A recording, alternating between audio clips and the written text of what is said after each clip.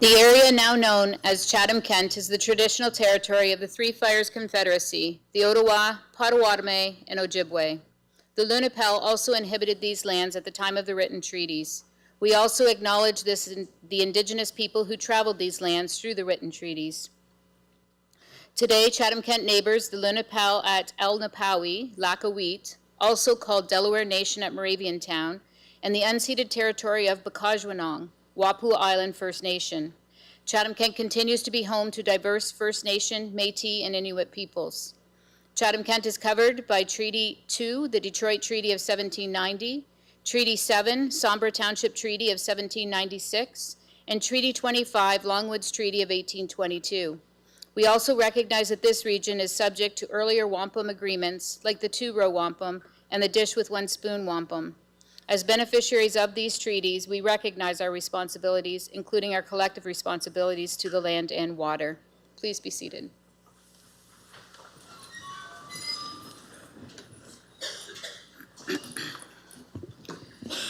Mr. Mayor, the supplementary agenda on Friday morning, we did add one item, item 20B, which is the Canada-Ontario Development Charges Reduction Program, and there'll be a presentation by Gord Quinton, the CFO.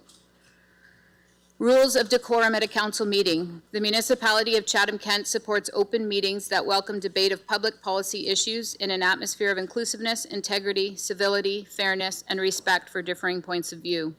Anyone conducting themselves in a way that disturbs, disrupts, or impedes the orderly conduct of the meeting, interrupts or makes derogatory statements or hate speech, defamatory comments about councillors, staff, speakers, or fellow members of the public may result in removal from the premises. This also applies to deputations. We ask that you do not approach members of council if they are seated in the council seats. The public, unless invited, is not permitted to come into the gated horseshoe area. The use of posters, signage, and literature is also prohibited. Mr. Mayor, this evening we have regrets from Councillor Wright, and also Councillor C. McGregor will be participating virtually a bit later. We have one disclosure of pecuniary interest, and that is from Councillor Harrigan with regards to 16D, which is the motion of Councillor Doyle regarding the municipally owned treatment and recovery center. We'll now move on to the recognitions. Sorry, Madam Clerk, before we go on, do we need approval for the supplementary agenda? Sure, we can take that. Okay, Councillor Crew and Councillor McGrail, can I get you to move the supplementary agenda, please? So moved. And seconded. Anyone opposed? Seeing none, motion is carried. The first recognition is the artist feature, Portuguese Club Youth Dancers, and this evening the art in the council chambers will begin with a Taste of Chatham-Kent presentation. I would like to invite Tracy Callahan and Mary Poulin, chairs of the Taste of Chatham-Kent, to come forward for the presentation.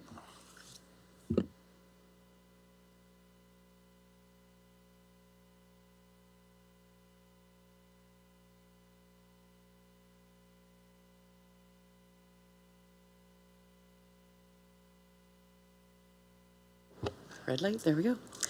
Good evening, Your Worship, Mayor Caniff, members of council, administration, and members of the public. I'm Tracy Callahan, the Executive Director of Adult Language and Learning, and I'm joined here with my co-chair, Mary Poulin, of the Leadership CK, to share some exciting news. We are pleased to launch the Taste of Chatham-Kent Talk 2026. The Taste of Chatham-Kent is a multi-week celebration of cultural diversity in Chatham-Kent that brings together cultural associations, businesses, and community groups to showcase the unique and exciting cultural activities taking place in Chatham-Kent. Taste of Chatham-Kent events will take place from June 27th all the way through to July 26th throughout the CK communities. And these events will include live music, ethnic food, cultural celebrations, storytelling, and even sporting events. Here are some of our highlights of some of our talk events that we have scheduled. We have Our Lady of Fatima and the Portuguese Club with the Global Soccer Tournament. We have Roots and Rhythms hosted by Yardie Vibes. We have the Newcomer Picnic by Adult Language and Learning at Kingston Park. We have the Thai Food Festival, and there are many more to come as they are being added weekly to the schedule. You can register for your event or click the link at tasteofchathamkent.ca to see the additional lineup. Please be sure to follow us on Facebook and Instagram for any updates for our events throughout the next month.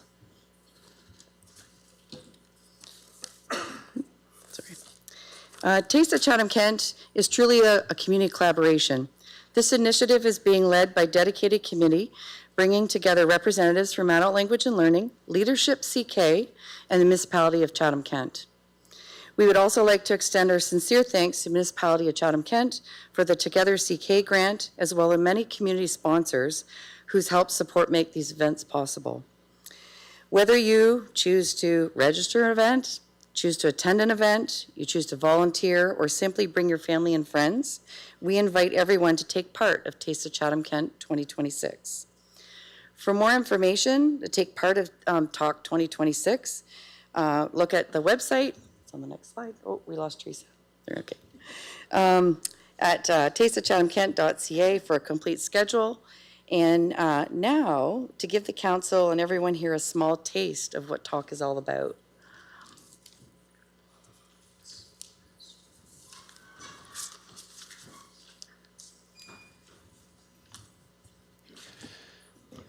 Good evening, everyone. So our dance group was officially founded in 1997, and our group is dedicated to preserving and sharing the rich traditions, music, and dances of Portugal through authentic costumes and vibrant performances. For nearly 3 decades, our folklore group has represented the Portuguese community of Chatham at cultural festivals throughout Ontario. Due to time restraints, only our youth group will be performing one dance today, but let's be honest, they're the stars of the show anyway. So thank you for providing us the opportunity to display our Portuguese heritage today at Council.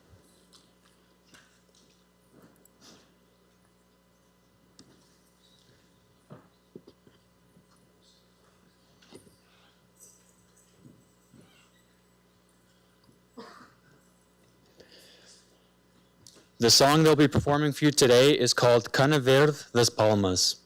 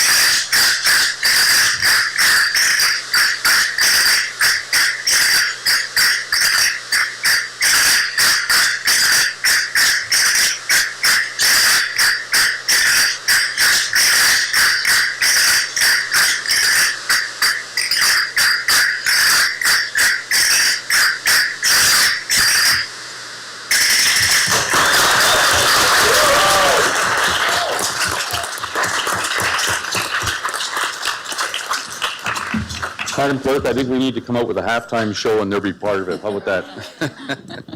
Thank you very much for that. That was awesome.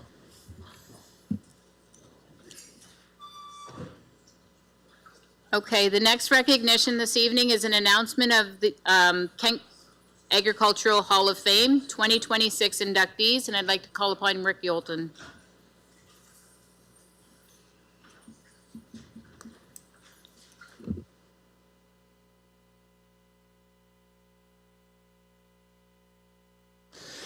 Mayor Caniff and members of Chatham-Kent Council. The Kent Agricultural Hall of Fame Committee would like to acknowledge the ongoing support of Chatham-Kent Council and municipal staff members. We deeply appreciate your recognition of our work with a member of council sitting on our committee. A big thank you to John Wright, and the resources that you provide to help showcase our Hall of Fame inductees to the citizens of Chatham-Kent. Thank you all. Since its inception in 1989, the Hall of Fame Committee has inducted 213 women and men into the Kent Agricultural Hall of Fame in recognition of their significant and unselfish accomplishments within the realm of agriculture and services to the rural community in Chatham-Kent or beyond. These outstanding individuals left their mark on our community as leaders, entrepreneurs, mentors, producers, and role models in the rural space, and their legacy is one that we can all be proud of. On Tuesday, November 17th, 2026, at the Hidden Hills Golf and Country Club in Unga, the Kent Agricultural Hall of Fame Committee will induct 2 ladies and 3 gentlemen as the newest members of the Hall of Fame. Each of these people are very well known to the agricultural community and have proven themselves worthy of recognition by their unique works and accomplishments. It is my honor today, on behalf of the Hall of Fame Committee, to introduce our 2026 inductees. Janet Campbell of the former Township of Harwich is considered the heart of 4-H in Chatham-Kent. She is focused on mentoring youth, supporting fellow volunteers, and strengthening agriculture-based programs to build a stronger, more resilient agricultural community for today and the future. Barry Robert Carney of the former Township of Howard spent 48 years in the specialization of planting equipment to customize mass-produced planting equipment for the needs of local farmers. Edward Tomachek of the former Chatham Township has played a significant role in maintaining the viability and future of the Ontario processing vegetable industry. Edgar and Patricia Van Rabies of the Thamesville area worked side by side to stand up for producers and were advocates for fairness within the agricultural industry. Their kindness, mentorship, and work ethic left a deep impression on the local youth in Thamesville and surrounding areas, whom they mentored at the University of Thames Sales Yard. The Hall of Fame induction ceremony on November 17th begins with a meet and greet at 11 a.m., followed by the presentation of biographies and lunch. Tickets can be obtained by calling Kathy Vanek.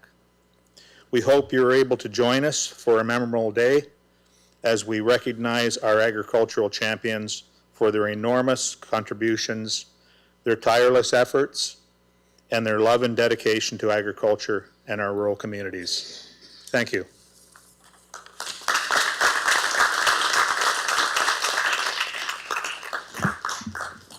Thank you. We'll now move on to deputations. This evening, we received 4 deputations, 3 of which were email only. The first one is for item 16A, the Chatham-Kent Strategic Housing Action Plan. We received a deputation from Christine Hewlett. And the other 2 were received under item 16B, the Child Care and Early Years, including Shelley Etchlin and Jennifer Summers.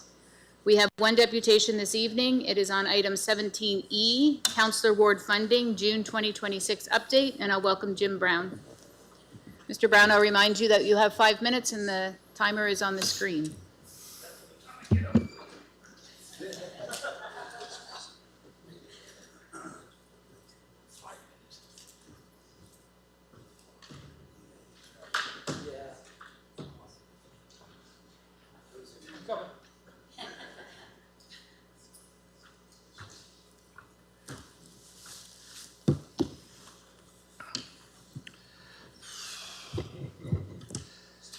Good evening, Mayor Caniff, councilors, ladies and gentlemen. My name is Jim Brown. I'm the publisher of the Richtown Independent News, and I'm the current chair of the BIA. To begin with, some have said in the past that I may be critical at times of things that have been going on around this horseshoe. They're right. I have been. But when I see something that's working, I want to come here in person to tell you it's working. And we acknowledge that. I wish to speak to item 17E on your agenda tonight regarding the Council Award Funding Program. I was not sure if the report would be accepted as presented with like the consent program and just pass through. So I decided to address it in this deputation. If I'm correct, the municipality is 5 years into a 10-year community support agreement between the municipality of Chatham-Kent and Hydro One, which provides funds for investment in two areas, recreational and cultural assets in communities across Chatham-Kent. To provide a method for distributing funds, Council approved the creation of Council Award Funding Program, the framework. The total amount allocated annually to award funding is $550,000. The funds are intended to support initiatives identified as priorities within each ward, or in the case of the mayor, throughout Chatham-Kent. Councilors, $25,000 a year, and the mayor is $125,000. My book pretty much correct on that? Thank you. This is one of the reasons I wish to speak out about, because even the ones we did locally. Some of the comments I've heard back about certain ward projects being funded under this program is that, darn it, the money should have been spent for paving roads, etc. Sometimes I believe a few missed that is not what the funds are intended for. Through Hydro One, that agreement needs to be highlighted a little bit better, that these funds were for two reasons, cultural and recreation. And sometimes people forget that. Yes, it'd be nice to use it for other programs, but it's there for these two reasons. And I would hope that the Council Award funding continues, as it has been successful. And I speak from our local involvement in Ward 3. These funds have provided support to many projects, both small and large, that would never have occurred without this funding. Some get as low as $150. Some get a few thousand. We know that. A lot has been accomplished in Ward 3 only due to these grants. One item I wish to highlight is the wood carvings that we've been doing. From start to finish, I want to say, doesn't always happen, but with dealings with our councilors, our municipal staff, and Carver Mike Winnie have been excellent. Just great. You couldn't have been any better. It's been a very seamless program. Richtown's own carving honoring Harry O'Neill as the originator of baseball slider pitch has certainly taken off. I want to know you're getting value for your dollars. We did a story in the Independent News, which through our LGI program went national in Canada, and it has created a lot of feedback. You might not have seen it there. If you do a slider pitch Richtown, you'll find that Mike Evans on CBC last July did a nice program for us on the news. Hearing of the carving, a gentleman in the Toronto area, Bill Park, contacted me. He did some research. He has actually published a book, and Chatham-Kent and Richtown is on the map. You can't have this book, this is mine. But he's included a lot of history, all on the slider pitch. This is all due to your commitment to us. He's also applying it to the SABR Landmarks Committee internationally so that this will go, I think it's the same site that you have Fergie Jenkins on. Just so you know, I've got 1 minute left. Visitors, attend, come on into Richtown, stop at the Legion, sign our guest book. If you'd like, we'll give you a certificate that you visited the home of the slider pitch. We are getting miles and miles out of this. 47 seconds. I'm not used to this. Councilors, we are putting these funds from Hydro One and yourself to work in East Kent with great results. It is working. We thank you, and we hope they keep coming. We got more ideas. Thank you very much. Thank you. We'll now move on to the consent agenda. The following items have been pulled from the consent agenda to be voted on separately. They are 14A, the Drainage Board recommendations from the meeting of May 12th, pulled by Councillor Thompson. PUC Commission minutes from the meeting of April 16th, pulled by Counselor Thompson. Chatham-Kent Board of Health minutes from March 23rd, 2026, pulled by Counselor Thompson and Counselor Jubinville. Minutes from Chatham-Kent Public Library Board minutes from March 2024, pulled by Counselor Thompson. Chatham-Kent Municipal Museum Advisory Committee minutes, pulled by Counselor Thompson. Tilbury BIA minutes, meeting of April 8th, pulled by Counselor Thompson. Tender award contract T26-220, Myers Drain and Public Works, pulled by Counselor Thompson. Chatham-Kent Strategic Housing Action Plan, pulled by Counselor Thompson, Counselor Finn, Counselor Jubinville, and there is a presentation by staff. Childcare and Early Years Inclusion Services, pulled by Counselor Thompson and Counselor Finn. Winter Warming Needs in Chatham-Kent, pulled by Counselor Thompson. Motion of Counselor Doyle regarding municipally owned treatment and recovery center, pulled by Counselor Doyle, Counselor Thompson, Counselor Finn, and Counselor Anderson. Item 17A, Chatham-Kent Talent Attraction and Retention Job Preparation Action Team, pulled by Counselor Thompson, and there's a presentation by staff. CK Local Immigration Partnership Community Plan 2026 to 2028, pulled by Counselor Thompson. Chatham-Kent Municipal Museums 2025 Highlights and 2026 Goals, pulled by Counselor Thompson. Municipal Theaters Overview 2025 and 2026, pulled by Counselor Thompson.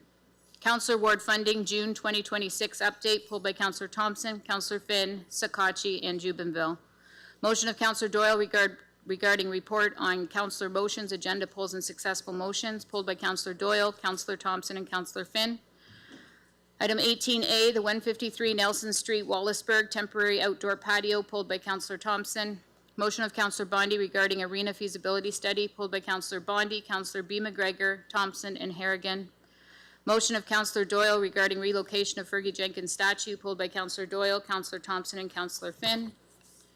Item 19A, Chatham-Kent Community Improvement Plan with regards to North Shore properties at 13 to 21 Queen Street North in Tilbury, pulled by Counselor Thompson. Municipal Heritage Committee 2025 Annual Report, pulled by Counselor Thompson. Motion of Counselor Story regarding the Province of Ontario Environmental Registry of Ontario, pulled by Counselor Story, Counselor Thompson, and Counselor Finn. Item 20A, the taxes and assessment adjustment to December 31st, 2025, pulled by Counselor Thompson. And finally, 20B, the Canada-Ontario Development Charge Reduction Program, pulled by Counselor Thompson, and there's a presentation by staff. Therefore, there are no items on the consent agenda this evening. Point of order. Hey, I Councilor have Crew? I have a conflict of interest on 16C. Sorry, I just realized. My daughter-in-law wrote the report. Noted, Councilor Crew. We'll mark that in the minutes. Thank you. Okay, we'll go to item 14, Chatham-Kent Council and Committee of Council minutes.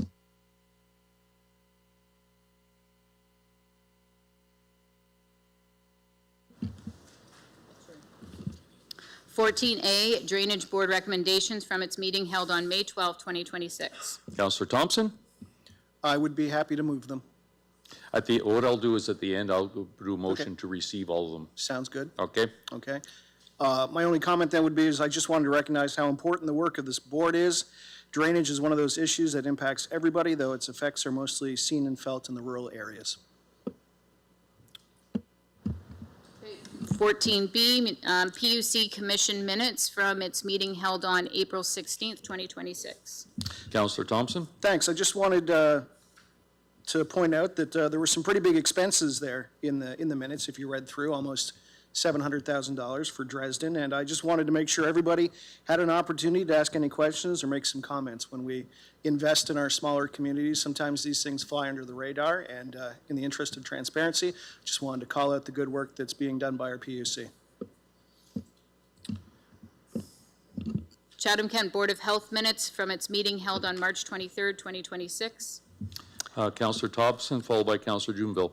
Thank you. Just pointing out, it came no surprise to me that nearly 1 in 4 households in Chatham-Kent experiences food insecurity, which is traditionally and primarily driven by inadequate or insecure income rather than food availability. Local data from the Nutritious Food Basket Survey indicating the monthly cost of a nutritious diet for a family of 4 is over $1,200. And I just think it's important when we talk about economic development, as well as trying to keep the tax base low, the tax rate increases low, that this is literally pulling food out of people's mouths. Thank you. Councillor Jumville? Thank you, Mayor Caniff.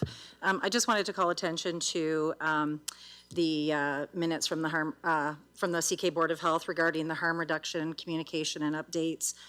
That was in response to a motion that I brought forward earlier that was referred to the Board of Health. And I just still wanted to be vocal about the concerns that I have with the delivery. And when I say delivery, I don't mean overall delivery. I just am referring to actually physically delivering harm reduction supplies to the few locations that they're actually hand delivered to. So I still feel that Chatham-Kent is doing that. It's not mandated by the province to actually hand deliver these supplies. It's being interpreted subjectively, and the province, I kind of did a synopsis of what the province is doing right now. Ontario is actively shifting its priorities away from traditional harm reduction toward an abstinence-based, recovery-oriented care model. The core strategy focuses on closing supervised consumption sites, enforcing public consumption bans, and transitioning funding to rehabilitation and treatment centers. So although the Board of Health is still supporting hand delivering harm reduction supplies to the locations that they are doing, I still want to be vocal about the fact that I do not support this of delivering. And when I say delivering, I mean hand delivering harm reduction supplies. So that was about all that I had to say. Thank you. Councillor B. McGregor?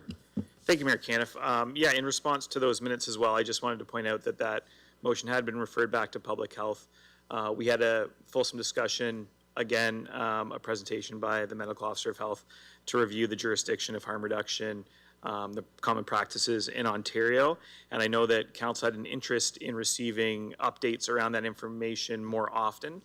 So you can see in the minutes it's committed to a biannual return with some of that information. The Board of Health will get a preview of what that type of report will look like. They're working on some dashboard information, so we'll see that late summer this year, and then modify it in any way, add some more information to get back as much data-driven content as we can into those reports that then can be delivered to Council.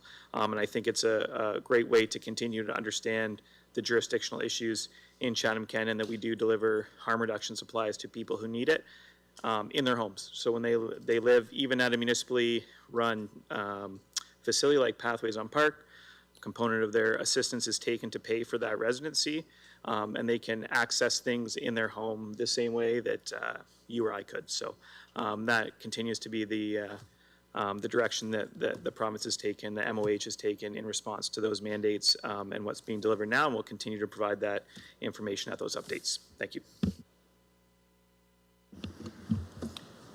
Okay, Chatham-Kent Public Library Board minutes from Councillor its meeting on March 24th, sorry. Councillor Thompson? No comments, just love our library system.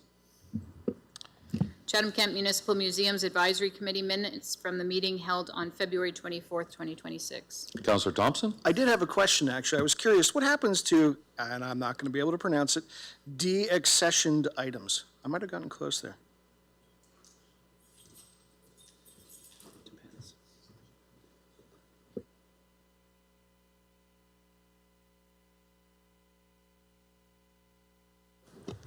Stephanie Saunders, the Senior Curator of CK Museums and Galleries. Thank you, Mr. Mayor.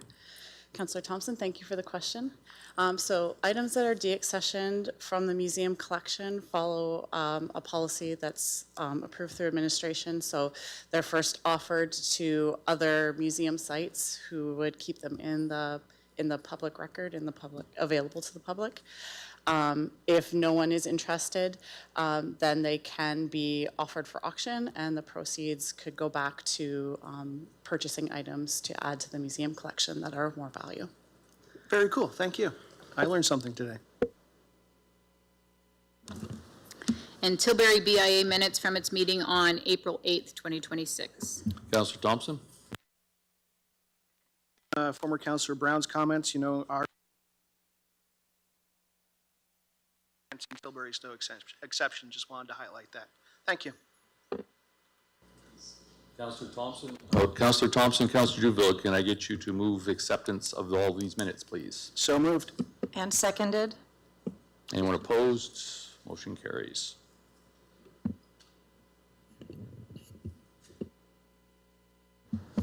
Tender awards, number 15. 15A, tender award contract T26-220 Myers Drain and Pump Works. Councillor Thompson, Councillor Story, can I get you on the floor, please? I would be happy to move. So seconded. Councillor Thompson, go ahead. I noticed there was about a 6-year delay between the starts and then to the point we're at now. Is that typical for a project like this?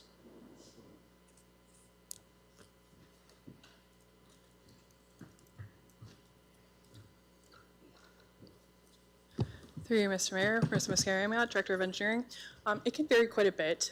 Drainage Act process, obviously, there's a lot involved with working directly with the landowners and then going through the Drainage Act process through the Drainage Board. So I believe this particular file had been approved through the Drainage Board in 2023. From there, we work on the tender package as well. Sometimes the drainage report doesn't have all of the project materials we need for the tendering process. So since then, there's been work ongoing with the landowners to define the tendering process.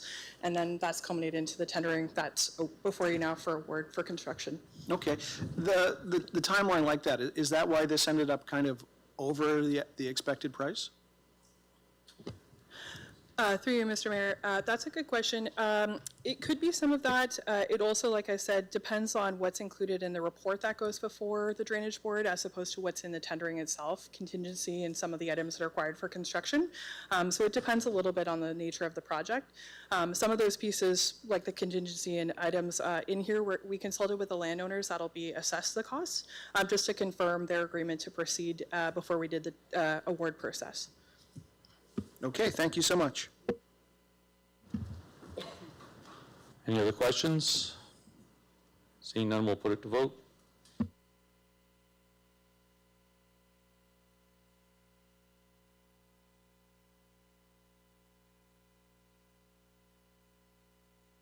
All votes are in.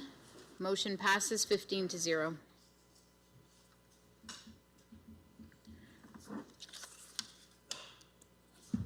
Item 16, Health and Human Services. 16A, Chatham-Kent Strategic Housing Action Plan. We have a presentation by Ray Harper, Director of Municipal Housing and Property Development.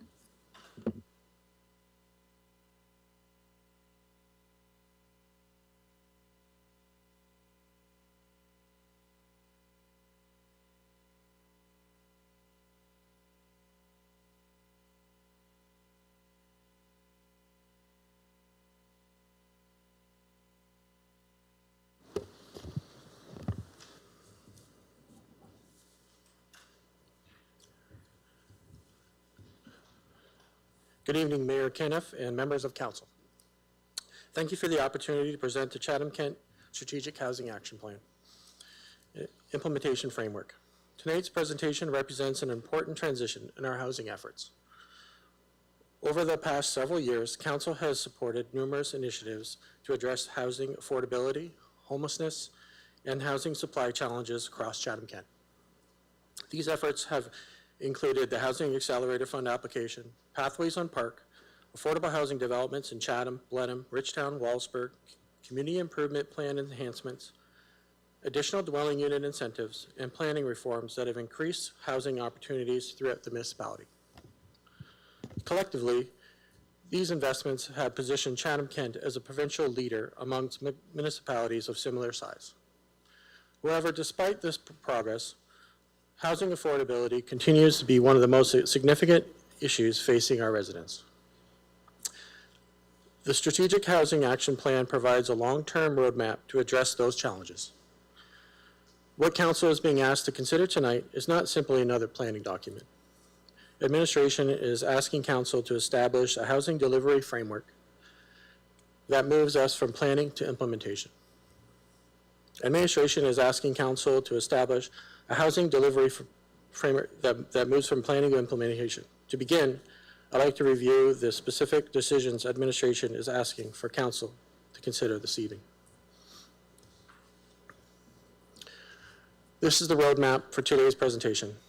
I will briefly cover the housing challenge, the proposed 10-year delivery plan, how we deliver it, and the direction that being requested from council. The dashboard on this slide summarizes the proposed program. Administration recommends a 10-year housing delivery target consisting of 50 supportive housing units and 400 affordable housing units for a total of 450 new non-market housing units. This recommendation reflects both the housing needs identified through the housing needs assessment and what administration believes is realistically achievable through municipal leadership, strategic partnerships, and external funding opportunities. By approving this framework, Council will establish a clear direction for future housing investments while maintaining oversight through future budget decisions. To begin, I'd like to review the specific decisions administration is asking Council to consider this evening. The recommendations before Council are straightforward and intended to provide long-term direction. First, administration recommends Council formally adopt a strategic housing action plan as Chatham-Kent's housing framework through 2050. Second, administration recommends Council endorse a 10-year affordable housing development program. Third, administration recommends establishing a housing delivery target of 450 units, including 50 supportive housing units and 400 affordable housing units. Finally, administration recommends that future implementation costs be considered through annual budgets, multi-year budgets, asset management planning, and future council reports, along with continuing aggressive pursuit of upper-level government funding opportunities. This approach ensures council retains full control over future financial decisions while allowing administration to proceed with project development, partnership discussions, funding applications, and land readiness work. Importantly, approval of the Strategic Housing Action Plan does not automatically commit council to future capital expenditures. Future projects will continue to be brought forward individually for council consideration. Are we asking you to approve any spending tonight? No. Council is only being asked to approve a strategic direction and implementation framework. Future project funding requests will return through normal budget and report processes for council approval. Before discussing how we will propose to address the housing needs, it is important to understand the magnitude of the challenge facing our community. Why this plan matters and action is required. A bit about our current reality. The housing needs assessment confirmed that Chatham-Kent is facing a housing affordability crisis. Since 2019, homelessness has increased by approximately 171%. The centralized housing waitlist exceeds 1,400 households, steadily increasing and now closing in on 1,500 households. Remember, that does not just represent individuals. That number is much greater. Average asking rents have increased by approximately 115% over a 5-year period. More than 7% of households are currently experiencing core housing need, which are households living in dwellings considered unsuitable, inadequate, and unaffordable. Wait times for rent-geared income housing has often exceeded 7 years. These statistics represent real people. They represent seniors choosing between food and rent, families living in overcrowded conditions, young adults unable to remain in the community where they grew up, who cannot find suitable housing close to employment opportunities, and individuals experiencing homelessness who require housing affordability is no longer solely a social services issue. It is increasingly becoming a workforce issue, an economic development issue, and a community sustainability issue. Without intervention, we expect these pressures to continue increasing. The housing needs assessment helps quantify exactly what those future needs look like. The housing needs assessment identified long-term housing demand and clearly demonstrates the need for affordable rental housing, supportive housing, and larger demand for smaller unit types.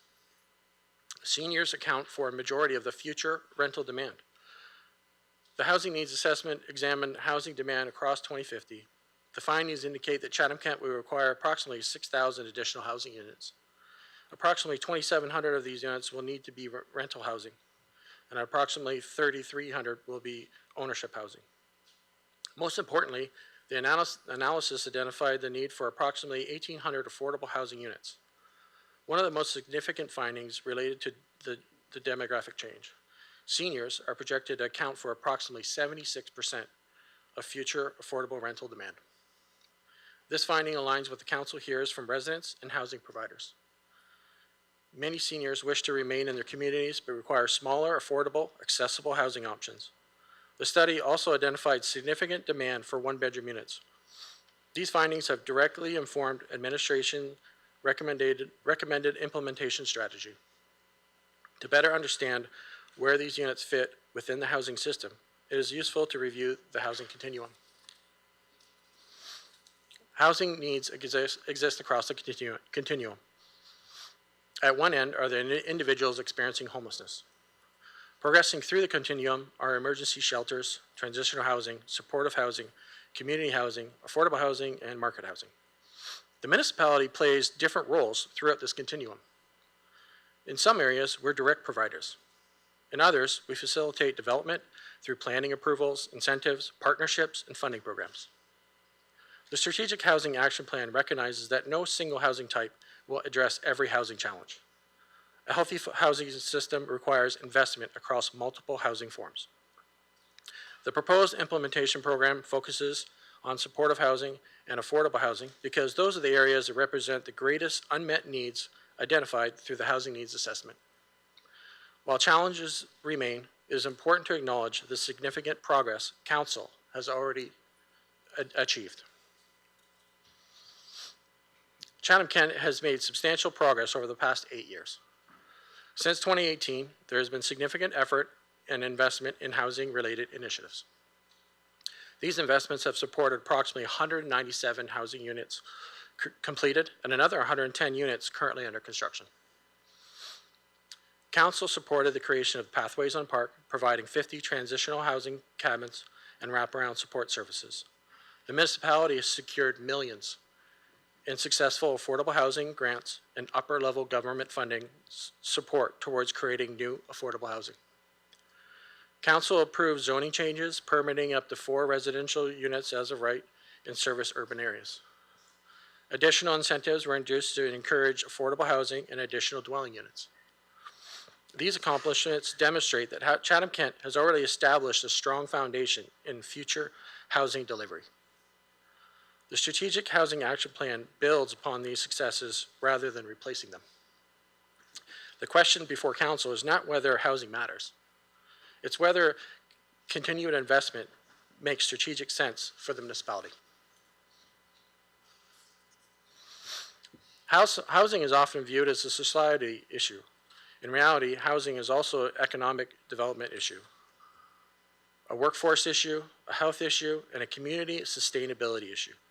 From a social perspective, stable housing improves health outcomes and reduces homelessness. From an economic perspective, housing availability influences workforce attraction and retention. Businesses increasingly identify housing availability as a factor affecting growth. From a financial perspective, stable housing reduces demand on emergency services, shelters, health systems, and social supports. Investments in housing therefore generate returns across multiple municipal priorities. The Strategic Housing Action Plan recognizes those interconnected benefits and positions housing as a fundamental component of community prosperity. Our proposed delivery strategy. The plan is based on 3 core levers: municipal land, partnerships, and removing barriers to development. That combined approach is what makes strategic realistic and implementable. Administration recommends focusing on an achievable 10-year target. The proposed program balances supportive housing for vulnerable populations with affordable housing for seniors, families, and low-income households. The proposed 450-unit program is intended to represent the first major phase of addressing these identified housing needs. Why 400 affordable housing units instead of 1,800. The 1,800 figure represents the total affordable housing need to 2050. The proposed 400 unit target represents an achievable 10-year implementation phase that balances housing needs with financial capacity and funding opportunities. This slide outlines our 4 short-term priority actions. The moves we believe will have the highest impact over the next few years. First, leveraging municipal land. The land we already own is one of our most powerful tools. By directing surplus and underused municipal parcels toward affordable and supportive housing, we can reduce project costs, accelerate timelines, and unlock units that the private market alone will not deliver. Second, protecting existing affordable housing stock. It is faster and cheaper to keep an affordable unit than build a new one. We will focus on preservation tools, acquisition, renewal support, and anti-displacement measures to make sure we're not losing ground while we add new supply. Third, education and support strategy. Many housing options are misunderstood by both public and prospective tenants. We will invest in clear communications, capacity building for providers, and public engagement so residents understand what is being built and why. Fourth, strengthening partnerships. We cannot deliver this plan alone. Community-led organizations, nonprofits, and private partners each bring capacity that we don't have in-house. Formalizing these relationships now sets us up for larger scale delivery later in the plan. These 4 actions are intentionally pragmatic. They are the tools we already control. They protect what we already have, and they build the relationships and understanding we will need before scaling up. Like I've already mentioned, municipal land remains one of Council's strongest tools to influence housing outcomes. Strategic land disposition and pre-servicing can significantly improve project viability and attract partners. The proposed municipal land strategy recognizes that the land is often the largest municipal contribution available. Preparing sites through servicing, planning approvals, and strategic disposition can significantly improve project viability. The development pipeline combines existing, approved, or proposed projects, municipal land opportunities, nonprofit partnerships, and future development initiatives. A few other delivery models options are redevelopment of aging community housing stock, adaptive reuse opportunities, municipal land contribution, request for proposal development processes, and partnerships with nonprofit and private developers. The strategy is built on leveraging municipal investment to attract larger federal and provincial funding commitments. Municipal contributions include land, incentives, and strategic capital investments. The funding model assumes municipal contributions will leverage substantial federal and provincial investment. Administration's objective is to achieve a leverage ratio where each municipal dollar attracts multiple external dollars. In order for us to continue with successful grant applications, it is essential that the municipality develop shovel-ready affordable housing projects to take advantage of funding opportunities, which frequently are competitive with tight submission deadlines. Let's talk about what a shovel-ready project is. A shovel-ready project is a development where all preliminary planning, environmental reviews, approvals, and engineering designs are complete. The project is fully prepared so that when funding secured, construction can begin almost immediately. Regarding funding and implementation, the plan uses a phased funding approach beginning in 2028 to manage budget impact over time. This would reduce financial pressure while creating predictable long-term housing funding capacity.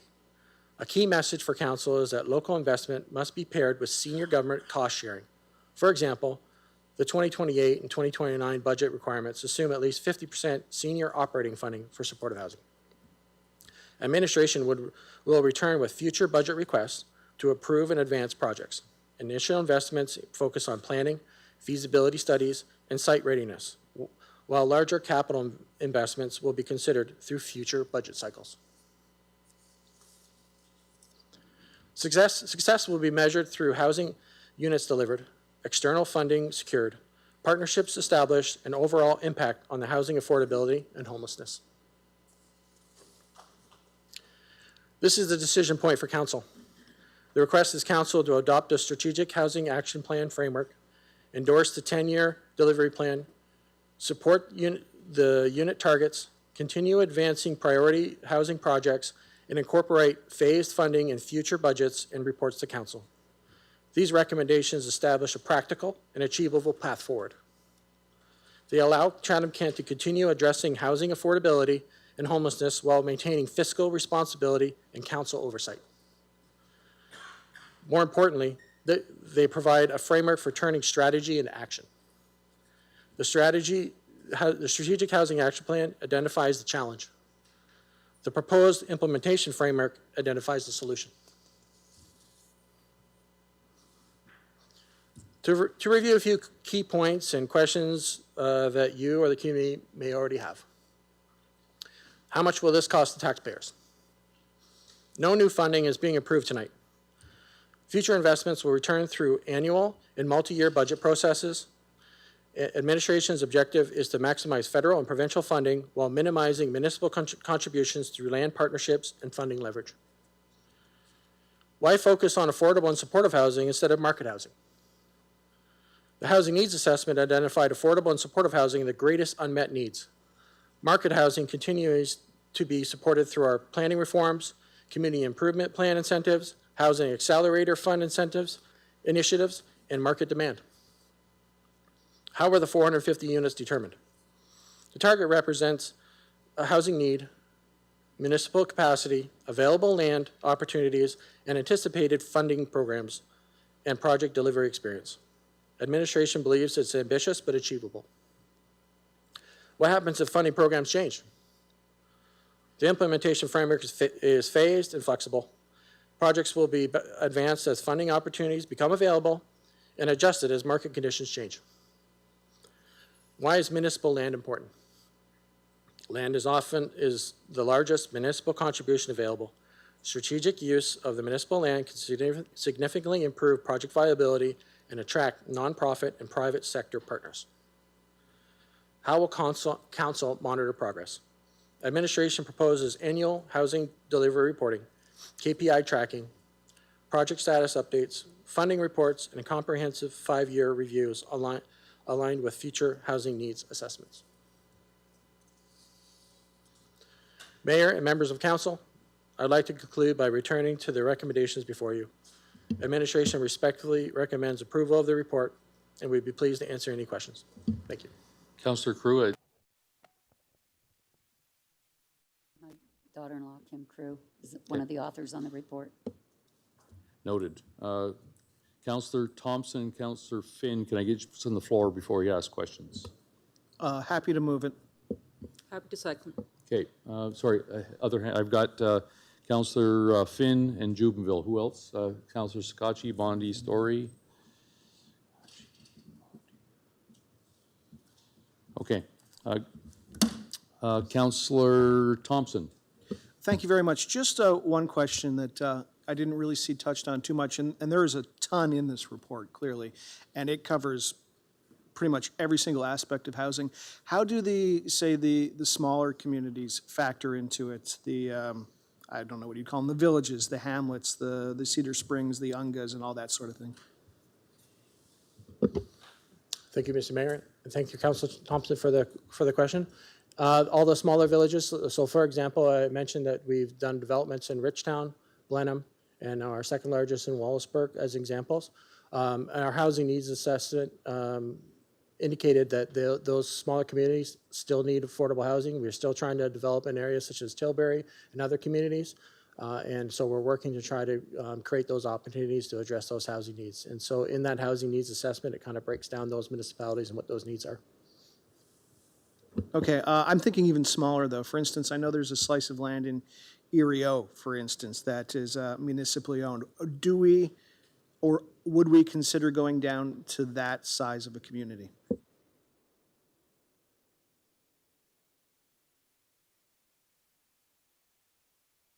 And I apologize, I didn't send this question in advance, so I don't mean to put you on the spot, but that's where we're at.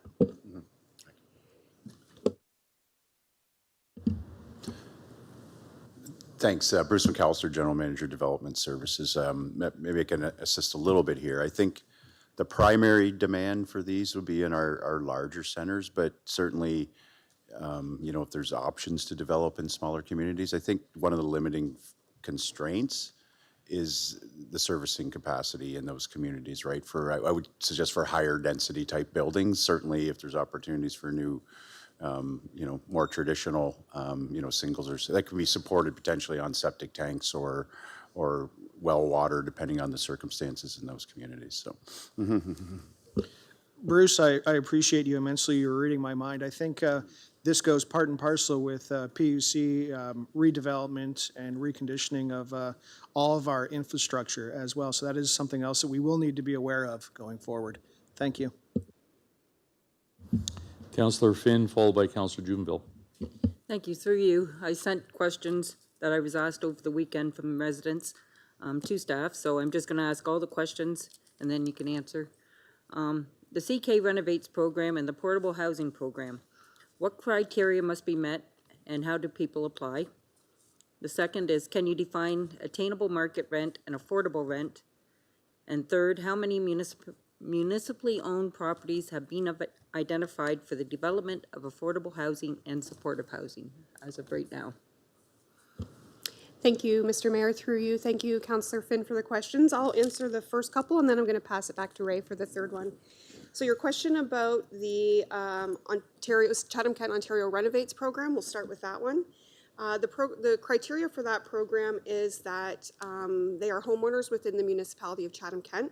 This program provides financial assistance to eligible homeowners to repair and improve their homes so that they can remain housed. So it offers funds to fix essential parts of the home, and it's provided as a forgivable loan or a grant. In the past 4 years, we have granted 61 loans from this program. In addition to being a homeowner in Chatham-Kent, they need to have a total household gross income of less than $98,000. Their home must be appraised at no more than $403,000. They need to have sufficient home equity in it to balance the mortgage and the loan, and they can't have received the program before. Applications for that are on the municipal website under Housing Services. As far as the portable housing program, that application is the same as the application for rent geared to income. It's just a question on that application. And so in order to qualify for that program, you need to be a citizen in Canada or a landed immigrant, must be over the age of 16, must have income at or below our household income limits, and must not owe arrears to a housing provider.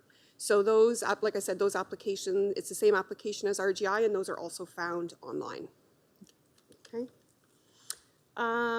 Definitions between attainable and affordable rent. So there is lots of definitions. There's a supportive, affordable, transitional. So I understand that all of those can get mixed up and confused. So as far as affordable rent, generally affordable rent is less than 80% of the average market rent for the area. So that means that it shouldn't cost a household more than 30% of their income. Attainable rent is a rental rate that is affordable for moderate income households without needing a public subsidy. So this term is not actually defined by any government, but it's used quite often. Essentially, for simplicity, attainable market rent is equivalent to our average market rent as dictated by CMHC. I hope that answers your question. And then Ray, I'll leave you to answer the last one if you can, please. Thank you, Mr. Mayor, and thank you for the question, Councillor Finn.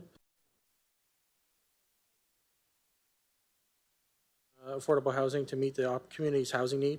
And the list of potential properties is not just a static list, it's evolving depending on different variables. So at the time of answering this question, administration has brought forward to council some initial suggestions for development in previous reports to council. Properties such as the Park Avenue property, the 92 Churchill Street, 55 Croydon, 426 LaCroix Street, 110 Sandy Street, in Chatham, 55 Minnie Street in Wallsburg, as some examples. And like I said, it's important to note that each and every proposed project comes to council for review and approval and to proceed before any construction process. As for supportive housing, just the 110 Sandy Street so far has been approved to proceed with design of supportive housing. Okay. And just to clarify, when you're calculating the 30%, because everybody keeps saying it doesn't work out, why is it we base it on the gross and not the net? Because even I know that it's a far cry from the two. Thank you for your question, and not to make it a simple answer, but it's legislated from the province under our Housing Services Act. Well, I commend whoever wrote the 200-page report. It was hard for me to read, and I presume a lot of others. I may be the only one, but I learned today that there was a report from Philip Mock as a consultant who prepared a report that included input of community stakeholders living and working in close proximity to encampment shelters and drop-in centers, including representatives from the Tecumseh Park Neighborhood Association, downtown businesses, and residents. I would have liked to have seen that report, just because if I want to make an informed decision based on what's best for all of Chatham-Kent residents that need this service, I find that and the Let's Talk answers to their surveys and comments that would have been very helpful. Was there any reason why this wasn't provided? Like I said, 200 pages, it was difficult, but that part of it would have been helpful, because then I know, because some of them I do believe would be people that are in need. Thank you for your question, Councillor Finn. Vision Us did do community consultations for us back in 2025 as part of a mandate requirement for our 10-year housing and homelessness update plan that is due to the ministry later on this spring. And so the information that was collected from a number of groups like you mentioned, as well as there was almost 400 survey responses from the Let's Talk page, that information did inform the Strategic Housing Action Plan. And it will be linked in the 10-year housing and homelessness plan, which was the intent. We were mandated as part of our 10-year plan to get community consultations, and that's where that piece came in. So the report was never intended to stand on its own to be presented to council, but to be incorporated into these documents, and it will come with the 10-year plan once it's finalized. Okay, thank you. Because of that, I can't vote in favor of moving this forward right now without that information. Like I said, I was disappointed not seeing it. Not saying that it isn't needed, but I just can't support it at this time. Councillor Jubenville, followed by Councillor Bondi. Thank you, Mayor Caniff. I just have a general question. I understand the need and the initiatives in this report, but my question is, why is it coming to council now with 4 months left of this term? Seeing it is a decision, or shouldn't it be a decision of next year's council, or next term's council, because it's a 10-year initiative? I'm just wondering why it's coming now. Like, what's the need for it to be here right now? Thank you. Thank you, Mr. Mayor. Councillor, thank you for the question. So this is the second part of the requirement for our CMHC half funding. So we did the housing needs assessment, and as part of the initiatives and the milestones.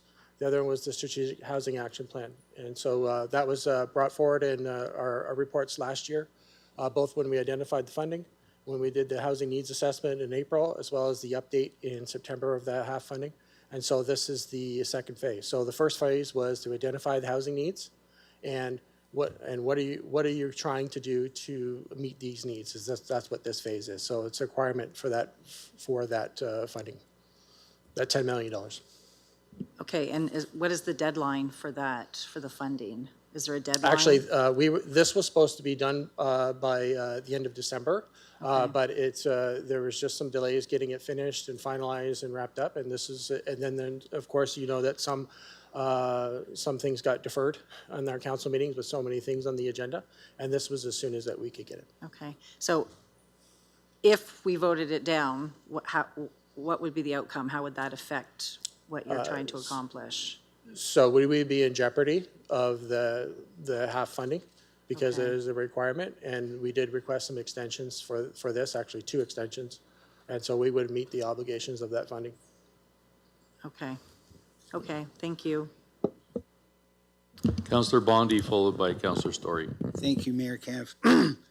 I guess I'll just start with what was just said. So again, if we don't approve it today, we jeopardize funding. Seems to be a pattern around here, like a lot in the last 10 years. I agree with Councillor Juneville. I think this should go to the next council, like, because it's a 10-year plan, we have 4 months left. If this passes, I would like to see it deferred, frankly, until November. Is the next council, are they obligated to fulfill this? Because sometimes with master plan items, it'll be argued that, well, that's not in the master plan or that is in the master plan, but then big portions of master plans are never fulfilled. So that doesn't add up. It's not very concrete. Is this concrete? Is the next 2 councils, because this is a 10-year obligation, maybe, I don't know if it is an obligation, that's really the question, are the next 2 councils obligated to fulfill those numbers? Will they be told they're obligated to fulfill those numbers? So thank you, Mr. Mayor, and thank you, Councillor, for the question. Just as a reminder, this is just a plan right now.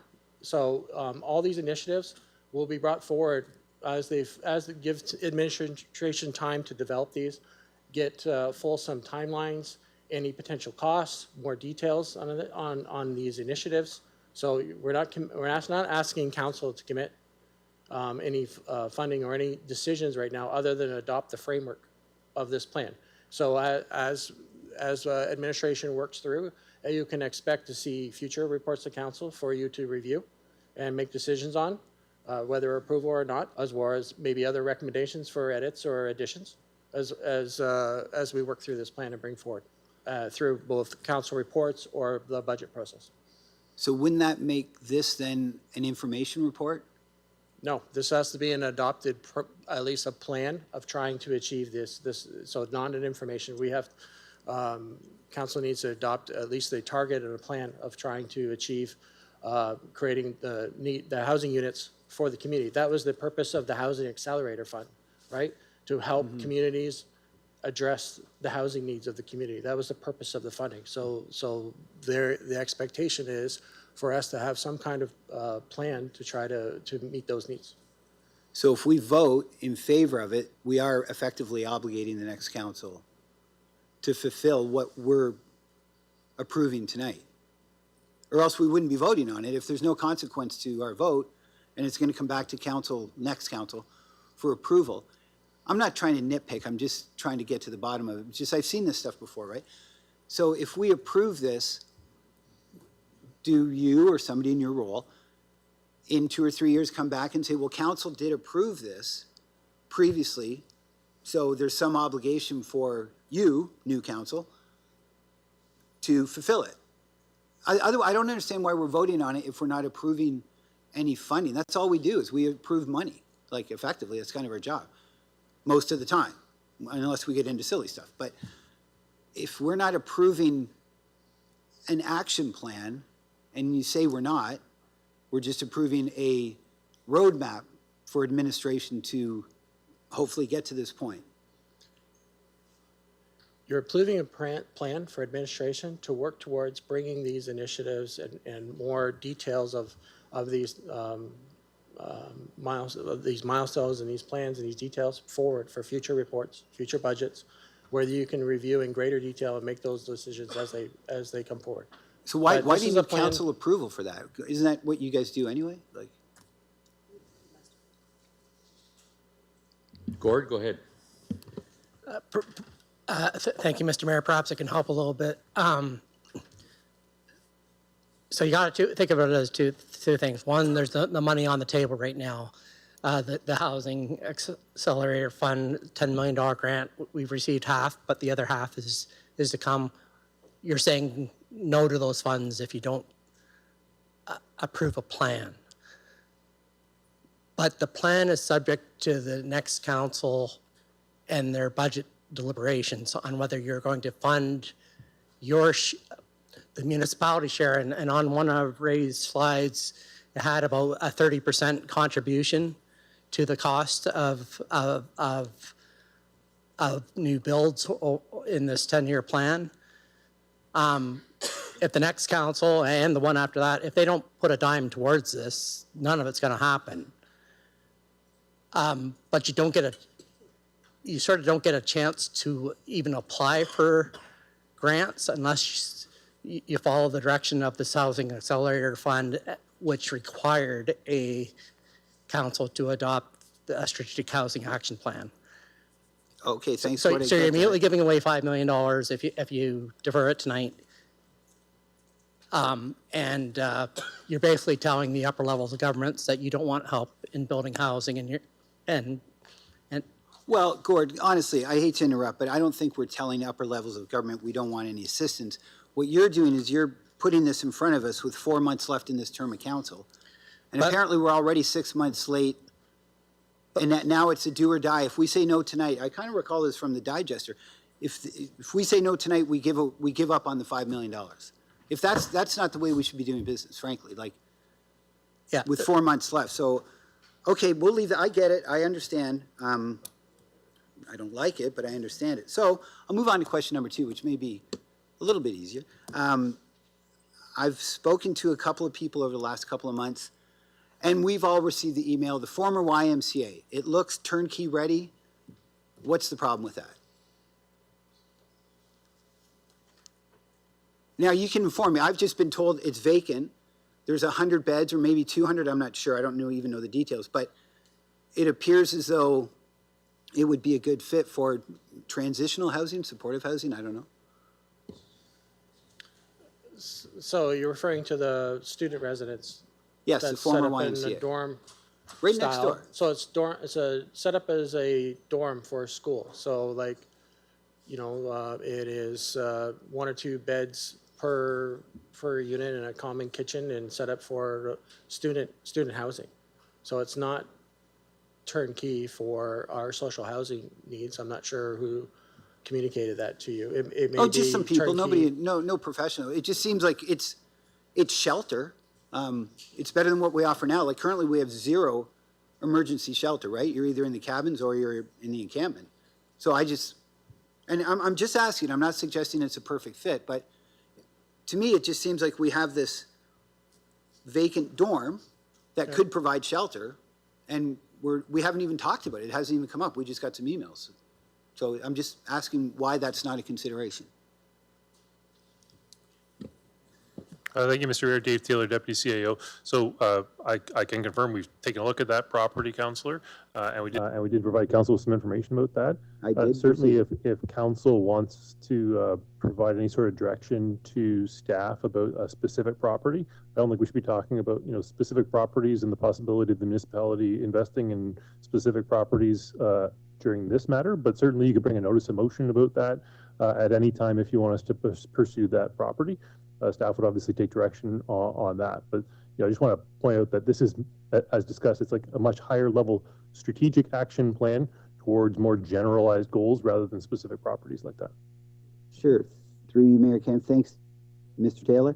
I don't want to have to make a notice of motion about it, but could we maybe just get like a report as to, I did get your email that's saying like there was some. Yeah, 30 seconds, Councillor Bondi. Okay, that's fine. I'll just cut it off there. Councillor Story, followed by Councillor Scotchy. Okay. Thank you, Mr. Chair. Thank you, Ray and team, for the report. I just want to provide a slightly different perspective on the discussion, just because it's quite timely. I just got back this morning from the Federation of Canadian Municipalities annual conference, and this is the 4th conference I've had the opportunity to attend, and I can say at each and every one of these conferences, every single councillor I've spoken with across the country from every province and territory is discussing this, from small villages to large urban centers. And to your point in the presentation, we cannot do this alone. And we need to really row in the same direction. And that FCM is the largest municipal organization in the country, representing over 90% of the population, who are advocating actively with the federal government, to your point. And that we just passed this week a resolution calling for a pan-Canadian strategy on mental health, addictions, and chronic homelessness, calling on the federal government to develop and fund this strategy, which will involve federal, provincial, territorial, and municipal partners, along with the collection of and reporting of comprehensive demographic data so the right resources go to the right communities. So I just say that that when this type of discussion does not go unheard at the federal tables, and groups like FCM show the importance of having those local voices at that table. The Federal Minister of Housing and Infrastructure, Gregor Robertson, was in at the conference with us. He spoke to us and was present for several smaller meetings, so he and his staff are well aware of the important role that municipalities play, and associations like FCM continue to work very closely with him, and I will continue as needed to share that with council. And I appreciate council's support in continuing our membership there, because I do think this is a marathon, not a sprint. Where I do struggle with some of this is we can't let the perfect be the enemy of the good. And where I struggle with the fact that as everybody knows, I sound like a broken record a lot of the time, but I do feel like public consultation has to be a key component of this, but I also realize that time is not on our side with this. And not in the context of the grant piece. I do appreciate Councillor Bondi's perspective on that, because I appreciate that sometimes it does feel like we have to make decisions under a time frame that not everyone is always comfortable with. But I also appreciate that, again, I do worry about delaying this any longer, because the problem is not going away. It continues to grow exponentially. And I really do feel like we need to work extra hard at balancing the needs of public safety in our neighborhoods with the needs of people who are very vulnerable and experiencing homelessness. I did have several questions. They were already asked. I think I just have 2 questions that I would ask today, and then perhaps if I could add an amendment. In terms of the public consultation to this point, did you and your team feel that there was not a strong need at this time for public consultation on this piece of the action plan? And then I guess maybe it's a two-parter, you might want to answer it all together. Will there be any public consultation moving forward? I think that, to me, what I'm hearing as a counselor is that there are voices in our community that feel they're not being heard in this process. So if we can incorporate that moving forward, I would be more comfortable supporting this tonight. Thank you. Thank you, Mr. Mayor, and thank you for the questions. So as part of this, like I said, this was a 2-parter. In terms of the housing needs assessment, we did multiple public engagements throughout that process, and community surveys, there was social media posts, there was engagement.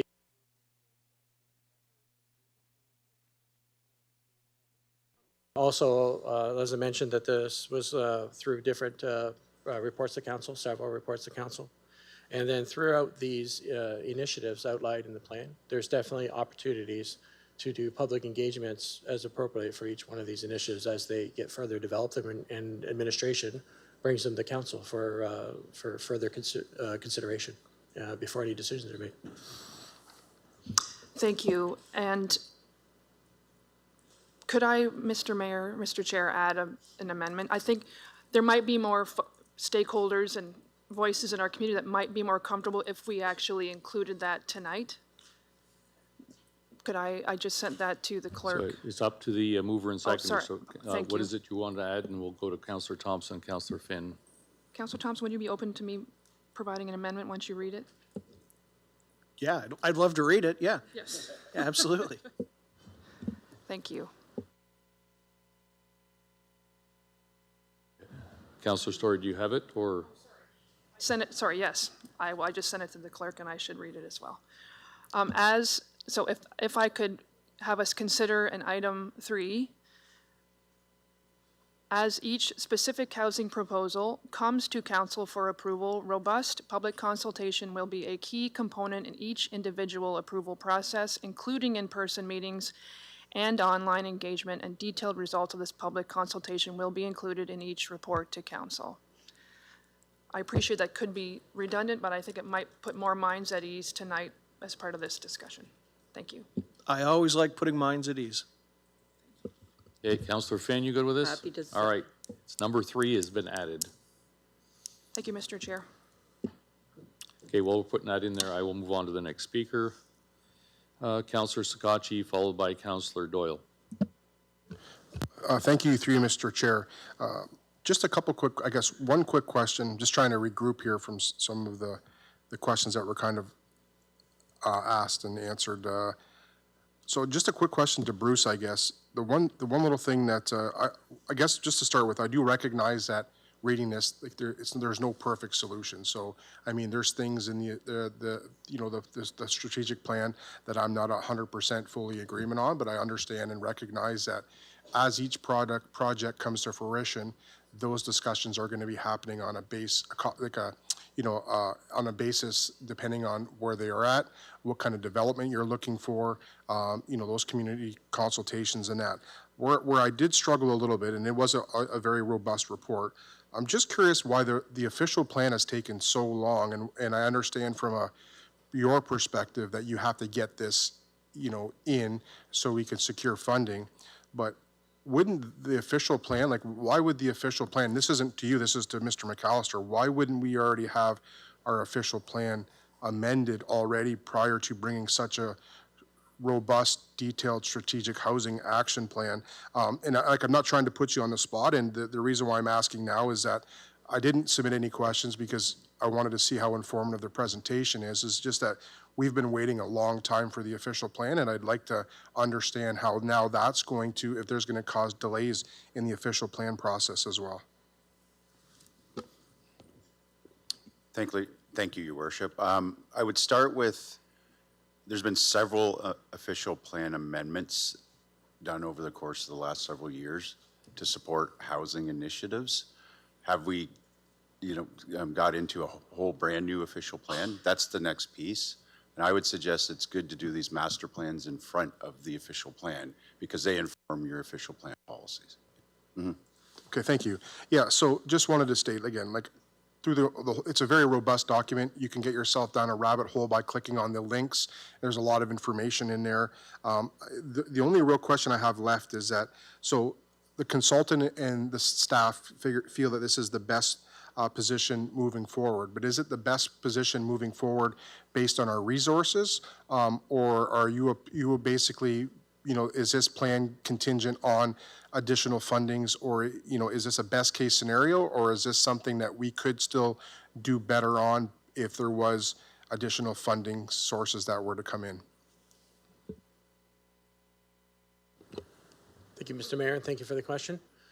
So definitely certain elements of this plan is going to require additional funding sources, like I'd mentioned, especially for our supportive housing and cost sharing, and we need to continue to be successful in our federal and provincial funding opportunities for any housing related stuff, including infrastructure and et cetera, right? So, as we work through those strategic initiatives, and we can fully flesh out some of those details, we'll be able to bring that kind of more information forward for those decision-making processes as they develop. Yeah, thank you. And just in closing, I'm definitely going to support this. I think that supporting a plan, even if it's a plan that I'm not 100% fully agree on, is certainly better than having no plan. All you have to do is take a drive through all of our communities and see the struggles that's taken place, the people who are unhoused. And I mean, if we can do anything at all, big or small, to improve that, doing nothing today is just simply not an option. Now, is there things that I would like to suggest differently? That's up for the next terms of council to make those suggestions on the floor when those projects come. But I don't see any benefits in not supporting this. Like I said, we need a plan. I appreciate all the work that's went into this, and hopefully it's supported, because at the end of the day, we need to have a robust document saying this is what we're doing, this is where we're at, and this is where we need to get to. Thank you. Councillor Doyle, followed by Councillor B. McGregor. Thank you, Mayor. I think this question is for Gord, possibly. So you said if we don't accept this tonight, we lose the $5 million. Just curious, when does the $5 million come to us if we do accept it? Yeah, thank you, Mr. Mayor. As payments over time, I think in the report we received two payments of approximately $2.5 million each since the housing action fund was initially announced. But each step has a list of requirements to be eligible for the next $2.5 million, and there's two more funding envelopes coming. And a requirement is for council to adopt the strategic housing action plan. So by not checking that box, you're not eligible for the next the two payments of $2.5 million each. So for the next $5 million, you're just not eligible to go to the next step. Okay, And it could be worse than that too, because as we do develop projects, we just last meeting approved the West Court in Wallsburg. Ray and Kim and the team are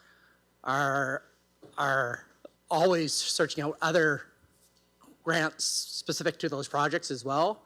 But by not having the strategic housing action plan, that's required by the federal government, right? And so why would another branch of the federal government fund that individual build if you weren't following their direction to have this in place?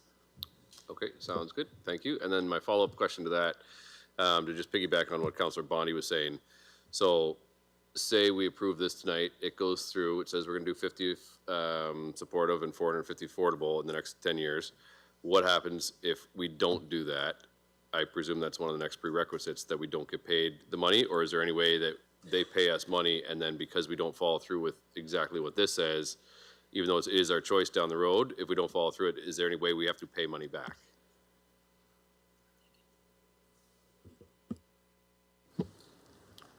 Thank you, Mr. Mayor, and thank you for the question. Yeah, so there's a danger that we would have to probably reimburse. We wouldn't fill our obligations to the contribution agreement that we signed. And this was one of the things of the contribution agreement as part of the $10 million. So we would be a default of the agreement that we signed with this. And I'd also like to piggyback on one comment that Gord made, such as the Build Canada Homes program that administration is working on right now with the federal government. And one of the items is they specifically asked us, do you have your strategic housing action plan?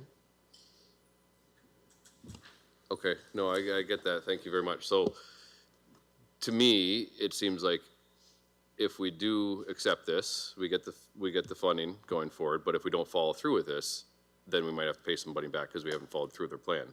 I think that's what Councillor Bondi was getting at. So a direct answer would have been yes. If you do have the ability to not follow through with these plans as they come forward down the road in next council term, but if you don't, we will have to pay the money back. I think that would be the answer you were looking for. That was way too simple, Ryan. Okay, so yeah, we are kind of stuck to do these unless we want to pay money back. So at that point, when these come forward, you're going to say, well, we already got paid for these. If you don't accept these, we're going to have to pay back $2.5 million. And then we're going to be like, okay, well, we're doing this because we're not paying back the money. That make sense? So to be clear, we're not stuck with building the number of units. That's our target, and each project will come forward to council for further review, deliberation, and like the new recommendation and certainly the public engagement process. And then the other initiatives would come forward. Right now, we're asking council to adopt this plan and a target, and then allow administration to fully flesh out those initiatives and bring them back. Whether council chooses to adopt those as they come forward, and when we have, solid information on each one of those to provide as a plan. So that's all we're asking right now, is to adopt a plan. Right, but then it kind of feels like if we don't follow through that plan, we might have to pay the money back. No, that's not what so the requirement is for us to adopt the plan. That's it. So maybe we need to adopt the strategic housing Mr. action Dubin, plan. go ahead. Yeah, maybe I can help. So the framework just sets out some potential targets. If you don't reach those targets, it doesn't mean that you'd have to pay back this 10 million. What I think Mr. Harper is explaining is that we wouldn't be eligible for I'll call it the third and fourth payment of the 10 million if we don't at least adopt this framework.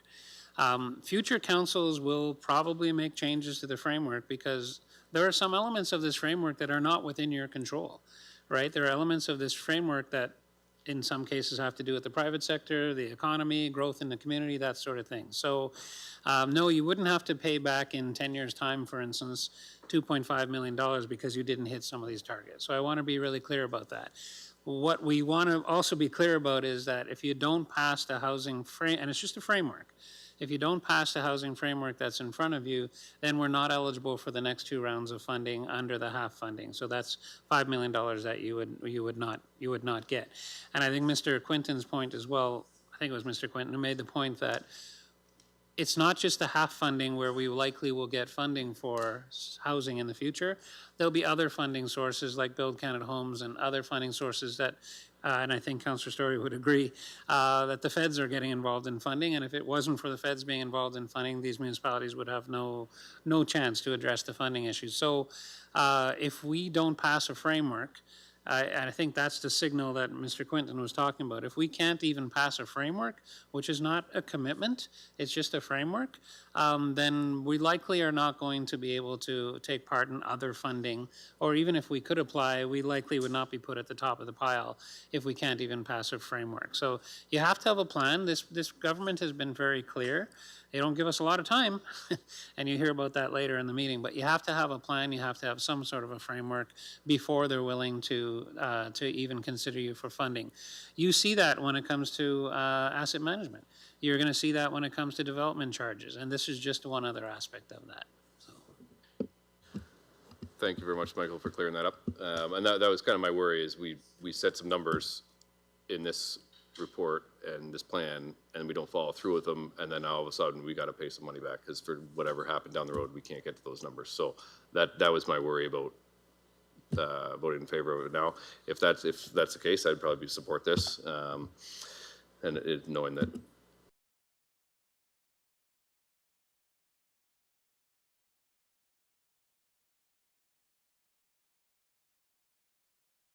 Thank you, Mayor Caniff. Certainly appreciate the conversation and certainly the explanation of it being a framework and what we're moving towards.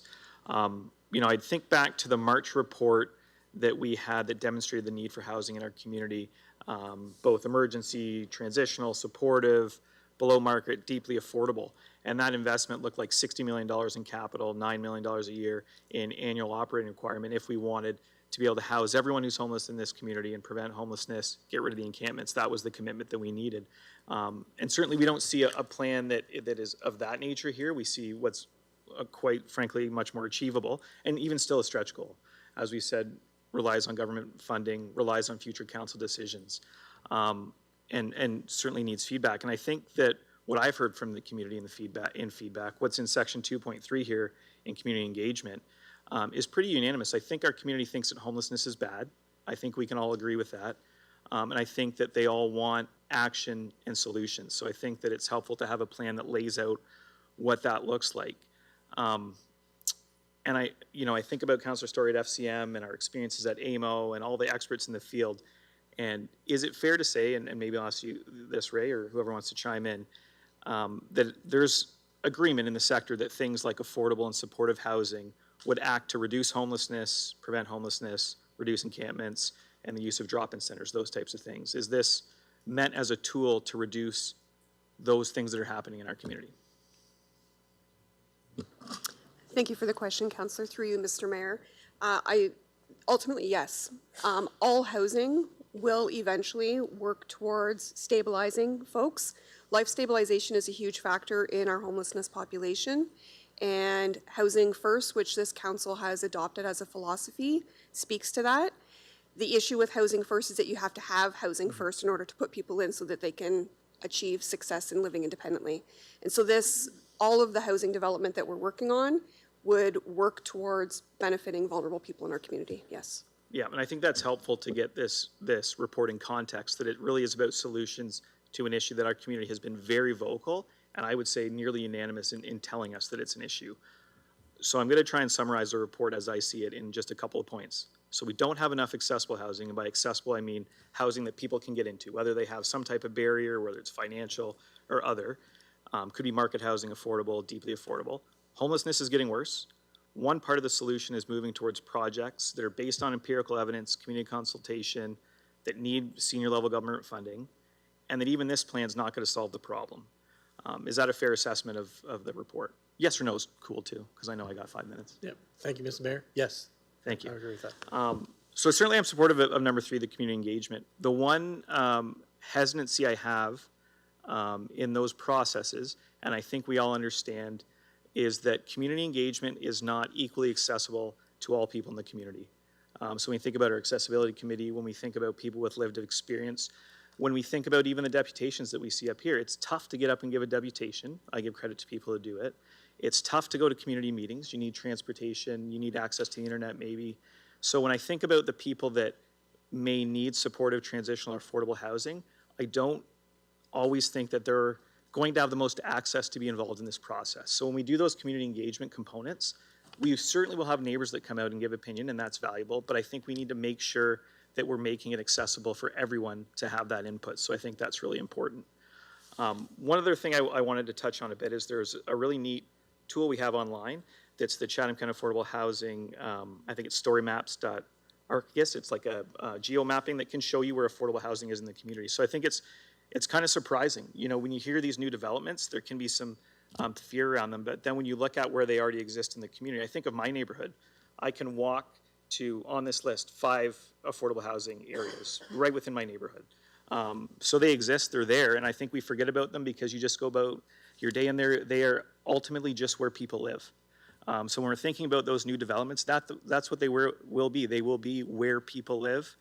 It'll be family members, it'll be friends, it'll be people you went to school with, and I think that is helpful when it's contextualized like that. If you look at that map, there's 45 properties in Chatham-Kent. And I don't think if you went out and polled everyone, they would know there's 45 affordable housing, whether it's single units or multi-units within the community. So it's really helpful to hop on that app, see where they actually are, and recognize that they are actually important parts of our community already. And we certainly do need to continue to look at ways to address this issue in Chatham-Kent. So I thank you for the report, look forward to supporting it, and look forward to seeing in the future some of these projects come to fruition. Thank you. Councillor Harrigan? Thank you, Mayor Caniff. My question is actually quite specific. Sorry, I wasn't anticipating all of the discussion here, but it's around emergency shelter and how that is or is not within the plan. So certainly I appreciate that over the course of developing like the housing needs assessment and then doing the engagement, and then now we have the long-term strategic housing action plan, which is like the 25 years with the 10 years of projects, right? Like that's all been made around a timeline. And then in this report, and also we've talked a lot at council about the shift from Victoria Park Place emergency shelter to the Pathways on Park. But there's also been kind of this parallel conversation around, you know, perhaps Pathways on Park is not solving all of the need demonstrated by the existence of encampments and people who are sleeping outside of us having emergency shelter infrastructure. And while this report references the need for emergency shelter and how that shelter is on the continuum, it wasn't able to, and I appreciate why it maybe wasn't, because we've had some council conversations about low barrier access to emergency shelters and what that could look like, and I know there are reports coming, but it doesn't really specifically speak to like infrastructure on emergency shelter. Is that because it's still kind of in the air about where that's going to go based on some council direction, or because we've got the Pathways on Park, we have community partners that help us support with emergency housing kind of solutions that are not infrastructure, and so we're going to focus on these other 450 units, or is there another reason? I'm curious about that. Thank you, Mr. Mayor. I'm going to turn, thank you for the question. I'm going to turn this question over to Kim, who probably is more in tune with that, to answer that question. Thank you, Mr. Mayor, and thank you, Councillor Harrigan, for the question. Emergency housing definitely plays a role, as was identified on the visual up on the screen during the presentation for the continuum.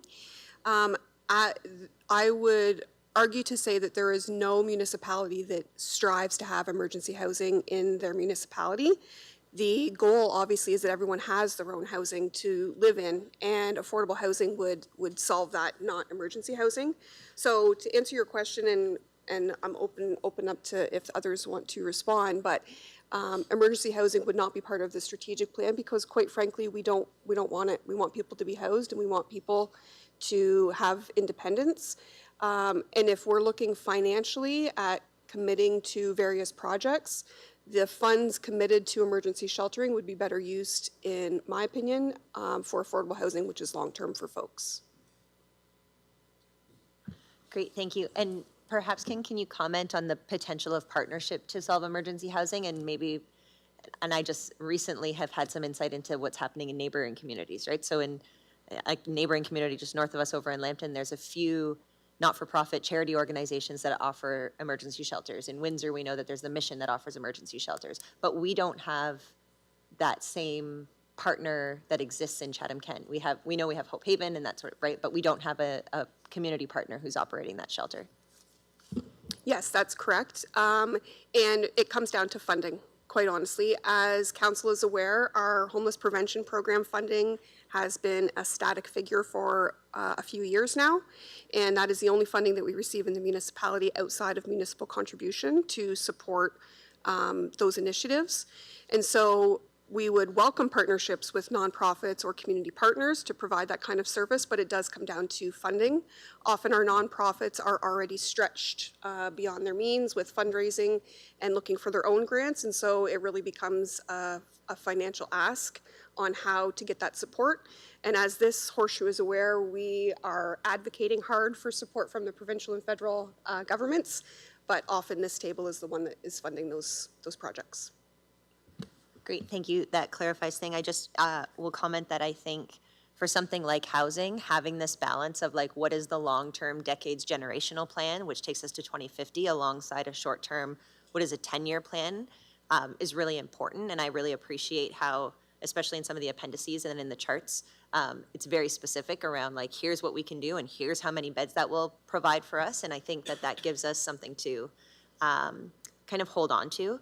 Certainly appreciate, you know, we want to engage with communities and neighborhoods and create mixed-use neighborhoods of mixed densities so that we can house people in Chatham. And I think that this report was just really well done. And I didn't see it as a standalone. I really did see it as kind of building in some of those conversations that we had in 2024, 2025, and now here we are in 2026 with this next phase. So thank you for that.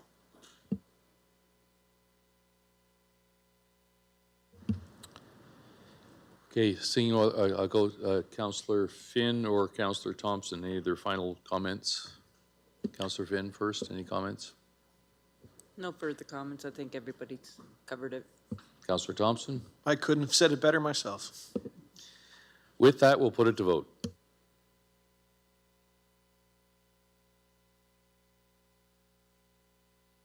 All votes are in. Motion passes 15-0 with 1 abstain.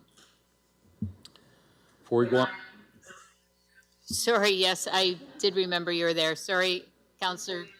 Thank you. 16 with 1 abstain. Thank you. before we go on, I just want to remind everybody, we have, by my count, we have 28 more items to discuss. So just letting everybody know, we'll have to start prioritizing as we get closer to the end. 16B, Childcare and Early Years Inclusion Services. Councillor Thompson and Councillor Finn, you both had questions about this information report. Councillor Thompson? No questions, just happy to move it. Councillor Finn? Thank you. Just one question. It's about the advisory committee. If a parent was wishing to apply for it, how would they go about it? And then the second part of that question is, with the kids that were receiving help, have they all been worked into a new program with new workers? Thank you, Mr. Mayor, for the question. Josh Myers, Director of Child Care and Early Years. For the inclusion committee that we're working on right now, the current plan is to take the previous inclusion committee.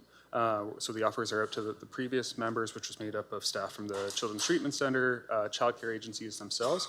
Did not have parents, and so over the summer we're currently discussing how to advertise that out. But if parents are interested right now, they can email ccey@chatham-kent.ca.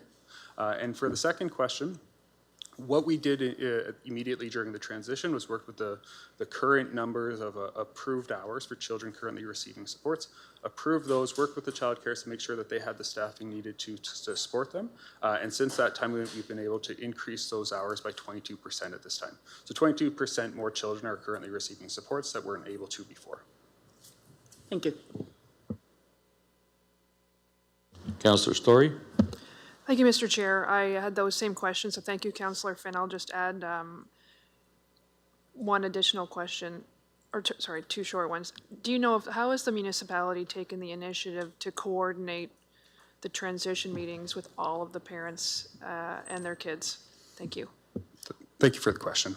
I think to start, I want to explain it because it's a little bit different than I think is in what can be perceived, and so that the municipality is a service manager. So the child care centers themselves is our primary client, and so when you send your child to a child care, they are the ones taking care of your child throughout the day. So our role is often with the inclusion coaches as a mentor, as a coach, and so having that resource that's there every week to work with staff to make sure that their questions can be answered, that we're finding different ways of supporting them. So those meetings I think you're referring to, they've been happening ongoing. And so some child cares have been, they're great at maintaining communication and it comes very natural. They may not be leaning on the inclusion coaches to have more direct meetings. For others, I know of several meetings that have been happening over the last few months where it's either initiated by the child care, initiated by the parents, or initiated by our staff to say, let's bring the parents into the fold. And so as those meetings have been happening, it's really independent to the child's needs and the child care's needs. And it also varies because now there's a lot of children that will be transitioning to school in the summer or in September. So a lot of transition meetings have been happening more with the school board. It's not to say that every child will receive the same type of meeting, but very much based on the child care's observations, staff's observations, and parents. Thank you. There was a concern raised with me from some of the parents that it wasn't clear whether all of the parents were aware of the opportunity to work with the inclusion consultants to advocate for their child's care, and then just was ensuring that they're not excluded from those conversations about their child's needs. So could you comment a little more on that and maybe how the communication is working? It sounds like each individual site might be approaching it a little differently, or is there consistent information that they're able to share so everyone gets the same information? Yeah. Thank you. So I think it's safe to say that every site is going to do things a little bit differently, and that's why we have different inclusion coaches working with them. What we've been doing more recently is making sure that staff, including the program manager, have been attending staff meetings so that all staff are hearing the same message. Things like signs, or we've been working on the registration process, so as children are coming through, that's where we're working a little bit more consistency. I certainly encourage any parent right now, though, if they have questions, to first speak with the child care staff. They can email us at ccey@chatham-kent.ca, or they can contact the municipality as well. But those questions will all feed back to either our staff or the child care operator, and we want to make sure that we're having those conversations and meetings together as we move forward. So it's ccey@chatham-kent.ca. Yes, please. Okay, thank you very much.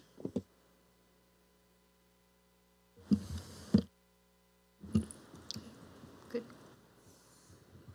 Sorry, seeing no other questions, that was the information report, so we don't need any approvals.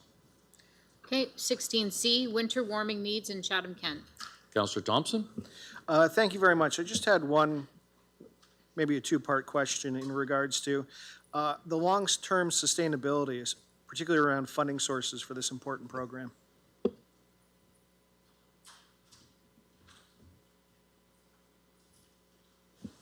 Apologies, what was the question? Just the long-term sustainability, specifically as it relates to funding. Like, do we have an idea where we're going to continue to fund this from year over year, or are we just always going to be kind of like trying to ad hoc it? Thank you, Mr. Mayor. Thank you, Councillor Thompson, for the question. We will continue to try to ad hoc it. We rely on our very limited homeless prevention funding to contract with service providers for various programs. But like I said in my previous response, a lot of that falls to this horseshoe in the municipality to provide additional funding should council have that desire. Okay, thank you very much. Good to go next. 16D, motion of Councillor Doyle regarding municipally owned treatment and recovery center. Councillor Doyle? Thank you, Mayor. So I will be withdrawing this motion, but I want to explain a little bit why I'm doing that ahead of time. So this is something I've been kind of working on over the last year, and I think I'm getting pretty close to what I think we need to improve on in Chatham-Kent. So in doing this, and we kind of talked a little bit about it last meeting, but one of the things that this motion asked administration to do was go out and look in the private sector to see if there's going to be anyone there that would be willing to do something like this for us and run it, obviously. So we talked a little bit about the foundation last week, or last meeting, sorry. And I think we almost have the same end goal, but Councillor Anderson has also talked to them as well, and they've agreed to come do a presentation at the council meeting. So as opposed to us trying to do this and possibly wasting a bunch of staff time, if the end goal we can get to quicker by letting this foundation come and give us a presentation, see what they want to do, then I think that makes more sense, save people time, and again, we can get to that end goal quicker. So I would be withdrawing this one, and then hopefully council would support Councillor Anderson's motion, and we can get them to come, give everybody a presentation, see what they want to do, and see what kind of partnership we can build with them going forward. And then if something goes astray there, I have no problem bringing this one back, but as of right now, I would just be withdrawing it. Thank you. Item 17, Chief Administrative Office. 17A, CK Talent Attraction and Retention Job Preparation Action Team. We have a presentation and information report by Teresa Fish, the Talent Attraction and Retention Coordinator.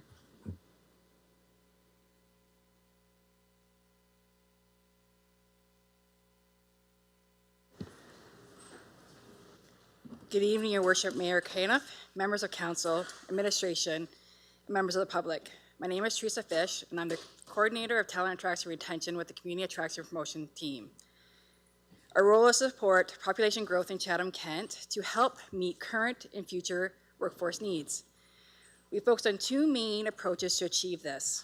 One, attracting new talent to our community and retaining the talent we currently have, especially young people. I help lead initiatives like Living CK, Choose CK, and Back to Chatham-Kent. These initiatives all focus on promoting Chatham-Kent as a place where people can build their careers and their lives. I also help to guide the work of the Job Preparation Action Team. Today's presentation focuses on our community-wide effort to retain and re-attract young people back to Chatham-Kent by helping them explore local career opportunities.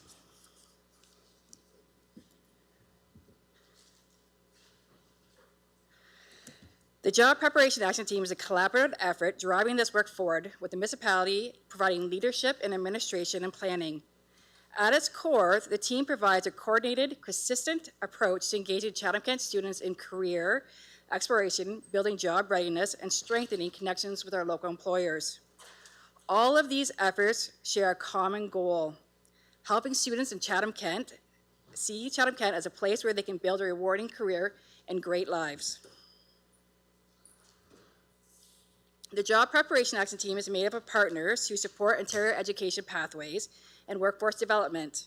This includes representation from our local school boards, post-secondary, and provincial partners, as well as municipal teams. In addition to these core partners, we are supported by key groups who help provide insights and connections. These include CK Careers, CK Communications, CKY Advisory Group, the Chatham-Kent Workforce Planning Board, and many, many local employers. Together, this collaborative network helps ensure our initiatives are relevant, connected, and responsive to both student needs and workforce demands.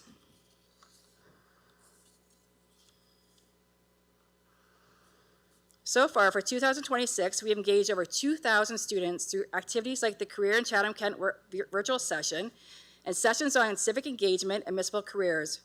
We hosted a co-op employer appreciation breakfast attended by more than 60 employers. We have also created resources to support students in how to find jobs and a new workforce demand report. Together, these initiatives show a strong collaborative approach to engaging students and connecting them to local career opportunities. In addition to the number of students and employers engaged in the key activities, these testimonials from partners and participants speak to the impact of the job preparation action team's work.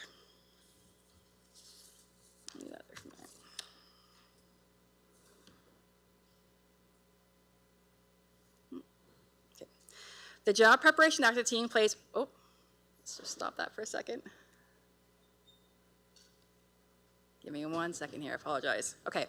The job preparation action team plays an important role on supporting broader talent attraction and retention efforts across Chatham-Kent. These include sharing back to Chatham-Kent messaging, as well as promoting livingck.ca through student-focused initiatives. The video you're about to see is an example of content recently shared with over 1,000 grade 7 and 8 students during the January's Careers in Chatham-Kent virtual session. And now I'll click it.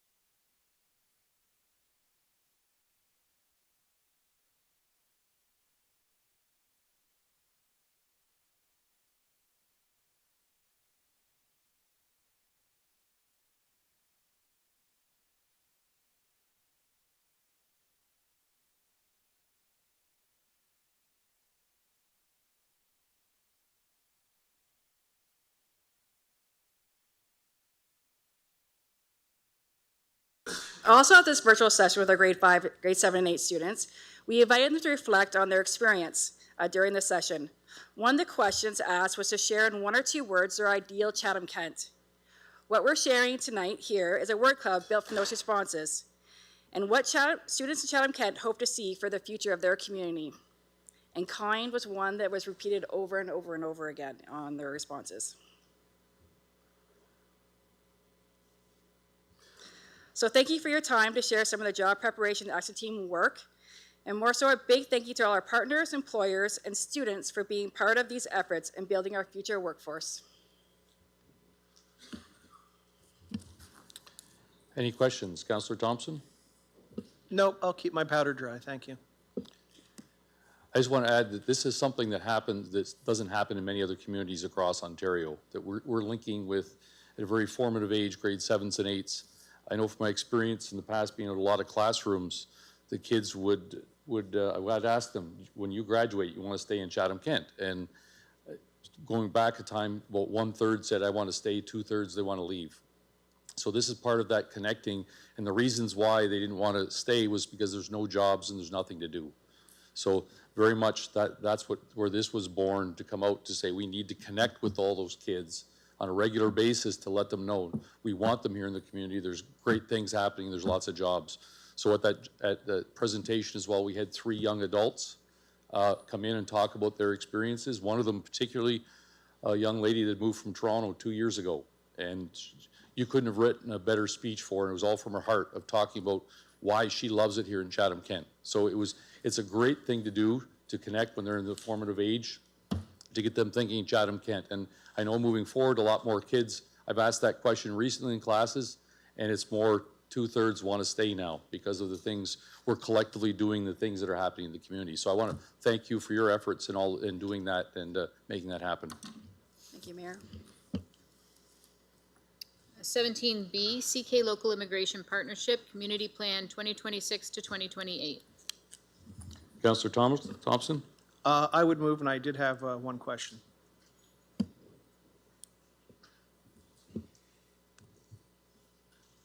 Oh, it's information. So. Oh, okay, sorry, yes.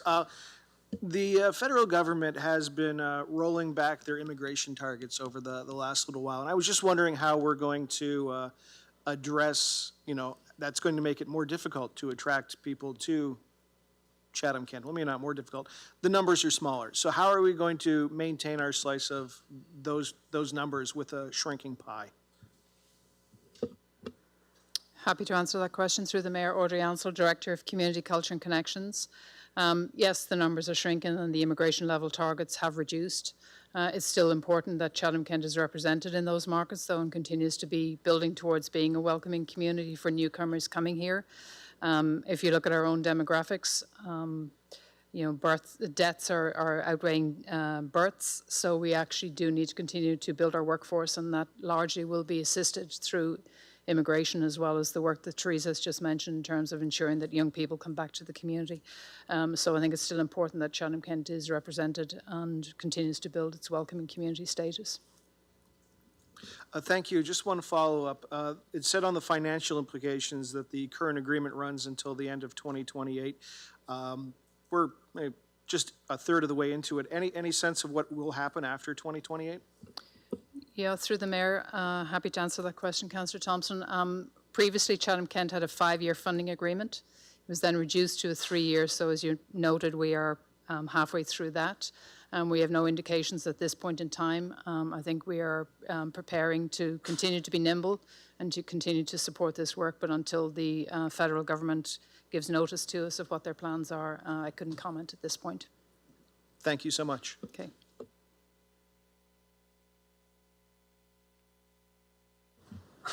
Seeing no other questions, we'll move to the next item. 17C, Chatham-Kent Municipal Museums 2025 highlights and 2026 goals. Councillor Thompson. I just wanted to point out, and I thought it was really quite interesting, that over the last 4 years, the usage of our museums has nearly doubled, and that's I think that's a really good news story that might have gotten overlooked. I know often we hear about museums either being empty or kind of underutilized, but I think we are on a very good trajectory here, and I just wanted to highlight that. Thank you. Any questions? Next item. 17D, Municipal Theaters Overview 2025 and 2020 through to 2026. Councillor Thompson. No comments beyond part and parcel with the museum one. Nice to see that our usage continues to grow. Next item. Excuse me, sorry. 17E, Councillor Ward Funding, June 2026 update. I've got a few, it's an information report, so I have a few questions. Councillor Thompson, Councillor Finn, Jubenville, and Sakachi. I think I'll hold my comments to the end. Thank you. Councillor Finn, followed by Councillor Jubenville. If we're going to have a presentation, I can wait till the end. Oh, no presentation. Okay. Just one that's been asked. Is there an update on the rotary pump track that was slated to be built? Through you, Mayor Caniff, I don't have an update on that project or necessarily specific projects, but we can come back to council. It is still slated at some point? To my knowledge, but that's outside of. Sorry, just to clarify, all the funding is in place. They're just waiting on getting the contractors in place. There's a couple technical things that they're working on, but yes, as far as I know, that it will be done. Councillor Jubenville, followed by Councillor Sakachi. Thank you, Mayor Caniff. I'm just wondering, is there, I mean, we don't need it right now, but maybe for the next term of council, can we get a terms of reference or a manual or policies? I found the Councillor Ward funding at the onset, and I understand it was new. I found it a little confusing and overwhelming at the onset, so that way it would kind of be like a handbook for councillors. Is there any way of establishing something like that for the next term of council? Through you, Mayor, there is a policy that was brought in most recently, December 2024, but we can definitely bring the next term of council a condensed version that would be an easier reference point handout for sure. Did it have the criteria and policies, objectives, criteria for funding, procurement process? It does, yes. It has all that? We can resend it, and we can create a more useful user guide, yes. Okay, awesome, thank you. Just a question, because I wasn't here when it was voted on in 2022. Were the specific initiatives of recreation and cultural projects for the ward funding put forward as a condition, was that put forward from Hydro 1, or was that something decided and voted on by council? Thank you, Mr. Mayor. Dave Taylor, Deputy CAO. It's actually included in the Hydro One funding agreement. They wanted to see essentially the wording in that contract is that the money can be used for cultural recreation components. I do want to be clear, it doesn't have to be used for the ward funding project. That was a council initiated policy or council kind of approved policy that said within that area of culture or recreation, we're going to also use some of that money for this ward funding project. So the rest of the Hydro One money could be used for other culture or recreational projects. Okay, okay, thank you. Just wanted to confirm that. Okay, here's a question. It was in the report, so I'm just wondering if there's any way of changing it a little bit. Can the uncommitted funds from a councillor who is neither seeking re-election nor retaining their position be committed to life cycle to support existing councillor ward funding projects exclusively in the ward of that specific councillor? I'm happy to answer. I'm happy to answer that question through the Mayor, Audrey Ansell, Director of Community Culture and Connections. So there was a policy refinement, Councillor Jubinville, in 2024 that basically brought forward that unused funds, as you say, would go back into the pot for life cycle. We do anticipate that there will be life cycle needs moving forward. Obviously, there have been over 100 projects committed to. I would caution council about backing yourselves too tight into a corner and saying they should be committed to a particular ward, because we have a number of projects that span many wards, and wouldn't want council to be in a position where there was no life cycle funding for a damaged heritage plaque in a ward because it was earmarked for a plaque that wasn't damaged in another ward, if you know what I mean. So we can absolutely make adjustments, and council is their prerogative to make those changes. But just that note of caution for you as you think this through as well. Right, I understand that. I guess when I looked at it, I saw there was a larger amount that wasn't used in one ward, let's say. So it might, I just feel like it puts people in that ward at a disadvantage because all of that money wasn't able to be obtained in that ward, for example. So, but I'll keep that in my head. Thank you. So some of the projects haven't been completed, as what you were mentioning. Is there something stating that is there a deadline? Do the, whoever, like, whether it's items or projects or artists or whatever, is there a deadline in place that they know these have to be done by? Is it going to extend over into the next term? Through you, Mayor. So there isn't a firm deadline of execution, though admin does check in on like the spending of projects. What the policy stated, and maybe this is reaching your question, is that yes, projects that were committed to previous to the deadline of announcement can be implemented based on construction timelines or be it community engagement, whatever the parameters are, further out. So some projects, to your point, are being developed now. Okay. There's not a firm timeline. Yeah, I had a few people in my ward that asked because some of the projects, they haven't seen them come to fruition, so they were asking me. Last question, what was the procurement process used to procure pieces of art like the wood carvings? So are we using a blanket procurement process, or are we kind of picking and choosing when we're using different procurement processes? So in the policy, the procurement, if it's a known municipal asset, then it goes to municipal procurement. If it's going to be a community asset or driven by a community group, then they're grants. So those are outside the municipal process. So artwork largely have been through community grants driven by community groups. So,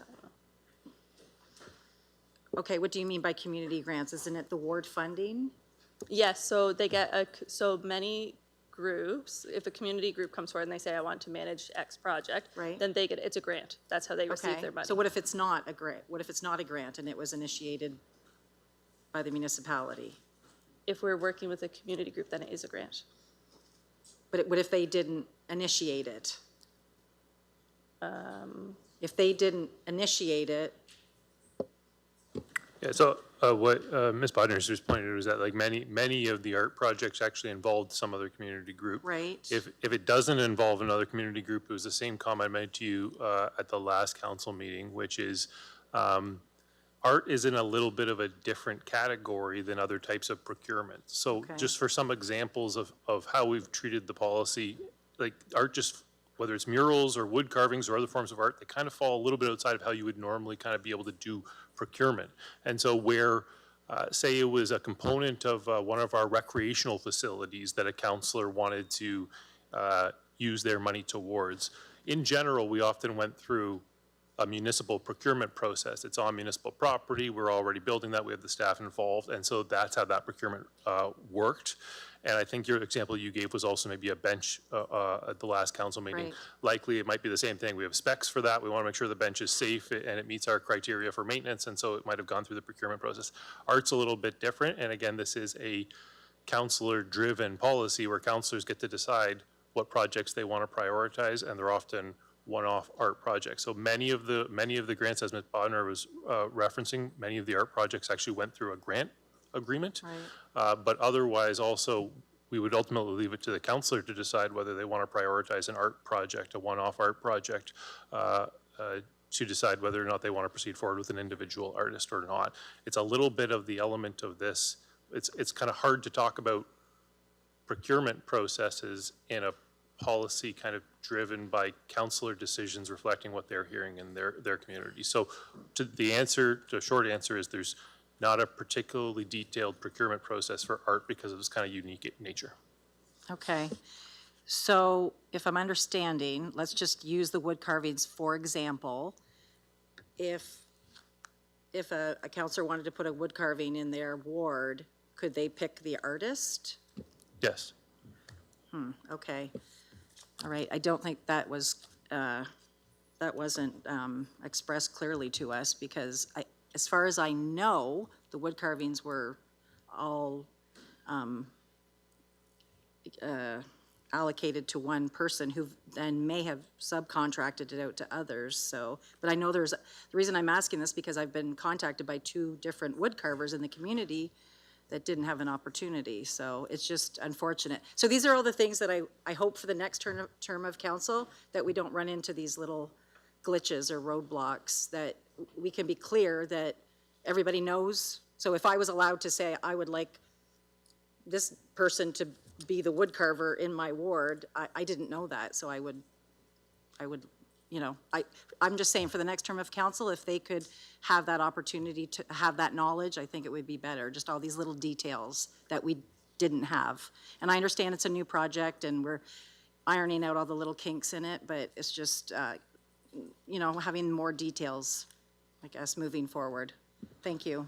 Thank you, Mr. Mayor. Just on that, I really appreciate that feedback, Councillor. Obviously, as you mentioned, it's a new program. This hasn't been something that Chatham-Kent has had except for a few years now, and we've come back with a few refinements, and certainly staff are taking notes of any of those kind of comments that might help the next council, the next process be a little clearer, a little easier, and certainly we've heard the same from community members as well about their understanding of the program and ways that we might be able to help that understanding.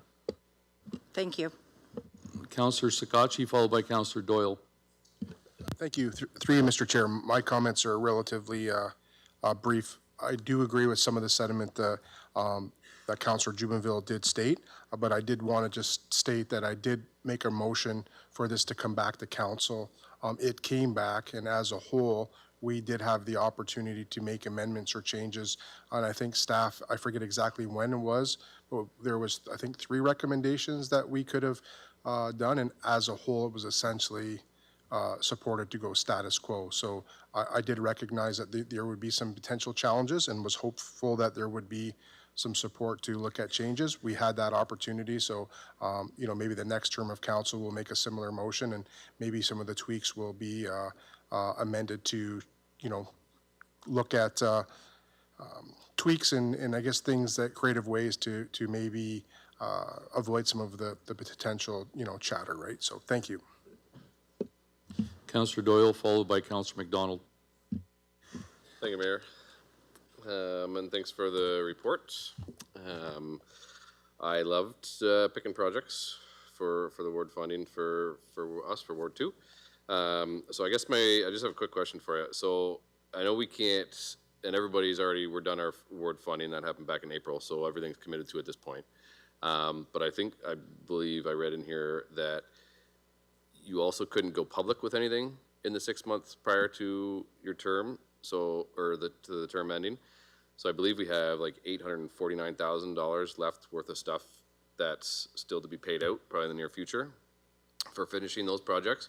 So just so we're all clear, are we allowed to, like, if something's getting finished now, are we allowed to do anything with regards to that publicly, or is it just like it happened and we can't talk about it? Just so I know, just so everybody knows what Turn to to do going forward, I guess. Dave, but the policy states that per an email to us by that date was sufficient to announce that that's what you were doing, to make it clear by the deadline. So we would infer that you've also could have told your community groups we're committing this. So to be clear, if you want to add to anything from that.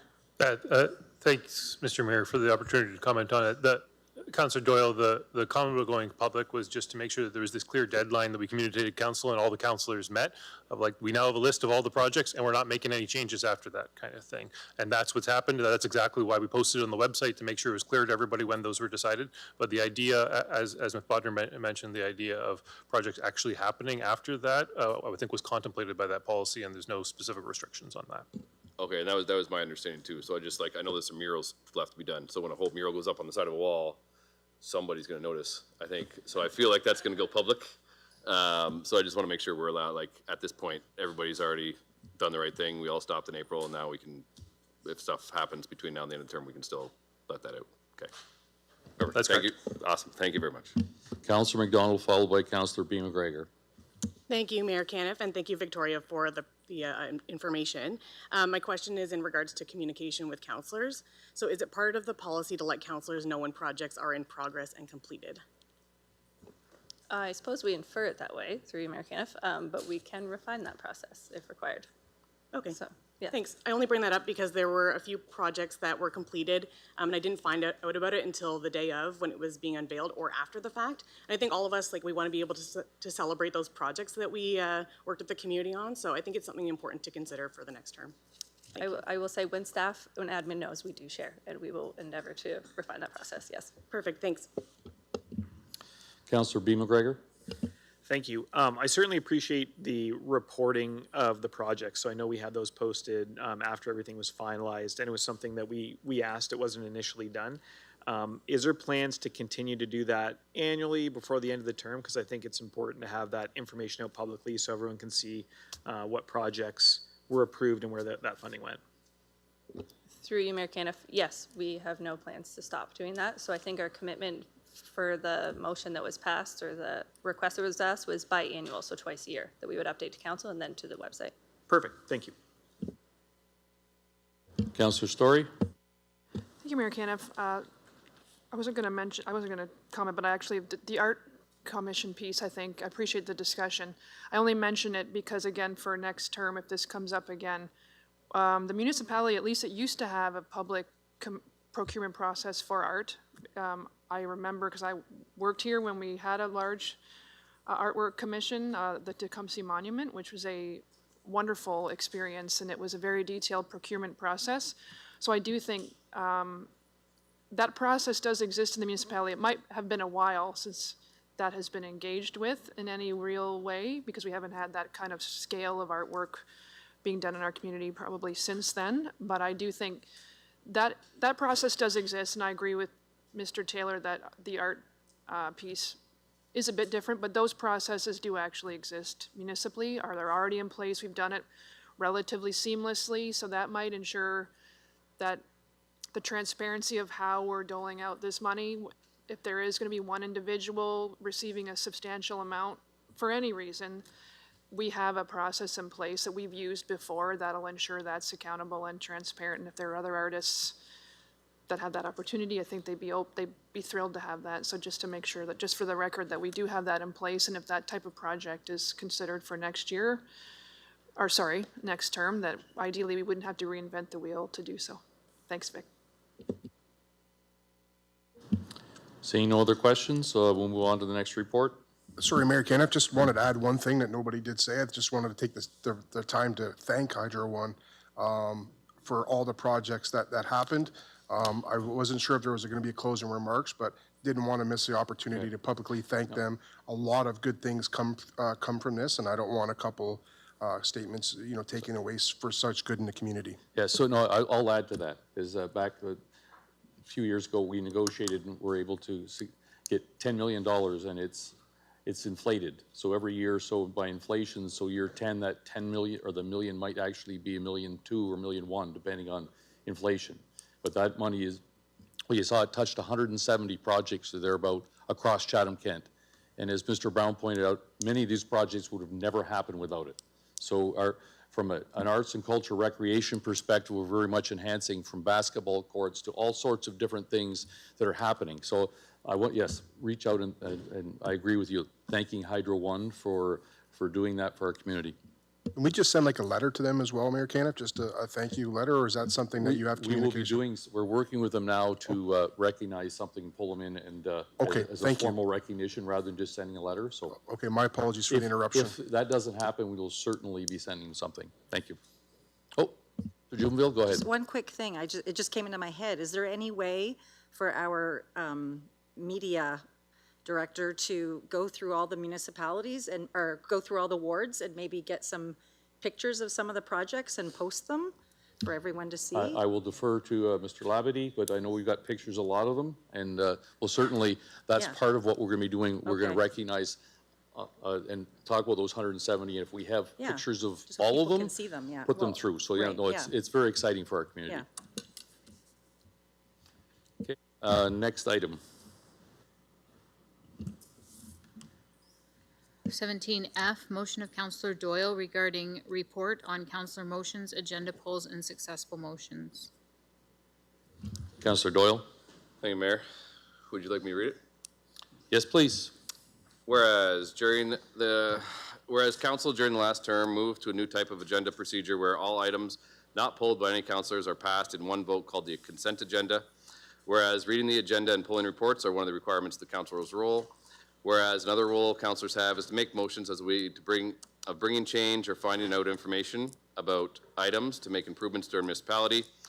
Whereas some constituents also vote councillors in office thinking they will be able to help them reduce our taxes. Therefore, be resolved that council direct administration to bring a report back by the September 14th, 2026 council meeting with a report showing the following. List each councillor and the mayor out and show how many total items each councillor and mayor has pulled from the council agenda items this term, how many motions they have made, how many successful motions they have made, how many motions during budget discussions they have made, and how many successful motions during budget discussions they have made. Furthermore, council direct administration to continue to bring these reports back in the last couple months of each council term moving forward. Councillor Finn, will you second that? I'll second it to put it on the floor. Okay. Thank you, Mayor. Firstly, I'd like to say thank you for, Never mind, I apologize. okay, I would like to thank Councillor Thompson for coming out for the first time in 2 years. It's nice to have you. Point of privilege there, Yeah. Mayor Caniff. That's a disrespectful Yes, comment. I would very much agree. I'll withdraw it. But at the same time, he's very obviously making a mockery of my motion tonight. So it's pretty blatant to see, and it's okay for him to do something like that to me, but it's not okay to me to make that comment. I think some of the things he's pulled and he's talked about tonight were great, and I wish that would have happened in the last little bit. But that's one of the reasons for me making this is that a lot of constituents don't watch council meetings, so they don't follow along. They don't get to see what items are pulled and who's doing that. So I brought this up. I had the idea after watching the same 6 or 7 councillors pull items all term, and basically I brought it up to some constituents and I said, hey, here's what I'm thinking for a motion. What are your thoughts? Every single one of them said, yeah, that's great, because right now we have no data that shows what any councillor has done on their term. First off, I also will say that this is not the only thing that anybody should grade somebody on. This is just part of our job.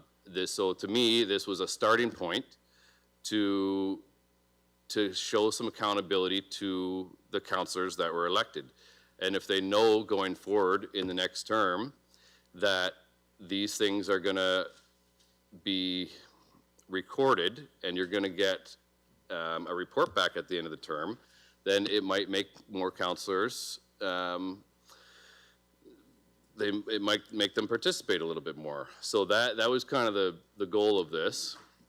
I know that there's ways to modify this by pulling every motion, but I think if you did that over turn, that's gonna come out, and you're gonna see numbers that aren't reflective of, I guess, the true work.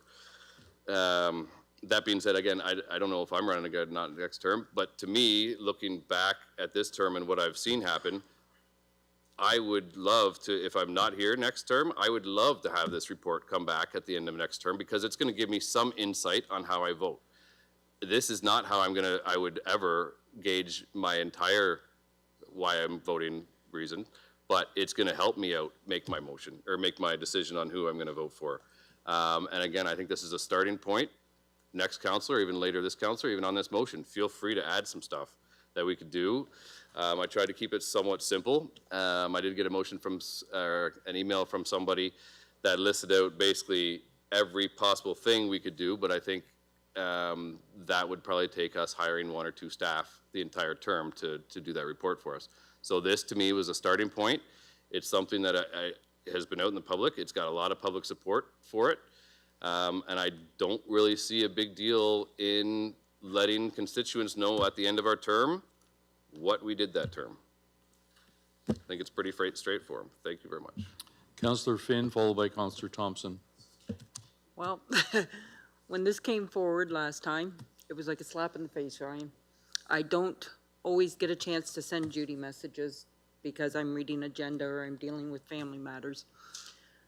I'm out in the public. I get involved in the public. I get involved in discussions here at the table.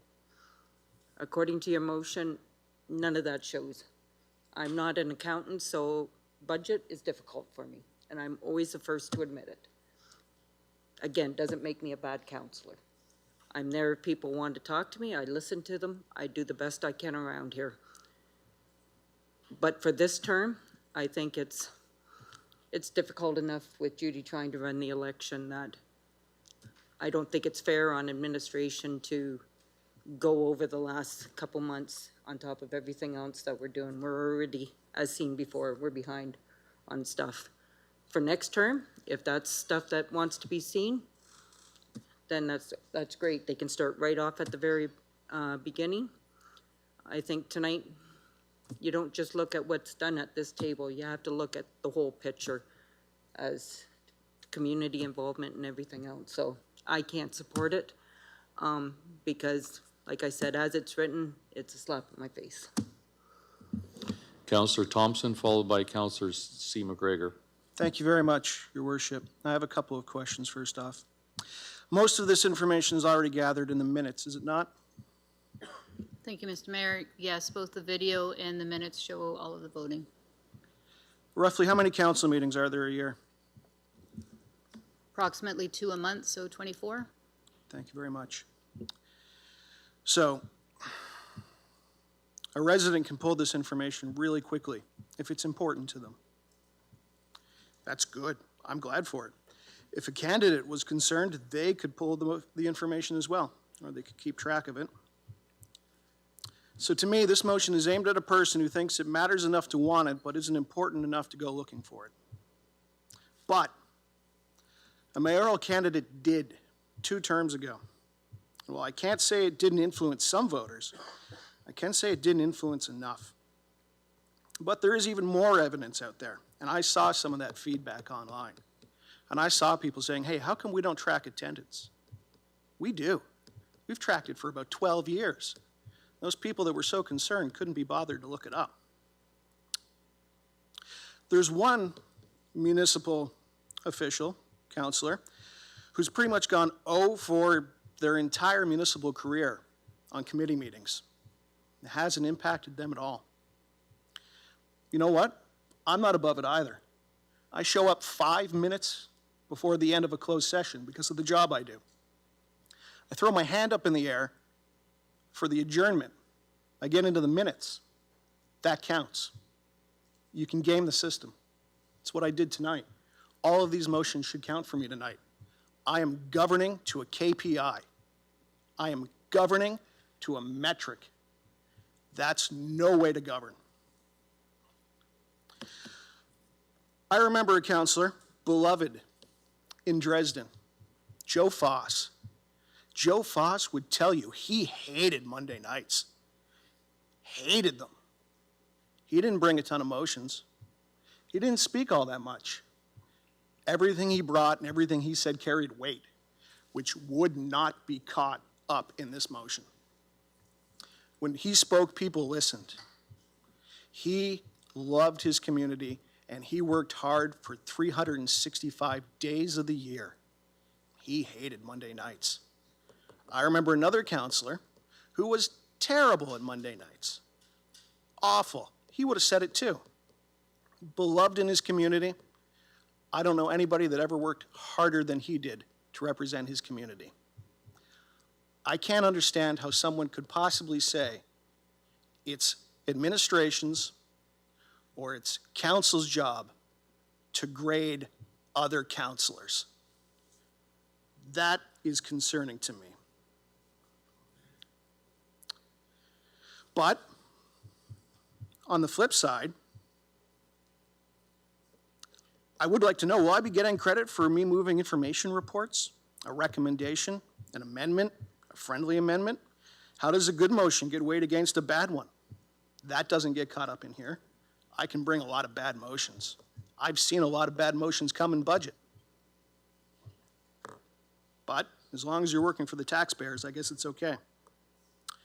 I also know that this council, over pretty much its entire lifespan, previous terms, brings a lot more motions than other councils do. We bring way more motions than Windsor, way more motions than Leamington as well, even on a per capita basis. The number of motions you bring, successful or otherwise, does not impact your ability or your quality of governance. And ultimately, if I'm doing a bad job or another councilor is, that is up for the constituents to decide. Traditionally, I'm a big fan of lighting the fuse, walking away and cleaning up, letting somebody else clean up the mess. If we pass this, it won't look as bad as what I did tonight, but I was certainly trying to prove a point, because it will get to that point. I won't ask Councilor Sakachi, hey, Councilor Sakachi, are you pulling anything tonight? Oh, you are, good, I don't have to. Hey, Councilor Sakachi, you have a question? Oh, okay, I've got the same question. I'm going to ask it again, because I need to get on TV, because that used to happen a lot around this horseshoe. We are not performing here. We are governing. Thank you. Councillor C. McGregor, followed by Councillor Anderson. Thank you, and through the mayor. A lot of very, very good points by Councillor Finn and Councillor Thompson. You know, wrapping up my third term of council, I've seen a lot of different styles around the council table. A lot of different people do things in different ways. We have some that lead in different directions because we all come from different backgrounds. We're put in here and we're elected into our positions by our communities who feel that we can do the best for the community at the time of the election. And, you know, so I won't reiterate a lot of what I've heard the past two councillors say. I would only add that in the reflection of that motion, it doesn't show the amount of time, and I'm sorry, I'm going to use a couple of names around this table, but it doesn't show the amount of time that Councillor Story has put into the Federation. It doesn't show the amount of time that Councillor McGrail has put into her Roma meetings to bring back. It doesn't show the fact that I today am down in public health conference for Alpha and Association for Public Health. It doesn't bring any of that. There is so much more work that goes on in a counselor's life, working in their community and for their community, whether it be provincially, locally, or whatever. And, you know, and even to start this, or even to put it in place for the next council, you know, here we're talking about other things like funding for housing, and we don't want to make a decision because it's 4 months away from an election, and we're going to affect the decision making of a different council. Well, you know, if this is that important, then maybe it should come up in the next term of council by the new councillors if they want to do it at the beginning. But as said, it is very, if you want to go back and you want to track it, it is available to do there. And I think if I saw something correctly on social media, I think the councillor that brought this motion said he'd do it himself if it didn't pass, and he'd bring the information. So there's no need for us to have our staff do this extra work at this time when there's so much other and more important things going on. I think everybody around this table works very hard in all directions and with our community. And it's not, it just feels like it's pointing fingers at each other at this time in election time. And it just, I know they call it the silly season, and this is exactly what this feels like to me. So I cannot support it. Thanks. Councillor Anderson, followed by Councillor B. McGregor. Thank you, Mr. Mayor, and through you. I won't be supporting this, and I think that measuring a municipal councillor's effectiveness solely on the number of motions introduced or agenda items pulled really creates a misleading picture of what their impact has been over the last over their term. And there's a lot of different important aspects of a councillor's work that are not captured here, and I'm just going to list some of them. Building consensus among colleagues before an issue has to reach a motion that then becomes a vote. Working with residents to identify and resolve community concerns before it needs to be brought to council and become a vote. Influencing policy through committee discussion, amendments, and informal negotiations. Advocating with municipal staff to address service delivery issues. Preventing problematic proposals from advancing. Facilitating partnerships with community organization, other levels of government, and responding to constituent inquiries and casework. In some cases, a councillor may be highly effective precisely because they achieve outcomes without needing to introduce a motion or publicly challenge an agenda item. Conversely, high volume of motions does not necessarily indicate meaningful results or positive outcomes. For that reason, I won't be supporting this, and I appreciate the sentiment of everyone around the horseshoe tonight, and the conversations that I had with people prior to attendance here, and I look forward to hearing what everybody else has to say too. Councillor B. McGregor.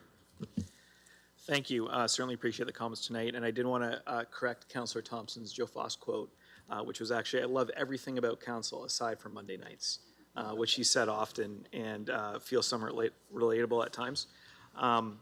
So I did also want to follow Councillor Thompson regarding his mentioning that a member of the public could go through and do this work themselves, and a member of the public did. So Adam Ludoff, who's a Chatham resident, works in automation and AI, put together a wiki that combs through our minutes and picks up things like motions moved and number of votes everyone's made.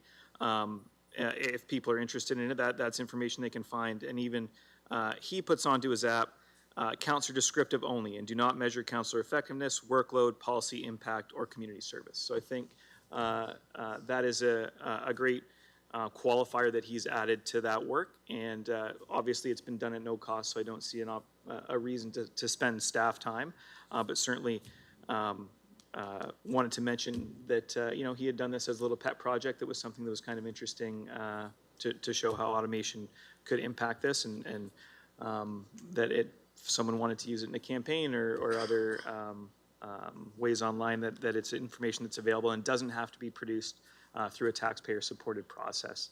But definitely appreciate the comments tonight about the different ways that councillors impact and work within the community, and I know the number of phone calls that I get from fellow councillors about issues that maybe don't make conversations around the horseshoe, but nonetheless impact the way I might vote or the way I might think about a community issue is really helpful.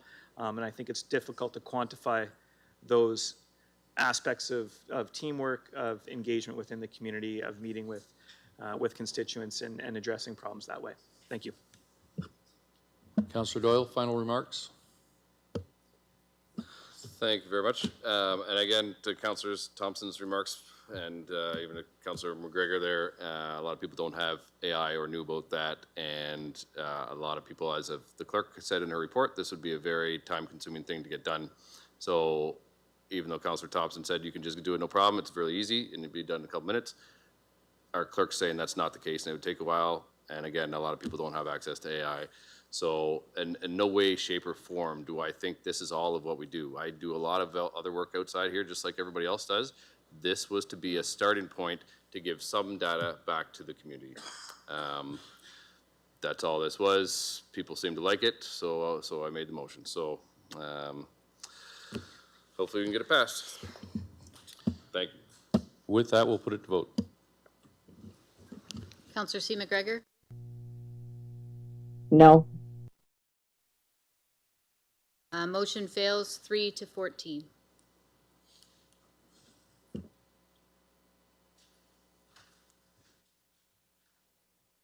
Move on to item 18, infrastructure and engineering services. 18A, 153 Nelson Street, Wallaceburg, temporary outdoor patio. Councillor Hall and Councillor C. McGregor, can I put you what's on the floor, please? I have a different motion put on the floor, Mayor Caniff. But Okay, go ahead, Councillor Hall. thank you, Mayor Caniff. I move that this report be referred back to staff for more consultation with the community, specifically the Downtown Wallaceburg BIA Board of Directors. And if I get a seconder, I have a few comments. Councillor C. McGregor. That. Okay. Thank you, Mayor Caniff. First, I'd like to thank Ryan for this report and to all of the staff from Chatham-Kent for their work on this file, not only this year in 2026, but in the past as well. Second, I know the BIA board is aware of this report, but considering the quick turnaround, they were made aware of it on Thursday, being voted on tonight. There was a lot of questions. And being the board is comprised of business owners, many entrepreneurs who work long hours, the board has not had the opportunity to really have a fulsome discussion about this yet, which I believe is something that should take place before council makes a decision. I've also heard from a number of residents in Wallaceburg on this report, and a number of questions and concerns have arose from those discussions. In general, you know, everyone supports outdoor patios, but they have some specific concerns about this site. So I'll highlight some of those concerns right now. The sidewalk in front of 153 Nelson Street is not wide enough to accommodate both a patio and an accessible pedestrian walkway. As a result, the patio must extend onto the roadway, requires significant safety measures to protect patrons from traffic turning from Wellington Street onto Nelson Street. The required concrete safety barriers would extend approximately 4 meters beyond the actual seating area, placing the barriers in front of neighboring businesses, creating impacts that extend well beyond the restaurant itself. There are concerns with the loss of additional parking spaces on Nelson Street. The placement of barriers in front of neighboring businesses could affect access, visibility, streetscape appearance. There's some concerns about the challenges related to garbage placement and collection, if that could be created. Concerns about customer activity extending beyond the patio area, including smoking, congregating in front of adjacent businesses. Also potential impacts on commercial deliveries, service vehicles that regularly access this section of Nelson Street. And another one, yeah, the visual impact of large concrete barriers could detract from the appearance and welcoming character of the downtown streetscape. So those are just a number of the questions and concerns that people had.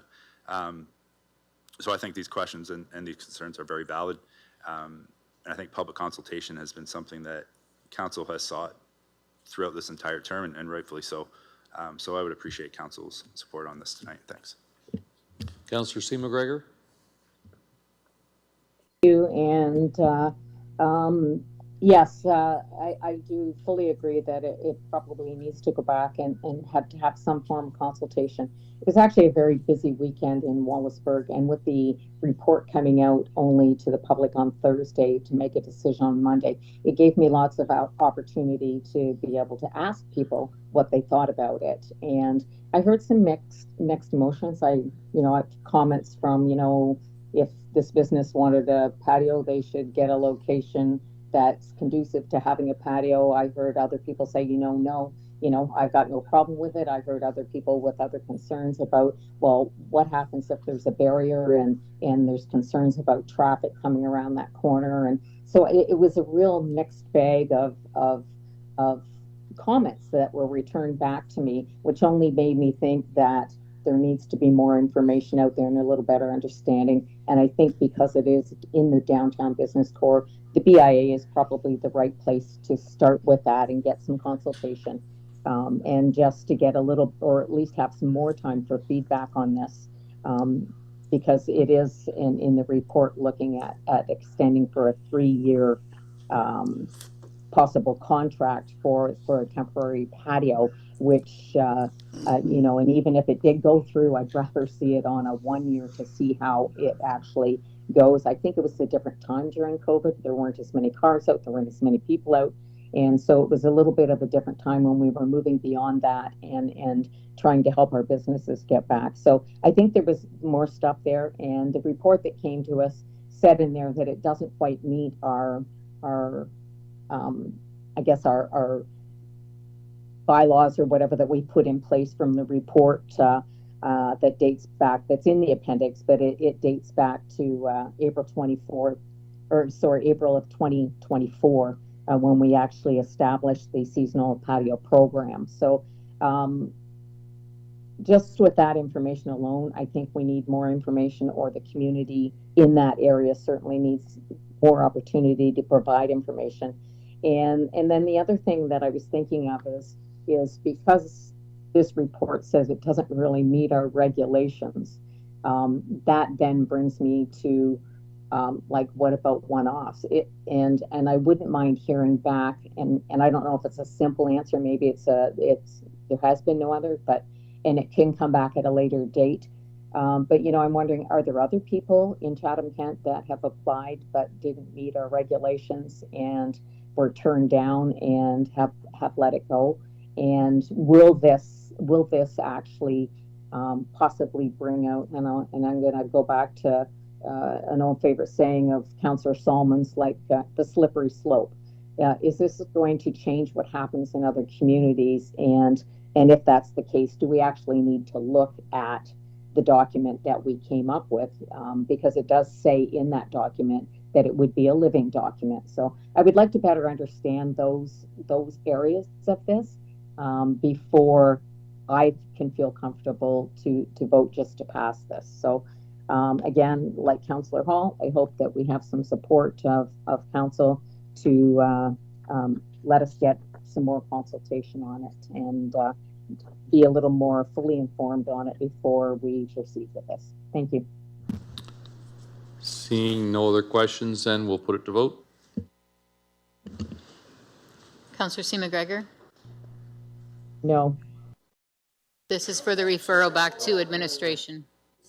So to be, sorry, to be clear,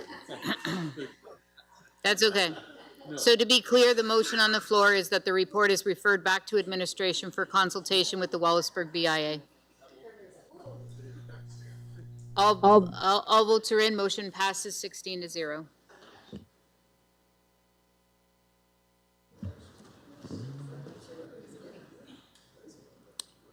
Okay, 18B, motion of Councillor Bondi regarding the arena feasibility study. Councillor Bondi, go ahead. Thank you, Mayor Caniff.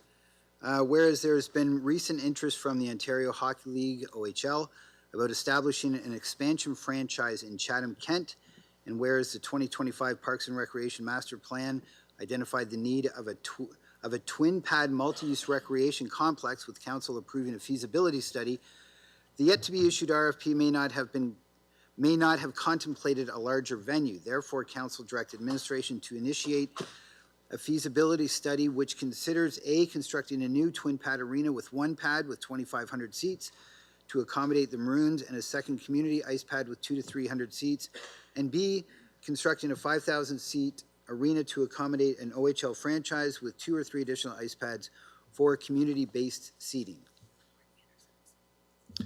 I have two people fighting for the seconder, Councillor B. McGregor and Councillor Anderson. So can I do a joint? That never seconder? happens to me. Oh. Like ever. I also have a friendly amendment I discussed with Councillor Bondi. Councillor B. McGregor then, Sure. but we'll recognize Councillor Anderson was there for the support as well. 2 seconders, holy smokes. So I sent this to staff in advance. I'll read those amendments out for you, and then you can go if you want. Okay. So it's just an update to A and B. To constructing a new multi-use arena with at least one pad with 2,500 seats to accommodate the Maroons and additional playing surfaces consistent with community need. And B, constructing a 5,000-plus seat arena to accommodate an OHL franchise with additional playing surfaces consistent with community need. I'll certainly explain those changes after Councillor Bondi speaks. Councillor Bondi, you good with that change? Yes. All right, Friendly, so there thank it you. is. Okay, do you want to, Councillor B. McGregor, you want to explain the change then? Sure. Yeah, I spoke with Councillor Bondi, and I've spoke with Councillor Anderson, Councillor Harrigan, Councillor Scotchy, other arena dwellers as well that have spent some time in Ontario arenas, particularly some of the newer twin pads, triple pads. I know Councillor Finn spent a lot of time in arenas as well. One of the concerns I think we've seen with some of those builds is their secondary or tertiary pads often have inadequate seating, and it's difficult to watch games. I was at the WFCU yesterday in one of the additional pads, and the seating is not terribly accessible or great for people to watch games at. So we didn't want to restrict the motion to saying just 200 to 300 seats in those secondary pads to make sure that they were still usable for the community. And then just making sure that it's open enough to elicit community feedback to meet the actual ice usage in Chatham-Kent. I know Councillor Harrigan's mentioned maybe that's 2 extra pads or 3 extra pads, but I think we need that information to come back to make a good decision. So certainly appreciate the conversation with Councillor Bondi and my colleagues and to make those changes. Thank you. Okay, I've got Councillor Thompson, Councillor Harrigan, Councillor Finn. Am I missing anybody? Me. Councillor Jubenville? Okay, so I'll start with Councillor Thompson, then Councillor Harrigan. Do I not get a crack at this thing? Oh, sorry, I'm coming back to the final words. Well, I haven't given the first words yet. Go ahead. No, yeah, go back to, yes, I'll go back to you, certainly. Such a love in here, I can't take it. So the whole point of this motion is that when obviously this will be for the next council, that not one option comes back, because that can happen. That one option comes back, and again, it'll be, make a decision now, or the funding won't be there. And that option could be a 5,000 seat arena, it could be a 2,500 seat arena. So the point of this, and the add-on from Councillor McGregor is appreciated, is that council will have more than one option. And I can't even remember the last time that we considered this. It was like maybe 12 years ago. And I think we had 3 options, and that was great because we weren't put into a corner of an up or down, a yes or no on one style of arena. And that's as simple as it gets. It's just that we have, I don't know who's going to be here, but the next council has several different options to choose from before we make this massive decision. And that's everything. Thanks. Okay, I'm going to slip Councillor Anderson in here because he's the seconder of the seconder. So Councillor Anderson, then I'll go to Councillor Thompson, Harrigan, and then Finn. Thank you for that, Mr. Mayor. I appreciate this being brought forward. I did have a chance to speak with Edward Soldo of Infrastructure Engineering, and this does give the opportunity to gather some information so that we can make an informed decision. It does come with a bit of a cost to expand that to include potential OHL franchise to get those numbers out there. But I think all in all, what it's going to provide us is a really informed decision-making process as we move forward. So I appreciate Councillor Bondi bringing this forward, and I'm happy to support it. Okay, Councillor Thompson, followed by Councillor Harrigan. I have nothing more to add. I think Councillor Anderson summed it up really nicely. Councillor Harrigan, followed by Councillor Finn. Thank you, Mayor Caniff. Also appreciate my colleagues for being aligned and broadening the motion to allow for us to really consider multiple options. The question that I had, apologies, Gord, for not sending it in advance, but when we passed the Recreation Master Plan, we also passed a budgeted amount for next steps feasibility studies. Could we assume that the cost, which is estimated at $200,000 to complete this, would be pulled from those dollars that we had approved during that Recreation Master Plan approval, I think back in December? Through you, Mr. Mayor, Edward Solol, General Manager of Infrastructure and Engineering Services. Yes, that would be the assumption that this feasibility study that incorporates both of those options would come for that money.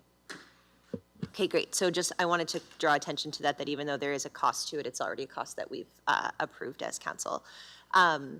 The only other piece that I would say, and I think this really connects to the housing strategy conversation that we had earlier, is this is a really good example of how we approve the strategy opportunity came up, conversations were had, and now we're just making a slight adjustment in terms of how that feasibility evaluation takes place so that we can move forward and make the next step. And so great policy and practice, great motion. I know that there's a lot of, not just hockey moms like myself, but certainly folks in the figure skating community and in other areas that will really appreciate seeing what those options are. And so looking forward to seeing where this comes next. Thanks. Councillor Finn, followed by Councillor Jubenville. Just a comment on B part, as long as one of those additional playing surfaces can accommodate the Maroons, I'm okay with the motion, and because as it's written, the only one, I've been to many, and a lot of them, the secondary playing surfaces, I know we're not gonna get both, so I'd like it to be included in the, no, in B part. No, but it says with additional playing surfaces consistent with community needs. We're gonna get either, the feasibility, when it comes back to a final vote, we're not gonna get A and B. So I would like to make sure that the Maroons are considered when they're doing the feasibility study in B. Is that, I assume that's contemplated in the consistent with community need? Yes. Yes. Yeah, I think in the consistent with community need would be it, and yeah, obviously the Maroons, I think, could play in a 5,000 seat venue as well, right?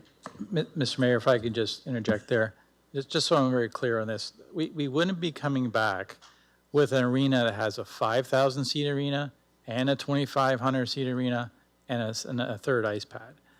If the Maroons were going to be playing, they're going to play on the same ice surface as the OHL team.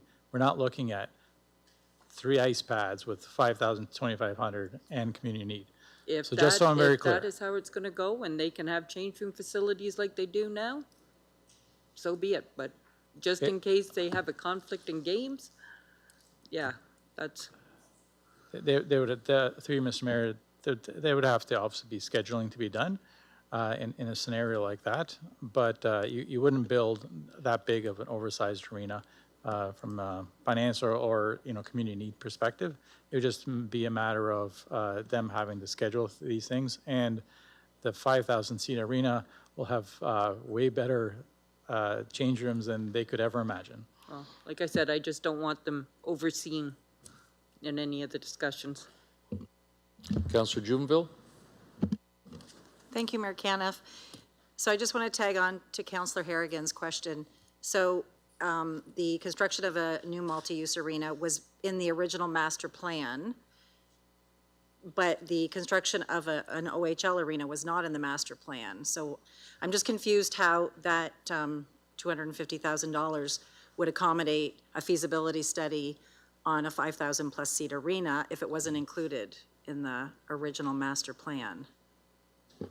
Through the mayor to the council, it was not included in the master plan, but what we're saying is we're going to use that funding. Okay. It is only seed funding, and for the feasibility study, if it's looking at one option or two options, the difference is I would say it's somewhere between $50,000 to $75,000. So you are drawing down, as you're indicating, from that seed money that we originally had. Okay, so basically, we can assume that B would cost an additional $50,000 to $75,000. Is that correct? I'm just guessing on the number, but it is an additional cost. Speaking. Okay. Yes. Okay, thank you. And my second question is, can we divide A and B so they can be voted on separately? Okay, thank you.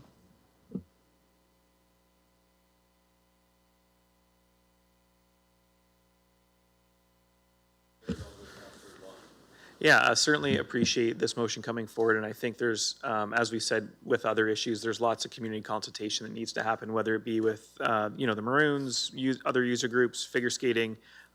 We know that these facilities are well used in the community. We know that particularly around surrounding communities around Chatham-Kent all seem to have quite significant investment in facilities, and it changes recreation in those communities. So it's about time for it to happen for us as well. I do, to Councillor Bonnie's point, remember the last arena motions so many years ago, and I think we ended up with a convoluted motion that I made that we had that 3,000 seat arena plus an additional 2,000 seats if we raised the difference in dollars, and then we received no funding from the province or federal government, so it never happened.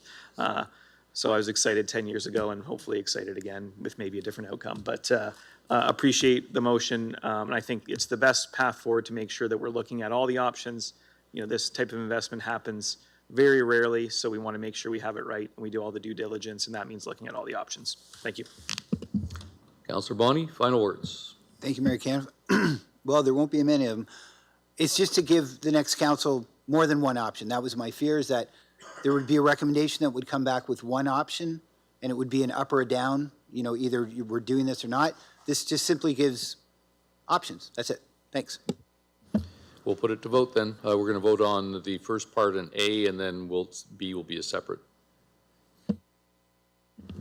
Councillor C. McGregor for A. Yes. All votes are in. Motion passes 17-0. And now for B.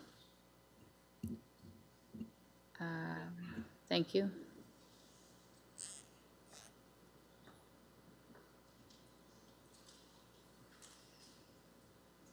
All votes are in. Motion passes 16-1. We'll now move on to 18C, motion of Councillor Doyle regarding relocation of Fergie Jenkins statue.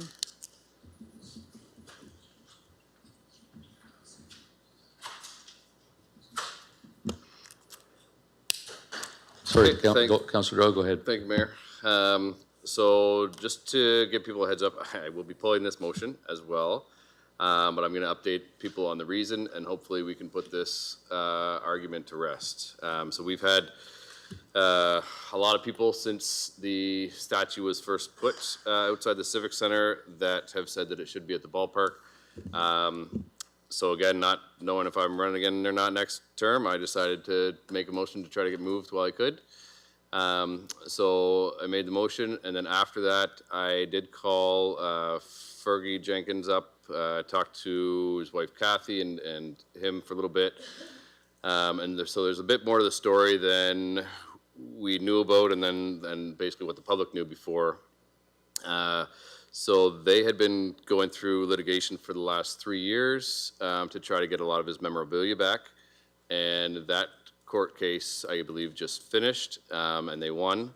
So part of the big plan is to move his memorabilia, or some of it, to some location downtown, and then that is all going to be together. And it is Fergie's wish that his statue stays with his memorabilia. So they had said that they weren't allowed to, because everything is going through litigation, they couldn't go public with any of that.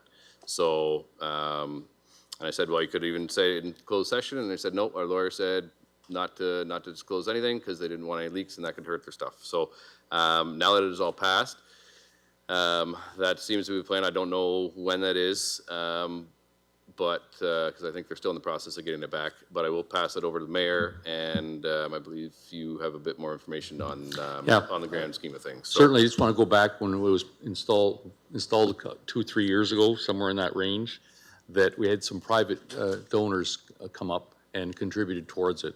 And certainly, we asked Fergie, said, "Where do you want this?" We gave him all the options. He could have said, "Put it anywhere," but ultimately decided on the Civic Center. And a couple of the reasons. One is the ballpark's a great place to put it from a concept there, but the traffic 6 months a year, if you're not a baseball fan, you're not going to see it. So he said, if it's at the Civic Center, not only more people see it, but it makes a statement about who Fergie Jenkins is in our community. He's not just a baseball player. Putting him at the Ball Diamond says you're just a baseball player. Where putting him out here, he's an icon in our community, not just because he's a baseball player, but because of who he is and what he's done for the community, the history, and all those other things. And as we move forward, when we have the Civic Center downtown, there's bigger plans to incorporate his memorabilia, but other legends in the community as well. So we're going to be looking and saying it's going to be an area where we're celebrating a whole bunch of different people. So it really fits in. The statue is one of the centerpieces to do that. These things are going to be done privately on private property, funded privately. Those are the things, but on display. So that's as we move forward. that's the plan. So very excited about that opportunity to celebrate Fergie in a whole new way when we put the memorabilia with the statue.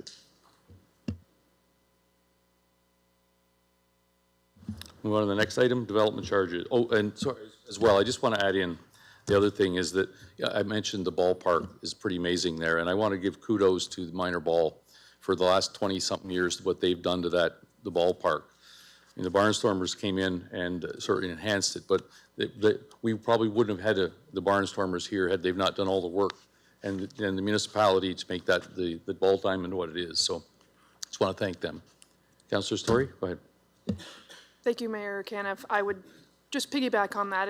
It's called Rotary Park as well. So I just would give a shout out to the Rotary Club of Chatham, who has been a very dedicated supporter along with the minor ball, and it's one of that club's proudest Thank you initiatives. for So adding thank that you in. for raising I that. was inherently saying that, but I didn't say yes. Thank you. Thank you. All right. Item 18, development services. Sorry, 19A, Chatham-Kent Community Improvement Plan, Property Tax Increment Equivalent Grant Application, North Shore Properties Limited, 12 to 21 Queen Street North, Community of Tilbury, West Kent. Councillor Thompson, Councillor Anderson, Councillor Harrigan, can I get you to move this, please? I can move the recommendations. Happy to second it. Okay. Any comments? No comments, this is just exciting. I concur. All right. Seeing that, we'll put it to vote. Councillor C. McGregor? Yes. Councillor Doyle? Thank you. All votes are in. Motion passes 16-0. 19B, Municipal Heritage Committee 2025 Annual Report. Councillor Thompson and Councillor C. McGregor had questions, some information reports. I was just curious. I didn't know we were still doing this program, which is interesting. The tax incentives on heritage properties. I was wondering if that program is still opening or if these are all historical in nature. Thank you, Your Worship. The program is still active. I believe we're kind of capped out as the number of properties that we can take into it, but those that we've committed to in the past are still receiving the annual rebate. Mm-hmm. Mm-hmm. Okay, so how would someone would be like going to a bar. Someone has to leave before someone else can come in. Would that be how it would work? Essentially, if they no longer chose to, receive the grant, right? Or for some reason, maybe the property is no longer, maybe it's destroyed by fire or something like that, where it's no longer on the registry. So. All right, thank you. Okay. Councillor C. McGregor?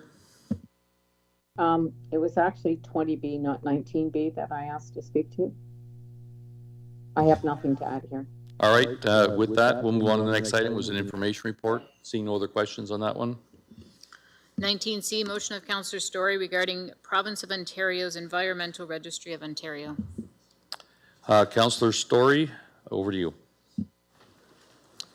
Thank you, Mr. Chair. I'll just read out the motion first, and then, or do I need a seconder? Get a seconder, yes. Okay. Someone please, I forgot to line up a seconder. Would someone please second it? Thank you. Thank you.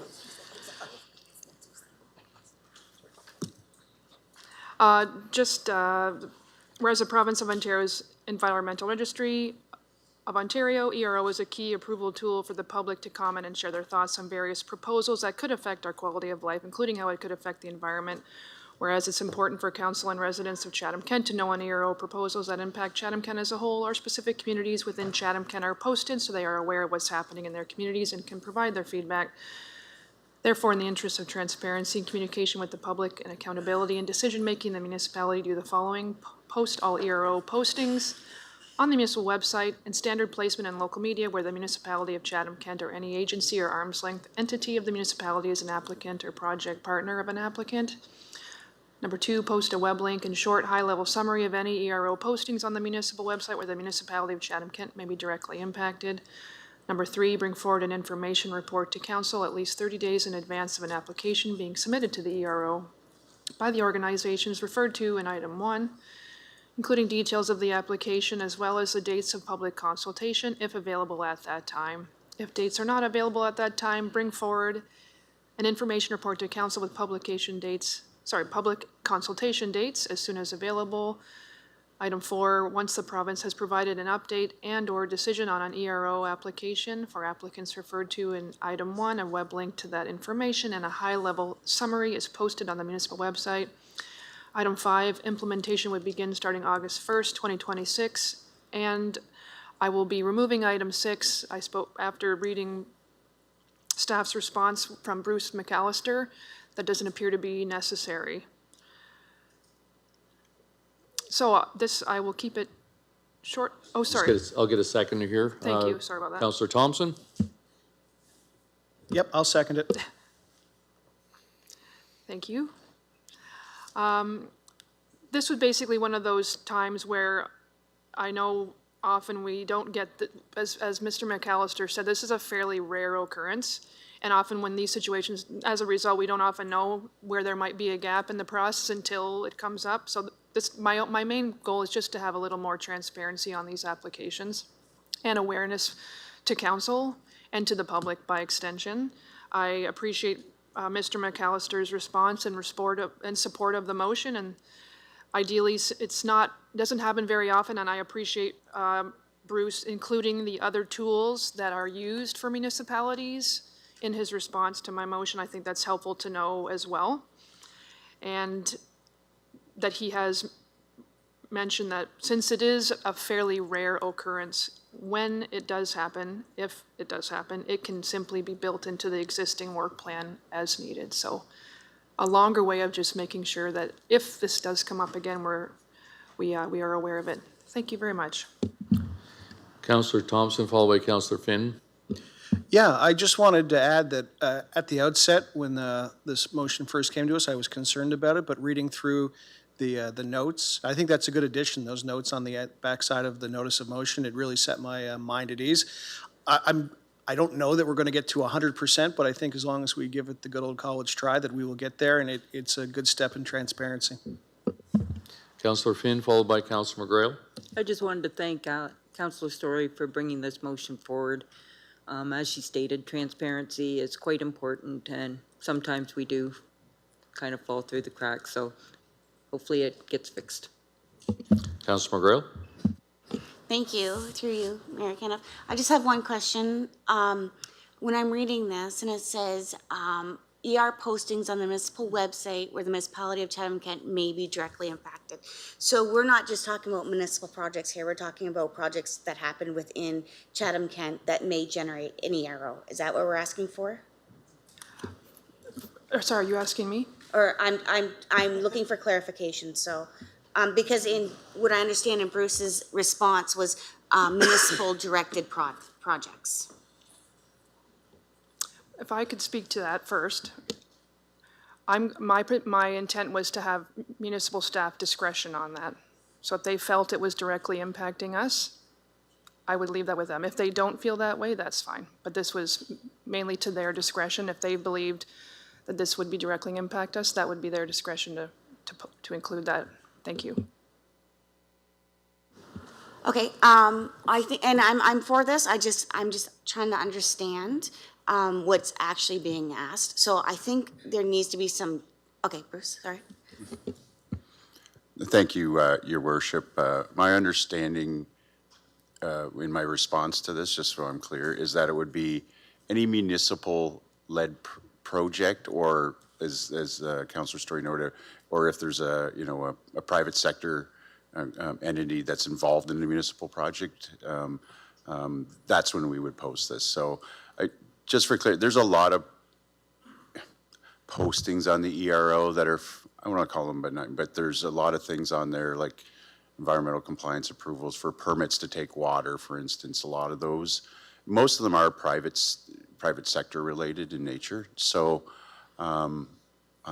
so that's how I was interpreting this, like a big project that's municipal involvement in it. So, Okay, so I would like a little bit of clarification on that, just in case this comes back at some point in time and said, well, no, it says here, where the municipality of Chatham-Kent may be directly impacted, right? So when I think of the municipality of Chatham-Kent, I think of the lands of Chatham-Kent, not the administration or the municipality, like anything within Chatham-Kent. So just a little more clarification would be great if that's a friendly amendment.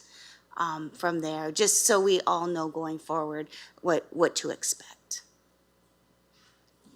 Is that a friendly amendment? Does it need to be a friendly amendment? No, I don't know what I don't know what the amendment actually, Yeah, I'm not clear on that. Well, it's to clarify exactly what you're asking for, so there's no misunderstandings or miscommunication in what is being asked and what is presented. so maybe I can help. The way the staff interprets this, and I think this is what Mr. McAllister was saying, the way the staff interprets this is that if it's a project that is initiated by the municipality, so if it's something that we're building, or if it's on property that we own, and when it makes reference to agency or arm's length entity, I would argue that that's probably things like PUC, perhaps even Integris, or something like Greenfield Global, where clearly we're a partner. So if that is what Councillor Story's intention is, I don't think there needs to be an amendment. That's pretty clear to us. The only other comment I heard is that there may be other things which at staff's discretion we might bring forward to your attention. An example I can think of is Bill 5. So Bill 5 doesn't necessarily impact a project, well, it could impact the project we're involved in, but there may be a component of it that doesn't. But because there's some tangential piece there, we might make the decision to bring that forward. But so, Councillor Story, if you're interpreting that the way we're interpreting it, then I don't think an amendment is necessary. That's the way we'll continue to interpret it forward. Mr. McAllister wanted to add something. Yes, thanks for clarifying that, Michael. I think it may be just, so as an example of what you're saying. So whenever there's a legislative proposed change, we've had several reports lately that we try to get to council to advise council and the public if we have time on an information report. There's a couple on there tonight. We don't have time. We try to include them in the council information package because there's not necessarily a lot of turnaround time on these by the time we receive notice. You might have a 30-day comment period. You might have a 45-day comment period, and sometimes there's no comment period. We just are advising you, here's what the change was, but it will often get posted. Those are types of things the province posts on the ERO as well, along with project-specific stuff, so. Again, I'm just making sure that we all understand what we're asking for and we get what we're asking for, that's all, that way. Councillor Anderson? Thank you, Mr. Mayor, and through you. It's my understanding that really, like, how often would there be something like this that would happen? Is there anyone that can answer? Like, how often would there be a need for this? Well, if you look back on the Euro postings since they've revised the system, I think during COVID, the only example is the recent one with Greenfield Global because they are a private sector partner on a municipal project. Most municipal projects follow the Environmental Assessment Act process, which follows its own process and consultation. Yeah. So I can appreciate, and I do appreciate Councillor Story for bringing this forward, because although this may be something that doesn't happen very often, I appreciate the motion of bringing this forward that we are going to get some information about. So I want to, I want to thank Councillor Story, and I'm happy to support this moving forward. Councillor Story, final comments? No, thank you very much Okay. for the discussion. I appreciate the opportunity to clarify that. Okay, we'll put it to vote. Councillor C. McGregor? Yes. All votes are in. Motion passes 17-0. Item 20, Finance, Okay, go ahead. Budget, Information Technology and Transformation. 20A, taxes and assessment adjustment to December 31st, 2025. Counselor Thompson, Happy to move it. it's information. I have so- no questions then. All Thank right, you. thank you. All right. Next. 20B, Canada Ontario Development Charges Reduction Program. And we have a presentation by Gord Quinton, CFO.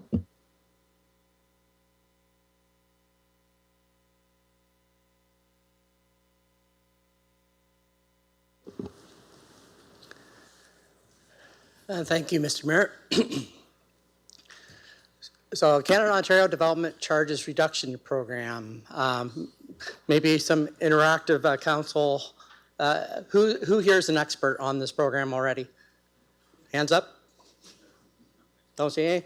I don't see any from EMT either. And I didn't put my hand up either. None of us are experts on this program. It's a very rushed program that has been announced with very little details. We're sort of running live on this. We did get a lot of information last Thursday and Friday, and that's what I'm presenting you today. But this is still very much a work in progress with a very short timeline. Before I go to the next slide, first I just want to announce that this presentation is meant for both council and for the PUC Commission.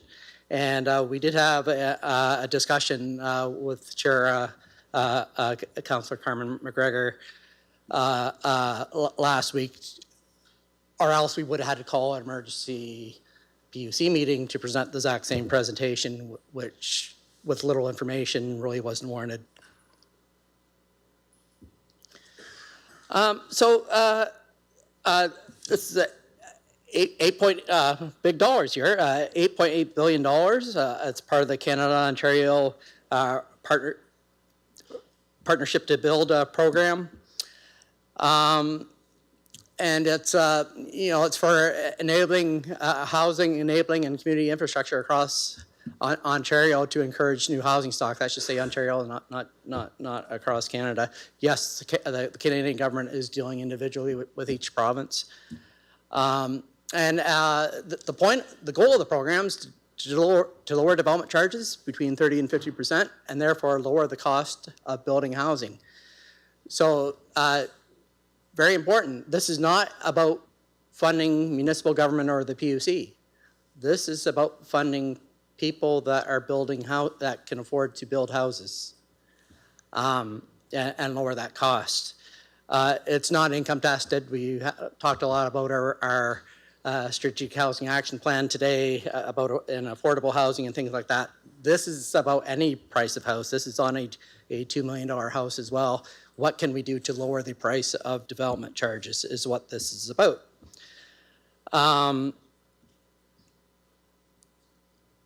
You may also recall that there was an announcement from the federal government about waiving HST for a one-year period for up to $1 million homes.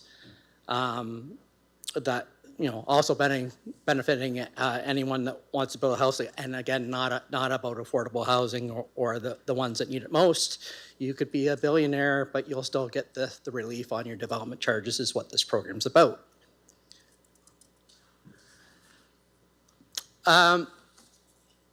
Assessment criteria. This is out of the guide. This is what we have. It's what percentage of DC rate reduction are you proposing? Number of housing units benefiting from this DC relief provided. How much is the municipality willing to chip in? Keep in mind, this is how much are you willing to chip in to give to someone to build a house? Not about our own infrastructure. This is how much you're willing to lower development charges and contribute it. And by the way, you have to contribute at least 10%. But of course, you could raise that and give 20% if you wanted to. That's up to council. And shovel-ready projects are prioritized.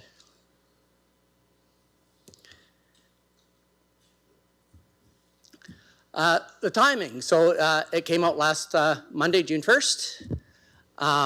Applications are due June 19th at 10 a.m. By the way, during council, I've gone on to the Transfer Payment Ontario portal where we would see the application. It's still not there. We're a week into the program and the application's still not available for staff to fill out. It's due June 19th, 10 a.m. Then the projects were reviewed from June 19th to sometime later in July.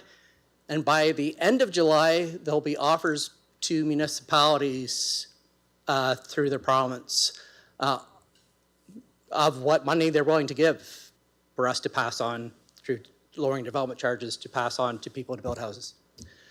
So August 10th, Chatham-Kent Council will be a report coming with where you'll consider those offers. And by August 19th, we need to have a signed transfer payment agreement. I guess it's one thing to give the upper levels of government, they're doing this at lightning speed. Like I say, program details are still being released, but they got their dates. Chatham-Kent, between the PUC and municipality, we can apply up to 5 projects.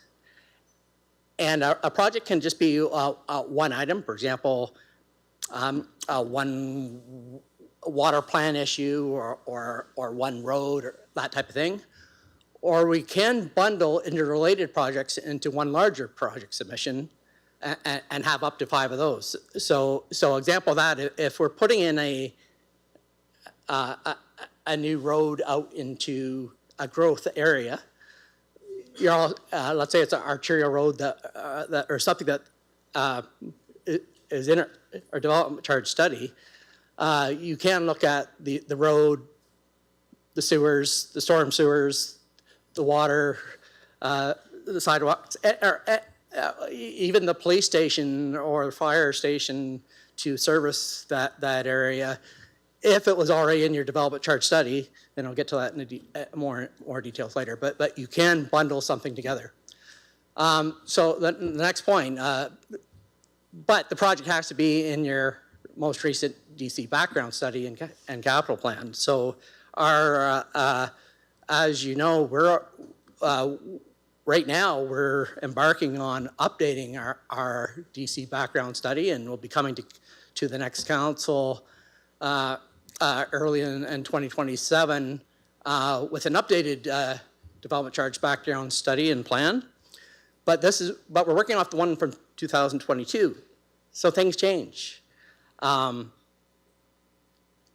We tonight talked about arenas and that recreation master plan. Well, that wasn't in the 2022 DC study, so something like that, for example, not eligible. It must be to accommodate new growth. So this is not for rehabbing something. This is not for, one of the very first projects I thought about, and I thought, oh, this is a great project for funding, was our water tower in Ridgetown and the water line from Blenheim to Ridgetown that's been in master plans. It's in the DC study. But you're not, but it's replacing the well system that's there. Yes, it will accommodate growth over the next 100 years in the Ridgetown Highgate area, but it's not as if the province is, we're not building 1,000 homes in the next 3 years in Ridgetown and Highgate. And so it's not gonna meet any criteria. So projects like that just fall off the list because there's no chance that the scoring would help on that. So it's gotta be in a high growth area. It's gotta be where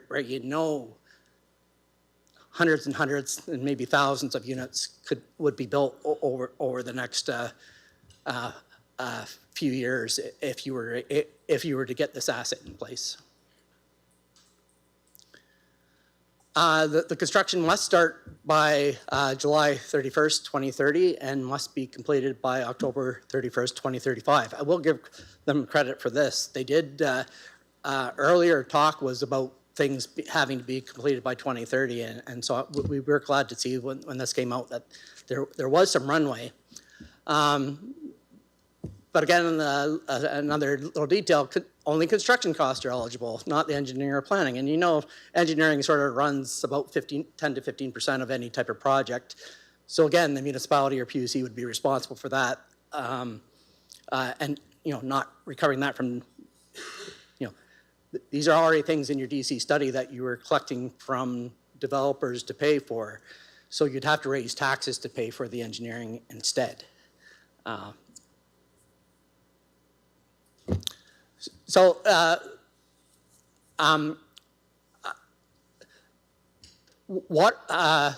listed all the types of projects that this could be: water, wastewater, stormwater, transportation, roads and bridges, transit buses, public safety, and I won't go through all the things there, and community infrastructure assets such as sports and recreational centers, all those things. But like I say, they have to be in your current DC study.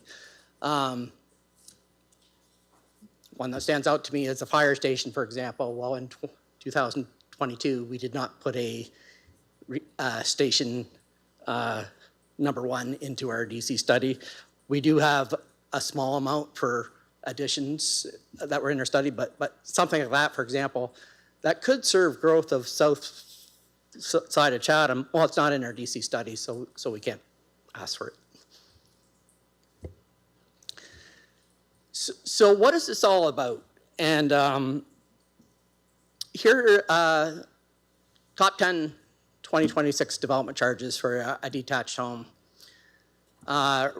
Range from 137,000 up to 199,000. Notice where they all are. It's the Greater Toronto Area, York Region, Peel Region, Durham Region, and Toronto itself. This is what this program's all about. Even the media releases are, you know, this might cut your development charges and save $100,000 on your house. Well, that's the Vaughan example where they're at 200. If Vaughan came up with a 50% reduction plan, it would be $100,000. The next slide is this side of London. You know, most of us are around 20,000, with Windsor and London being 45 and 50,000. A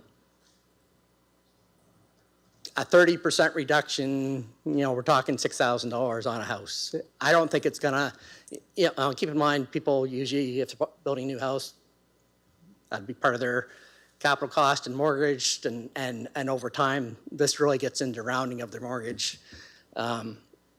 As far as the savings go, I don't think it's a needle mover.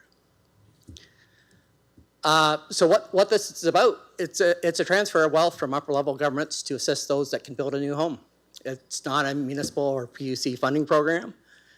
It's not to assist current residents' taxes or water or wastewater rates. And it's not likely meant for communities such as Chatham-Kent that already has low development charges. Well,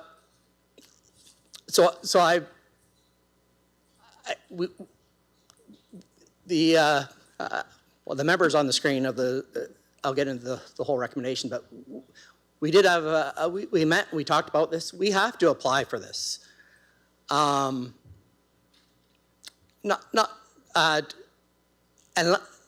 it's sort of a weird process is what they're going to, what this is.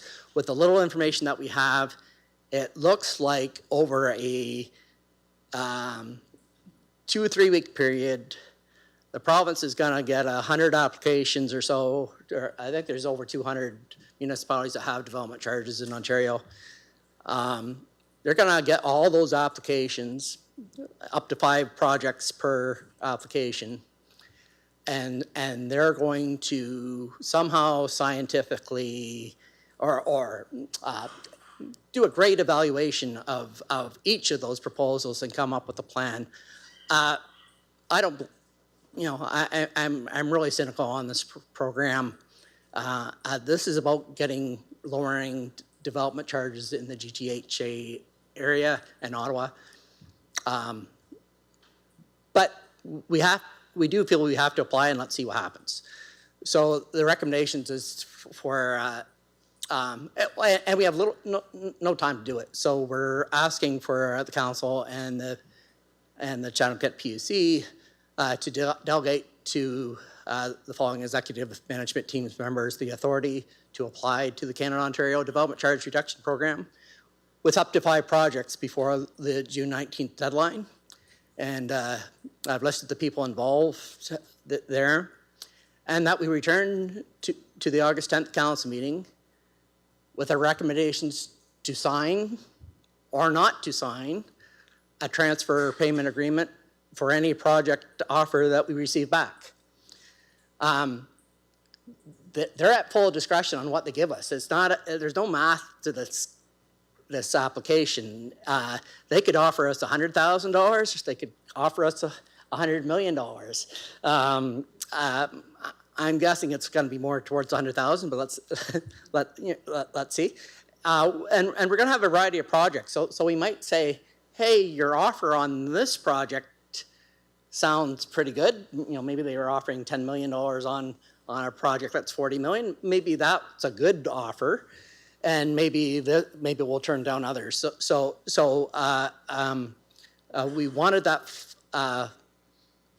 for council to direct us to actually bring recommendations back to council on whether we as administration think any offers that we receive, and we might not receive any offers at all, but if we do receive offers, whether they're for us to provide recommendations to council on whether we think they're a good or bad idea. So thank you, Mr. Mayor. Mr. Dubin, go ahead. Yeah, just real quick. I know there's a lot of questions. I know it's late, so I'll make it fast. So just to help everybody understand the timeline. So we've all known that there's some sort of DC regime coming. The mayor and I were asked to participate in an emergency Ontario Big City Mayor's call Friday before last. That's how much notice we had. And that was actually with AMO. And AMO gave us a heads up that there's probably going to be a press conference by the minister the following Monday, which was June 1st. So June 1st, the minister announced some of the details of the programming. We immediately met as staff, I think that afternoon actually, or the next day, no more than 24 hours after the announcement. Since then, there's been about 2 or 3 staff meetings, and Gord, to his credit, put together the presentation for council. So I mentioned earlier in the meeting that the deadlines are getting tighter and tighter. The province knows that we're in an election period, I think, but they are in a hurry to get this done, which is why the timelines are so tight. A couple of things to keep in mind. I support the recommendations that are here. I wish we could give you more detail to get more specific direction from you. We just don't have that luxury.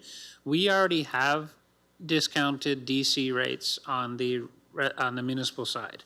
Slightly discounted perhaps on the PUC side, but definitely discounted on the municipal side. Why? Because you may recall some time ago we came to a settlement and we didn't actually charge the full amount that the last DC study allowed us to charge. So we're already at a discounted amount. We don't know until we have conversations with the province whether or not they'll even recognize the fact that we're already discounted. So you saw at the first slide, I think, where Gord talked about it had to be somewhere a discount between 30 and 50%. We may already be there, or we may have to come to council and ask you to discount it a little bit more. The other thing to know about this program, it's for 3 years. If we do get money from the province and we decide that we don't want to be part of it, we want to have our DCs at 100% going forward, we can get out of it after 3 years. Once you commit to it for 3 years, then you're in it. If you don't commit, and if you don't commit, then you're out. And if you do commit, you have the chance to get out after 3 years. So we'll have more detail for you, but I just wanted to give you some of that. I just want to add to that because I know when we heard it, we were trying to absorb it, and like seeing a lot of the faces like looking and saying, "What are you talking about here?" Like, so I wanted to this is kind of let's make a deal. So I'll use our example. We charge $20,000. So if we went 50%, we'd give back 10. The objective of the province originally was to say, we need you to download or reduce development charges. They originally talked about as all the entities, all the communities said, well, keep us whole and we'll do it. So if we reduce it by 10,000 in our example, you give us 10,000, wonderful. But they said, no, we want you, the municipality, to have some skin in the game. So they're saying, well, we'll give you 90% of that. So in this example, if we reduce 50%, they'll give us 9,000 back effectively. We eat 10,000. But we collectively agreed amongst all the mayors, said there's going to be winners and losers here. And we believe that we can be a winner here because we have lower DC charges.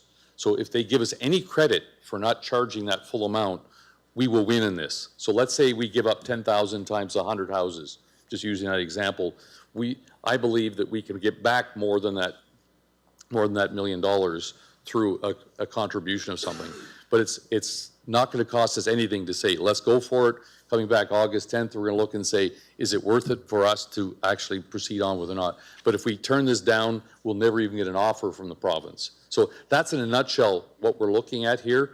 And certainly there's not a whole lot of information beyond what was just put out there.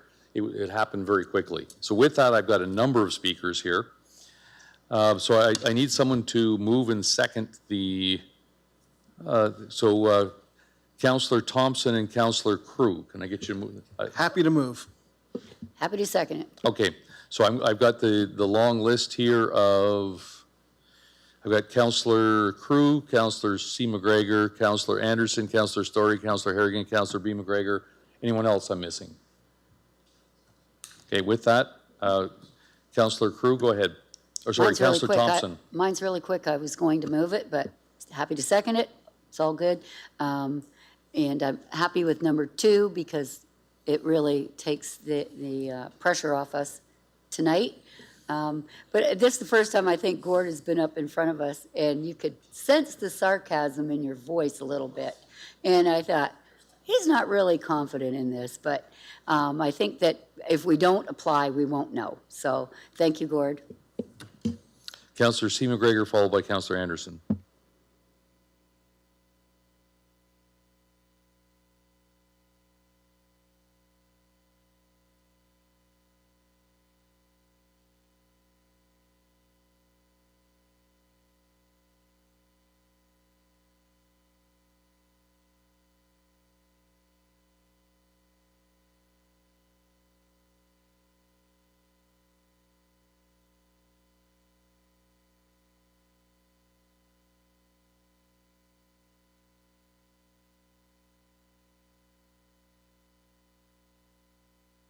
Councillor Anderson, followed by Councillor Story. Thank you, Mr. Mayor, and through you. Gord, could you tell me, it says up to 5 projects. Do we not have like a multitude of needs and projects that we should be applying for this? So, thank you for the question. So it has to be growth where you, at the end of it, is going to allow for another 1,000 houses to be built or something in that area. So I'll give you an example, one that we've applied for 3 other grants and not been successful so far, so we're going to apply a 4th time. But that the pump station 11 on the north side of Chatham unlocks. There was several developments, but the one being that major apartment building where they could only build the first tower up by Home Depot area, in the theater area. So that one, I think would score high, but there's so many projects that have limited number. I gave the example of the Ridgetown water tower and the water line over. Yes, it gives capacity to that area for the next 100 years, but are you going to see more than 10 houses being built a year or one apartment building in Ridgetown? And so on the scoring side, you know, they're going to compare a project in Vaughan that creates 10,000 units of housing to something that maybe only was going to create 10 a year of housing. So where we have through our DC background studies, we have a long list of projects, and that's what we're going through. We're picking the ones that we think will score the highest on that, and but we haven't decided yet whether we have 5 projects. Whether we're applying for 2 projects, 5 projects. We're not to the point yet where we've done that evaluation. There's been teams meeting all day today of engineering groups to try to figure that out. Okay, thanks. What about the Imagine Wheatley or the Wheatley secondary plan? Would that qualify? I mean, it's based for a massive amount of growth and requires infrastructure. That's something that we don't have there, right? Would that qualify? I think Bruce is. Yeah, to Gord's point, so yeah, the scoring is evaluated based on growth-related infrastructure that is going to enable new houses to get built. So the projects you can target that focus on that are the ones that we're looking at.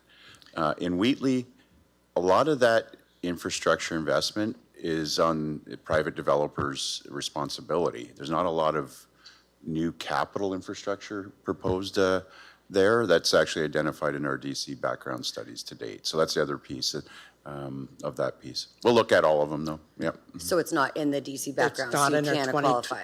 Even if there 22. is It a wouldn't piece of public qualify. infrastructure that we Yeah. would put in our 2027 update, it likely was not in our 2022 update because we just finished that Wheatley study in 23, I don't know. Yeah, so I guess my question is there a lot of projects that we kind of have, like, that we have ready to kind of go, but not officially ready to go, and the DC background's not done, that we are gonna be limited on what we can apply for this? And if so, why are we spending all of this time applying for something that we may not be successful in?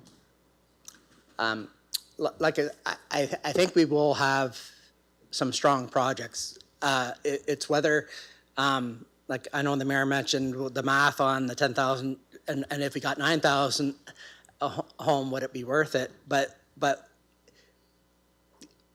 they're gonna give us an offer up to 90%. And by the way, just another wrinkle, they pay it at completion of the project over a 10-year period. So even if, we could have a project that we're already engineering was on the plan to start building in, let's say, 2029, finish in 2032. Well, they're going to start paying us that 9,000 that we save on that. If we gave back that 50% on DCs, they'd pay us back starting in 2033 over a 10-year period. So you also have to factor in when you're going to get that money into your calculations. So it's anyway, it's a frustrating program. Like we say all the time, it would just be great if we would get predictable funding to municipalities and PUCs to help them build infrastructure. I think we do have at least 5, and we'll bring them back. There are other projects that we have that we don't think would score really well. You know that we have a new fire hall that and it is on the list of potential projects, but they've even told us that, well, you're gonna have a tough time competing with that because that's not directly tied to new housing being built. So even though they have a program, they also recognize that some of the things on the program that are technically eligible probably wouldn't score high enough. So we'll come back with 5. I think you'll probably see water projects and road projects that were part of the 2022 study, and we'll bring those back. Yeah, and I mean, I guess since we are like a smaller space, like, is there a world where we kind of group a bunch of things together and say, like, this is one application and these are all the things that we have that are gonna lead to an increase in housing? Like, is that a thought, or would that just automatically not qualify?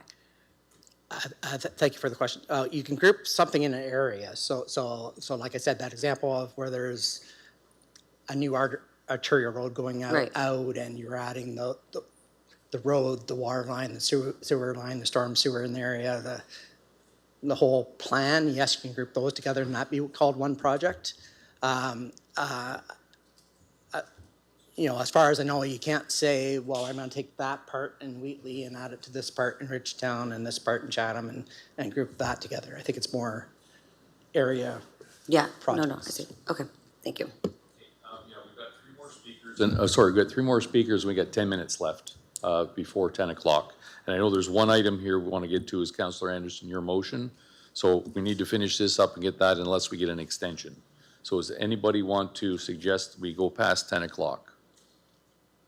Councillor B. McGregor, do I have a seconder for that? Councillor Hall, okay. Yes, we'll go to 10:30, maximum 10:30. Judy, you want to lead the vote? All those in favor of extending till 10:30? 1, 2, 3, 4, 5, 6, 7, 8, 9, 10. And Councillor C. McGregor? No. Okay, motion passes anyway, sorry. All right, so we can continue on. We've got Councillor Story, followed by Councillor Harrigan. Thank you, Mr. Chair. Thanks, Gordon, the team. Clearly, there wasn't a lot of time provided to pull this together. This was actually a very common topic at FCM this week, especially with the Ontario caucus, and President of AMO was at the conference, and there was a lot of discussion around this. And I would say, to be, with all due respect, that you have not convinced me this is a worthy approach. And that's not because of what the quality, but I'm not hearing a real value for money and what we would attempt to do here. So I think my first question would be, have we talked to the developers in the community about this at all? Have we talked to any of our stakeholders that would be also impacted by this? Thank you. Thank you. No, we haven't, because the program, we're still finding out details every day. And we have a group of engineers that need to put together a project this week. Once we decide on what projects we're putting forward, we could then share information with the building community and share it back with council. You don't have another council meeting prior to the 19th either. So we could share back what we've applied for and look for comments then, but there's really no time in this process for consultation. They didn't allow for it. Just to add to that, I think developers are going to benefit from this because they can charge less for their house. So if you're a developer, you're going to say, instead of 20, I'm only going to charge 10, so in theory I can charge 10,000 less for your house. So developer generally, I don't see a reason why they wouldn't. I know a couple I've talked to said yes, they're very much into lowering development charges. Just to add to that. Well, I appreciate that. I'd like to hear from them directly on that. I think it would be important to have them as a partner in this discussion. And I only say that because there was discussion at FCM with the president of the Canadian Construction Association who said just that. I think it doesn't sound like, when we say it doesn't cost us anything to apply, I will push back gently on that, because when we bring up things occasionally that require staff time, we are told occasionally that that is a cost. So I appreciate that it doesn't cost us anything, but often we are told it costs us because that's staff time that you're working on it, and I appreciate that you're recommending doing it, but I think that that's something where it's going to cost us because you're going to be taking off other projects. You're putting off other projects, that's right. Yeah. There's a team that will be not working on other things this week. So I think, there are a few, and what we discussed at FCM were some of the outstanding questions were like how that offset funding is going to be determined, if we'll get any credit for our past suppression of DC rate growth, and the timing that you mentioned too. We have to cut them by 30 to 50% for 3 years, and the program funding is paid out over 10 years, and we're not entirely sure who's going to be in government during the next 10 years either. So that leaves me a little leery on that. And the money itself, it sounds like a lot of money. 8.8 billion is nothing to sneeze at, but then there's also 200 communities in Ontario that have DCs right now. And those types of projects are in the tens to hundreds of millions to the billion. So that, to me, doesn't leave a lot of crumbs for those of us who are on the smaller side. So I appreciate you bringing this to us. I appreciate that you flagged this for us, but I won't be supporting it. I don't think it's worth our time. Thank you. And there's too many unanswered questions that I think could get us wrapped into decisions that we don't have enough information to make in an informed and accountable way tonight. Thank you. Councillor Harrigan, followed by Councillor B. McGregor. Thank you. I actually think the opposite of my colleague Councillor Story. I feel like even though the program is limited, I did have an opportunity to go on the program page and read the program guidelines. I really think they're also looking for this strange mix of like so shovel ready that you've even gone out to the tender and you have the construction contract, but you haven't put the shovel in the ground yet, which means some of the things that we have already going that would make this eligible for are not. So it's kind of a funky spot in terms of like how they're going to be grading these projects. But it's an opportunity for us to put projects in front of the province and later when we go to AMO to be able to advocate, because by the time this passes, we will know the outcome of some of those projects. And if the outcome is no, that also gives us a chance to say, and here are some shovel-ready projects, and we've got all the information because we just submitted this development charge project. So I do see value in staff putting something forward, even though it seems, as you've said, that it's designed for pieces of the GTA.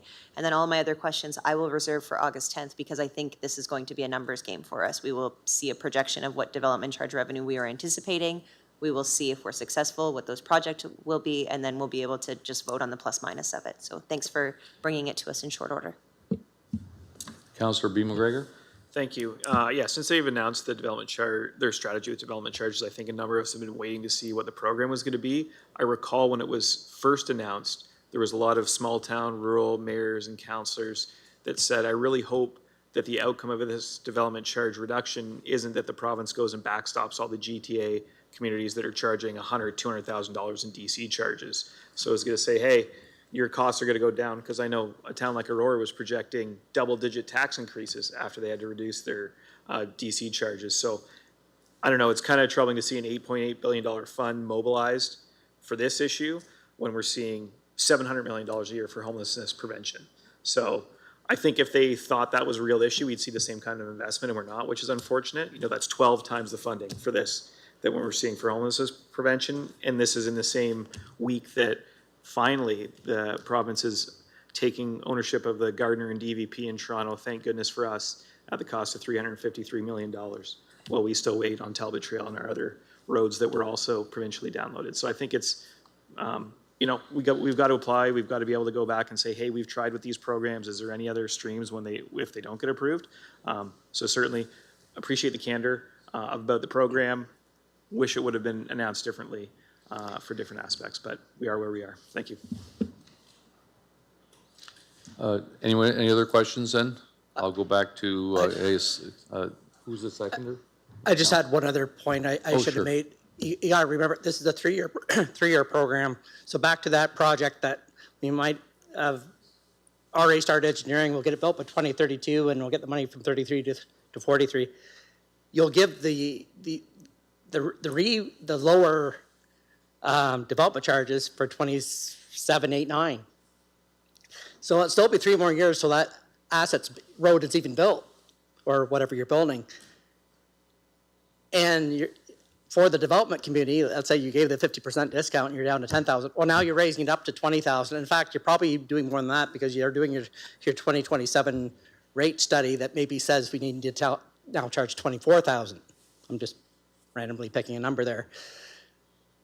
So you could be lowering it for 3 years and then having moving from 10,000 up to 24,000, and the council of that day will be blamed on why are you raising development charges that high that quickly instead of phasing it in or something else. So it's just something to keep in mind as the back end for the next council. When this ends, it's going to be a problem. Okay, Councillor Crew, any final words? No, good luck, Gord. Yeah. Councillor Thompson? No, I All echo right. that. We'll put it to vote. Councillor C. McGregor? Yes. All votes are in. Motion passes 14-2.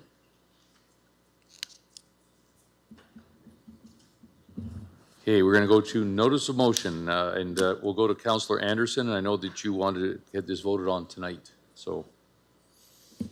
Thank you, Mr. Mayor. I, Councillor Anderson, bringing forward the following motion to be discussed and voted on with a 2/3 right now. That council directs staff to ask the successful bidder, Architecture Inc., architects for the design, tendering, and contract administration for the redevelopment of 110 Sandy Street, Chatham, to hold their bid for 90 days without liability, to allow staff to further research an alternate option that may provide cost savings. And 2, that council directs staff to invite the Acquiring Foundation to present their vision to Chatham-Kent Council at an upcoming council meeting. If I can get a seconder for that. Councillor Doyle? I would very happy second that. All right, so with that, we need to vote 2/3. Any comment, well, anything you'd like to add for, we're gonna do About the, waiving. just waiving the notice to No. vote on tonight. Any comments on that? No, I think that it's really important that we, in light of being held to task with the Architecture Inc., that we give them enough time, to give them the 90 days, be respectful of that 90-day extension, and then get things in place to look at that other option and have them come to council, where council can cohesively make an informed decision as to how they want to move forward with that property. Okay, Councillor Story, you had a... Thank you, Mr. Chair. Fully appreciate the opportunity to talk to the Acquiring Foundation. Sounds very encouraging. I'm just not clear on why we couldn't have the motion tonight and discuss it in 2 weeks. Just so everyone's aware. That's all. I'm not against it. I'm not clear on the need for the notice since we have a meeting in 2 weeks. Thank you. I would say probably because the Acquiring Foundation will be here in 2 weeks to present would be my thought, that they would be prepared if they so chose. Okay. Thank you. The idea, just as far as timing as well, the 90-day extension, this gives an opportunity to get that process moving quicker so that we can evaluate what their proposal is, so. Thank you, Mr. Chair. Is the expectation we would decide on a Acquiring Foundation offer at the next meeting? No, that's why I'm saying it gets that process going, and then from there, we can. Okay. Thank you. Okay, so with that, I'll put the vote for the 2/3 to proceed on with tonight.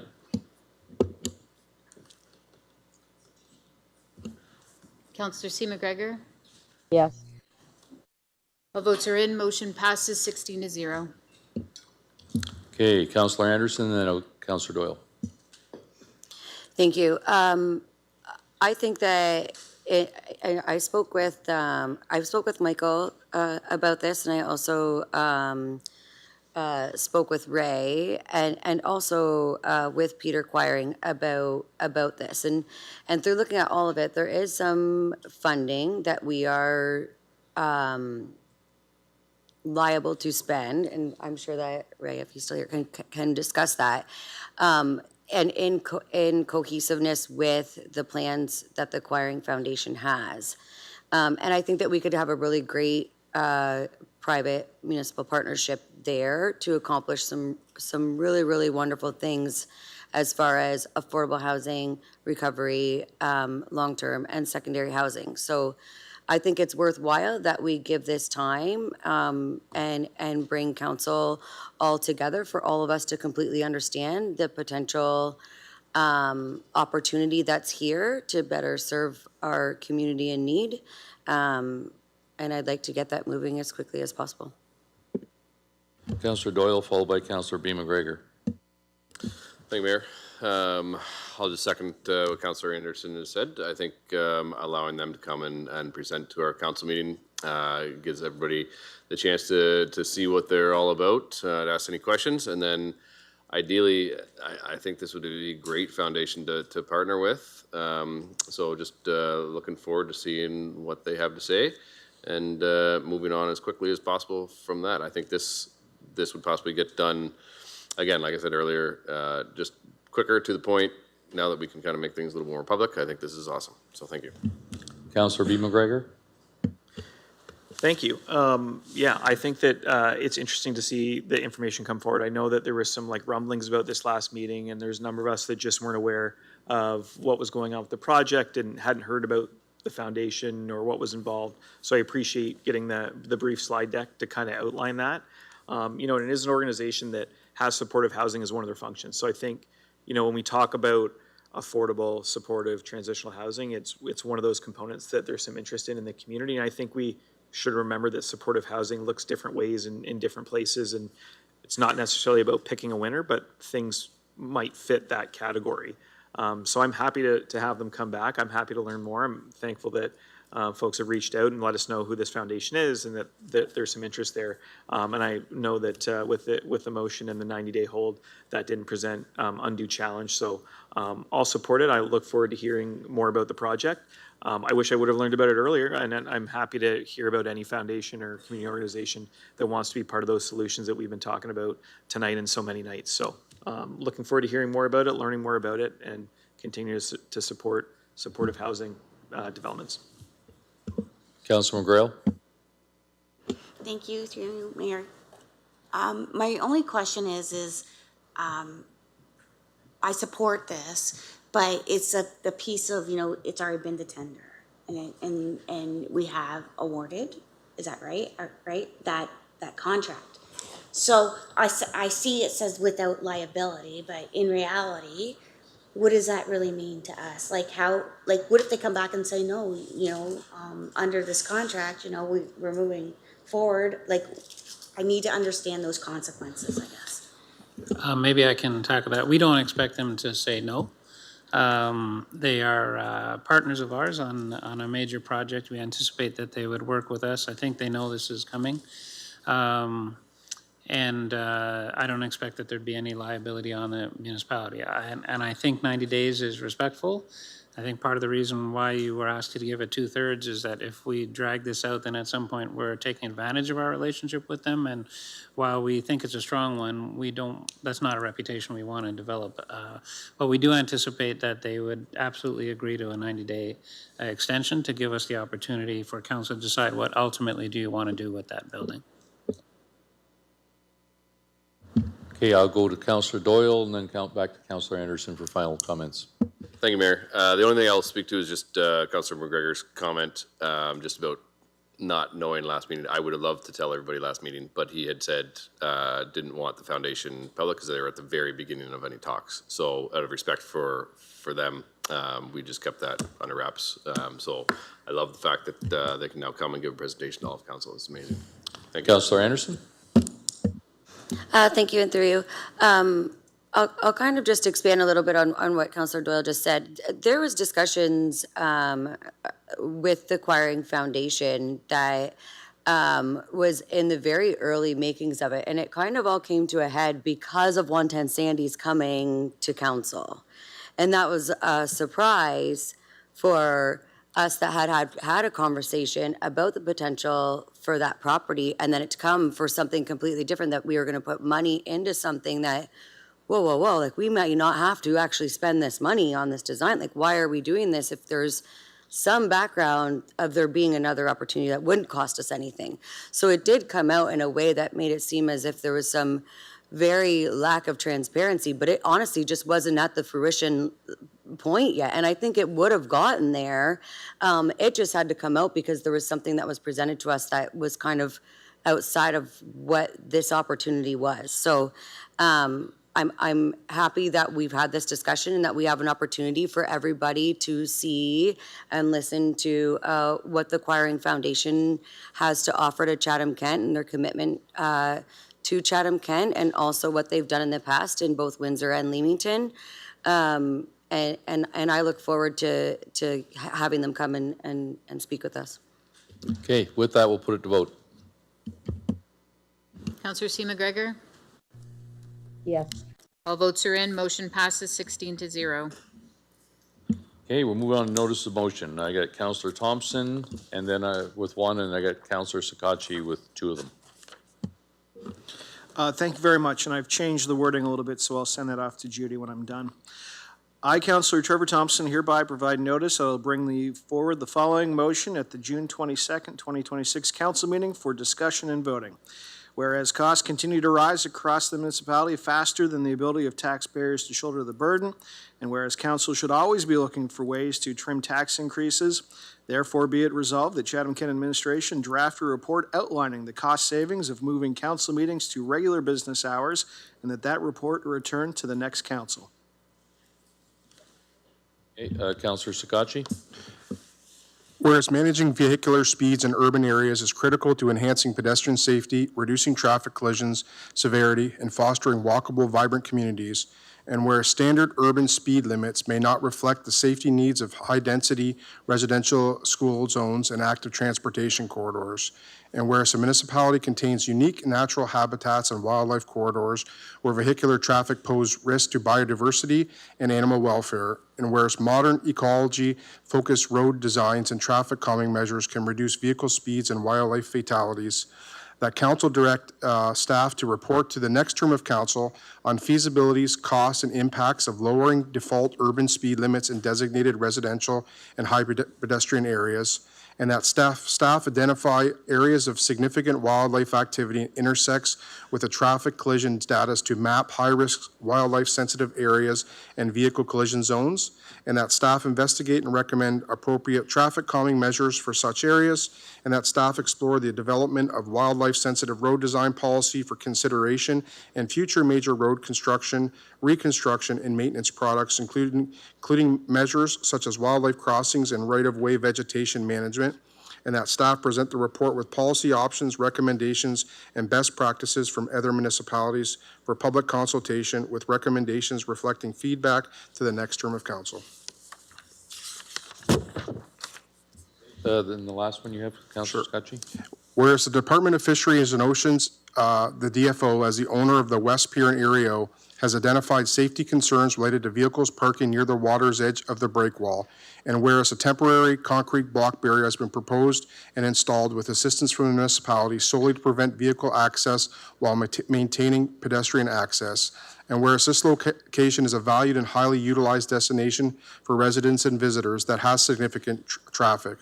Now therefore be it resolved that council will request the mayor to formally correspond with the Department of Fisheries and Oceans to advocate for collaborative development of a permanent barrier solution that maintains and enhances public safety, is effective in preventing unsafe vehicle access, is designed to aesthetically appropriate and compatible with the Erio waterfront, and reflects community interest and on the importance of this public space, and that further that the municipality engage with the DFO in advance of any permanent installation to explore design options that balance safety, functionality, and visual quality. Councilor Hall, and can I get Councilor Harrigan to second them?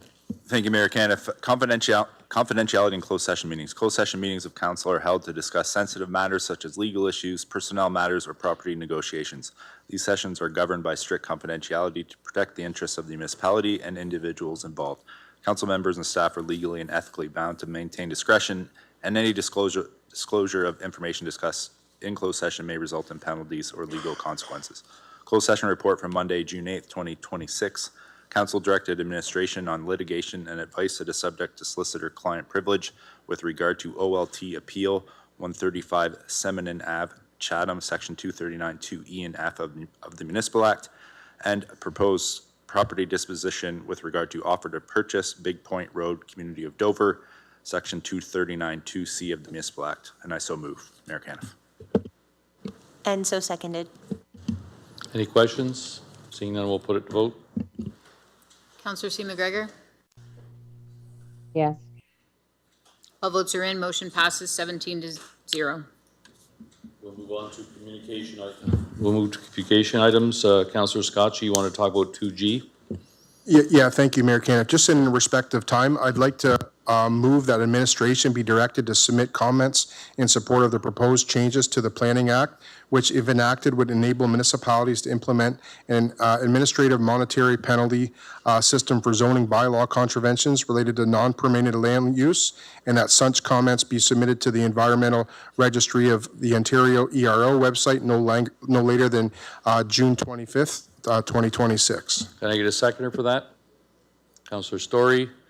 Any questions? Anyone opposed? Motion carries. Item 2B, Councilor B. McGregor. Thank you. I just wanted to draw everyone's attention to the letter from the Chatham-Kent Chamber of Commerce related to the support for the Elect Respect campaign. So it's a motion that they've recommended, a pledge that they've recommended that really draws from some work from AMO and other municipalities around respectful discourse in healthy local governance, aimed to help individuals that are running for office or in office participate fully without harassment, intimidation, abuse, personal attacks in public, private, and online spaces, and recognizing that a strong democracy depends on the willingness of people from all backgrounds to participate in civic life and public service without fear for their safety, well-being, or reputation. It's quite a long document, but I'll read the components of the pledge that the Chamber endorsed and that I'm suggesting we endorse as well. It says, treat others with respect in all spaces, public, private, and online. Reject and call it harassment, abuse, and personal attacks. Focus debates on ideas, records, and policies, not personal attacks. Help build a supportive culture where people of all backgrounds feel safe to run for and hold office, including candidates during municipal, provincial, and federal election periods. Call on relevant authorities to help ensure the protection of elected officials and candidates who face abuse or threats. Model integrity and respect by holding one another to the highest standards of public conduct. So I'd suggest that we endorse this letter from the Chatham-Kent Chamber of Commerce and send that, just as they have, to the Association of Municipalities of Ontario and to other municipalities. Thank you. Councillor Crew, you second that? Absolutely. Okay, any questions? Anyone opposed? Motion carries. Councillor Story, you want to talk about 1B? Thank you, Mr. Chair. Just a quick reminder that our Senior Achievement Award nominations for CK Senior of the Year are up on the website. Want to thank Jesse Passa and Eric Labadie for all their help from staff for getting that sorted for us. Really appreciate it. You can apply online, or you can grab a nomination form at any library or service center, and the deadline is Tuesday, June 30th. Thank you very much. Councillor Doyle, you want to talk about 3B? Yes, Mayor, thank you very much. I just wanted to see if we could send a letter of support for the motion that Plimpton, Wyoming had made. It was just about, basically the fire services can apply to different grants, but right now they pick and choose who gets those grants. It doesn't go to everybody. So the motion calls upon the province of Ontario to transition the current practice of competitive provincial fire service grant programs into a permanent, stable, and predictable non-competitive provincial funding program that supports municipalities in meeting provincially legislated fire protection requirements. And further, that this funding be structured to provide equitable and predictable annual support for operational readiness and training costs associated with volunteer, composite, and full-time fire departments across Ontario. So if we could just send a letter of support for that. Any seconder for that? That'd be awesome. Councillor Anderson, anyone opposed? Motion carries. Councillor Hall, can I get you to take this spot here for 1 minute? I just want to talk about 1 or 2I.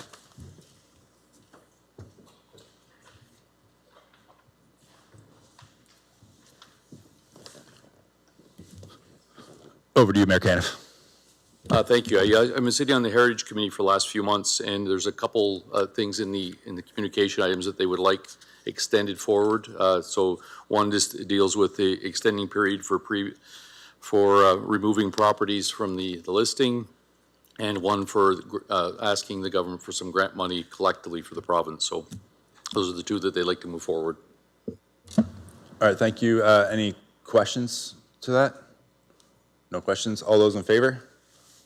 That's carried. Oh, seconded by Councillor Story. All those in favor? It's carried.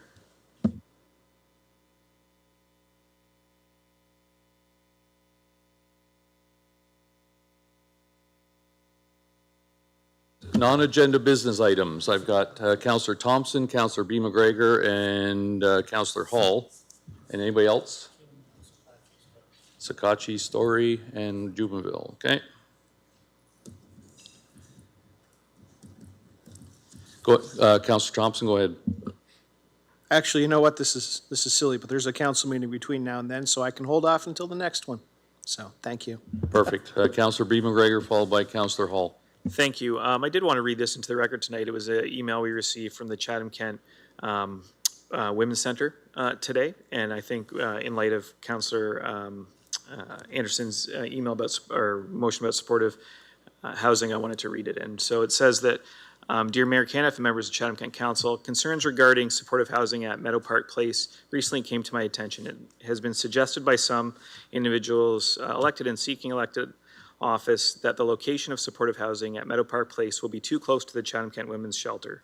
These individuals have made their opinions on the matter known to the public, yet have not reached out to me for our opinion on this program. Please allow me to make our position clear to everyone. The Chatham-Kent Women's Center is 100% in support of supportive housing at Meadow Park Place, located at 110 Sandy Street, Chatham. In order to address the increasing needs of individuals in our community struggling with complex issues like homelessness, mental health, and addiction concerns, there must be a variety of housing support services offered. There cannot be a one-size-fits-all approach for individuals in need of supports. The Chatham-Kent Women's Center offers 24/7 emergency shelter and support services to women and their children fleeing intimate partner violence and/or human trafficking. All of our clients seeking emergency shelter are homeless and are in need of permanent housing. Many of the women using our services are struggling with mental health and addiction concerns and would greatly benefit and appreciate supportive housing and wraparound services offered from the proposed location. I appreciate the difficult tasks with the municipality and council need to make on behalf of some of our most vulnerable community members. Please do not exclude community agencies like ours, individuals at the municipal housing and social service level, and our community members with lived experience from discussions of this nature. I would welcome the opportunity to meet with council members individually or in small groups at the Women's Center. Thank you for your continued support. Karen Hunter, Executive Director, Chatham-Kent Women's Center. I think this is important to elevate voices like this and make sure that when we make comments assuming what people may believe, that we ask them first. Thank you. Councillor Hall, followed by Councillor Story. Thank you, Mayor Caniff, and thanks to Council for a couple of minutes here, a couple items. First, big happy birthday to one of the founders of the Tuesday Night Men's Dart League in Wallaceburg. He's 85 today. His name's Bill Hall. It's my dad. Happy birthday, Dad. Secondly, a couple questions actually for staff. Councillor C. McGregor and I have received a few phone calls, emails, and messages, quite a few, the last couple of weeks with encampment questions and concerns in the community of Wallaceburg. I've also spoken with representatives of ROC in our community as well. So I'm wondering, Jody, if you can provide a very brief understanding of the time summary of the current encampment situation taking place in Wallaceburg. For your question, through you, Mr. Mayor. Happy to provide a little bit of a summary. I think it was last week we became aware that there were 3 rooming houses, I guess I'll call them, that have closed, and that's left some individuals with no real indoor place in which to shelter. That has increased the number of individuals who are in the community that are seeking shelter outdoors. Our bylaw officers and ROC have been attending a variety of different locations. They have been letting them know who to speak with. They've been encouraging them to contact and to speak with individuals at our homelessness response line, and we have been working with folks trying to find housing for them. So that's my 30-second summary of what we know about the situation right now, and we will continue to monitor that, and we will continue to work with those individuals. Thank you very much for that, Jody. In terms of numbers, do you have any data or a general idea of whether the number of unhoused individuals in Wallaceburg is rising or staying steady, it's going down? Do you have any idea on that? I don't have that information tonight. I'd be happy to ask staff to pull that together, and I'd be happy to send an email out to council after the fact once we've had a chance to pull that together. I appreciate that. And I know that council approved an encampment bylaw recently or within the last few months geared towards tackling the issue in Chatham. Totally understand that support, why that happened. But right now, the encampment bylaw is written, does not really provide any public spaces where an encampment could be in Wallaceburg. So do you, Jody, whether this is through the next meeting or through a notice of motion, or do you feel it's an appropriate time, I guess, to adjust this bylaw or take another look? Or can council expect a report? Be to let's see what the numbers look like. Let's see if we're able to house the individuals that are currently unhoused as a result of the rooming houses that have recently closed, and then we can make a determination after we better understand what that situation looks like. And when can we expect that information, Jody?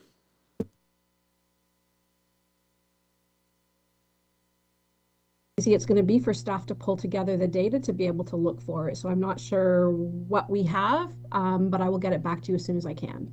I appreciate it. Thank you. Councillor Story, followed by Councillor Jumenville. Thank you, Mr. Chair. Just a very brief reminder that June is National Indigenous History Month and National Indigenous Peoples Day. And June 20th, there will be a National Indigenous History in Canada presentation. at the Spirit and Life Center at 184 Wellington Street West from 1:30 to 3:30 p.m. We can register online or call 519-352-8530. Thank you. Okay, we've got 5 minutes. Councillor Juville, followed by Councillor Sakatchi. Thank you, Mayor Caniff. I'd like to invite everyone this Saturday, June 13th, to the Mitchells Bay 12th Annual Antique Car, Truck, Motorcycle, and Tractor Show. It's Mitchells Bay. There's going to be approximately 230 vehicles there, and there will be 65 vendors there. So hopefully we can see you out there. It starts at 9 a.m. and it goes till 3 p.m. Thank you. Councillor Sakatchi. Thank you, Mayor Caniff. The chair of the ECA, Erie Community Association, wanted me to pass on a few reminders. There is a 100th anniversary of the Erie Fire Department, June 13th, from 10 till 2 o'clock. There is a historical plaque unveiling, June 20th, 2026, at 1 p.m. at the pier, honoring the commercial fishing industry. There's a Explore the Outdoors Day, Beachside Discovery Day, June 27th, 10 till 2 at Laverne Kelly Park, and the Boulevard of Dreams, June 28th June 28th from 10 till 3. And lastly, from June 27th to July 12th, there's the 45th Annual Great Erie Salmon and Pickerel Hunt.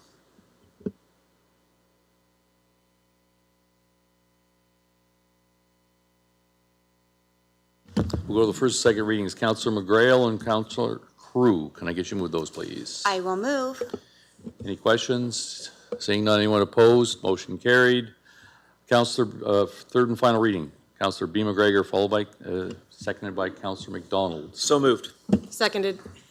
Anyone opposed? Motion carried. Okay, resolution of Councillor Hall, can I get you to that? And Councillor Thompson, let's have you wrap it up. I move that Chatham-Kent Council adjourn to its next meeting to be held on Monday, June 22nd, 2026, and that Chatham-Kent Council authorize itself to meet in closed session on that day to discuss any matters permitted by the Municipal Act. I look forward to it. I will second it. Okay, anyone opposed to closing it at 10:27? 3 minutes to spare. Enjoy, everyone.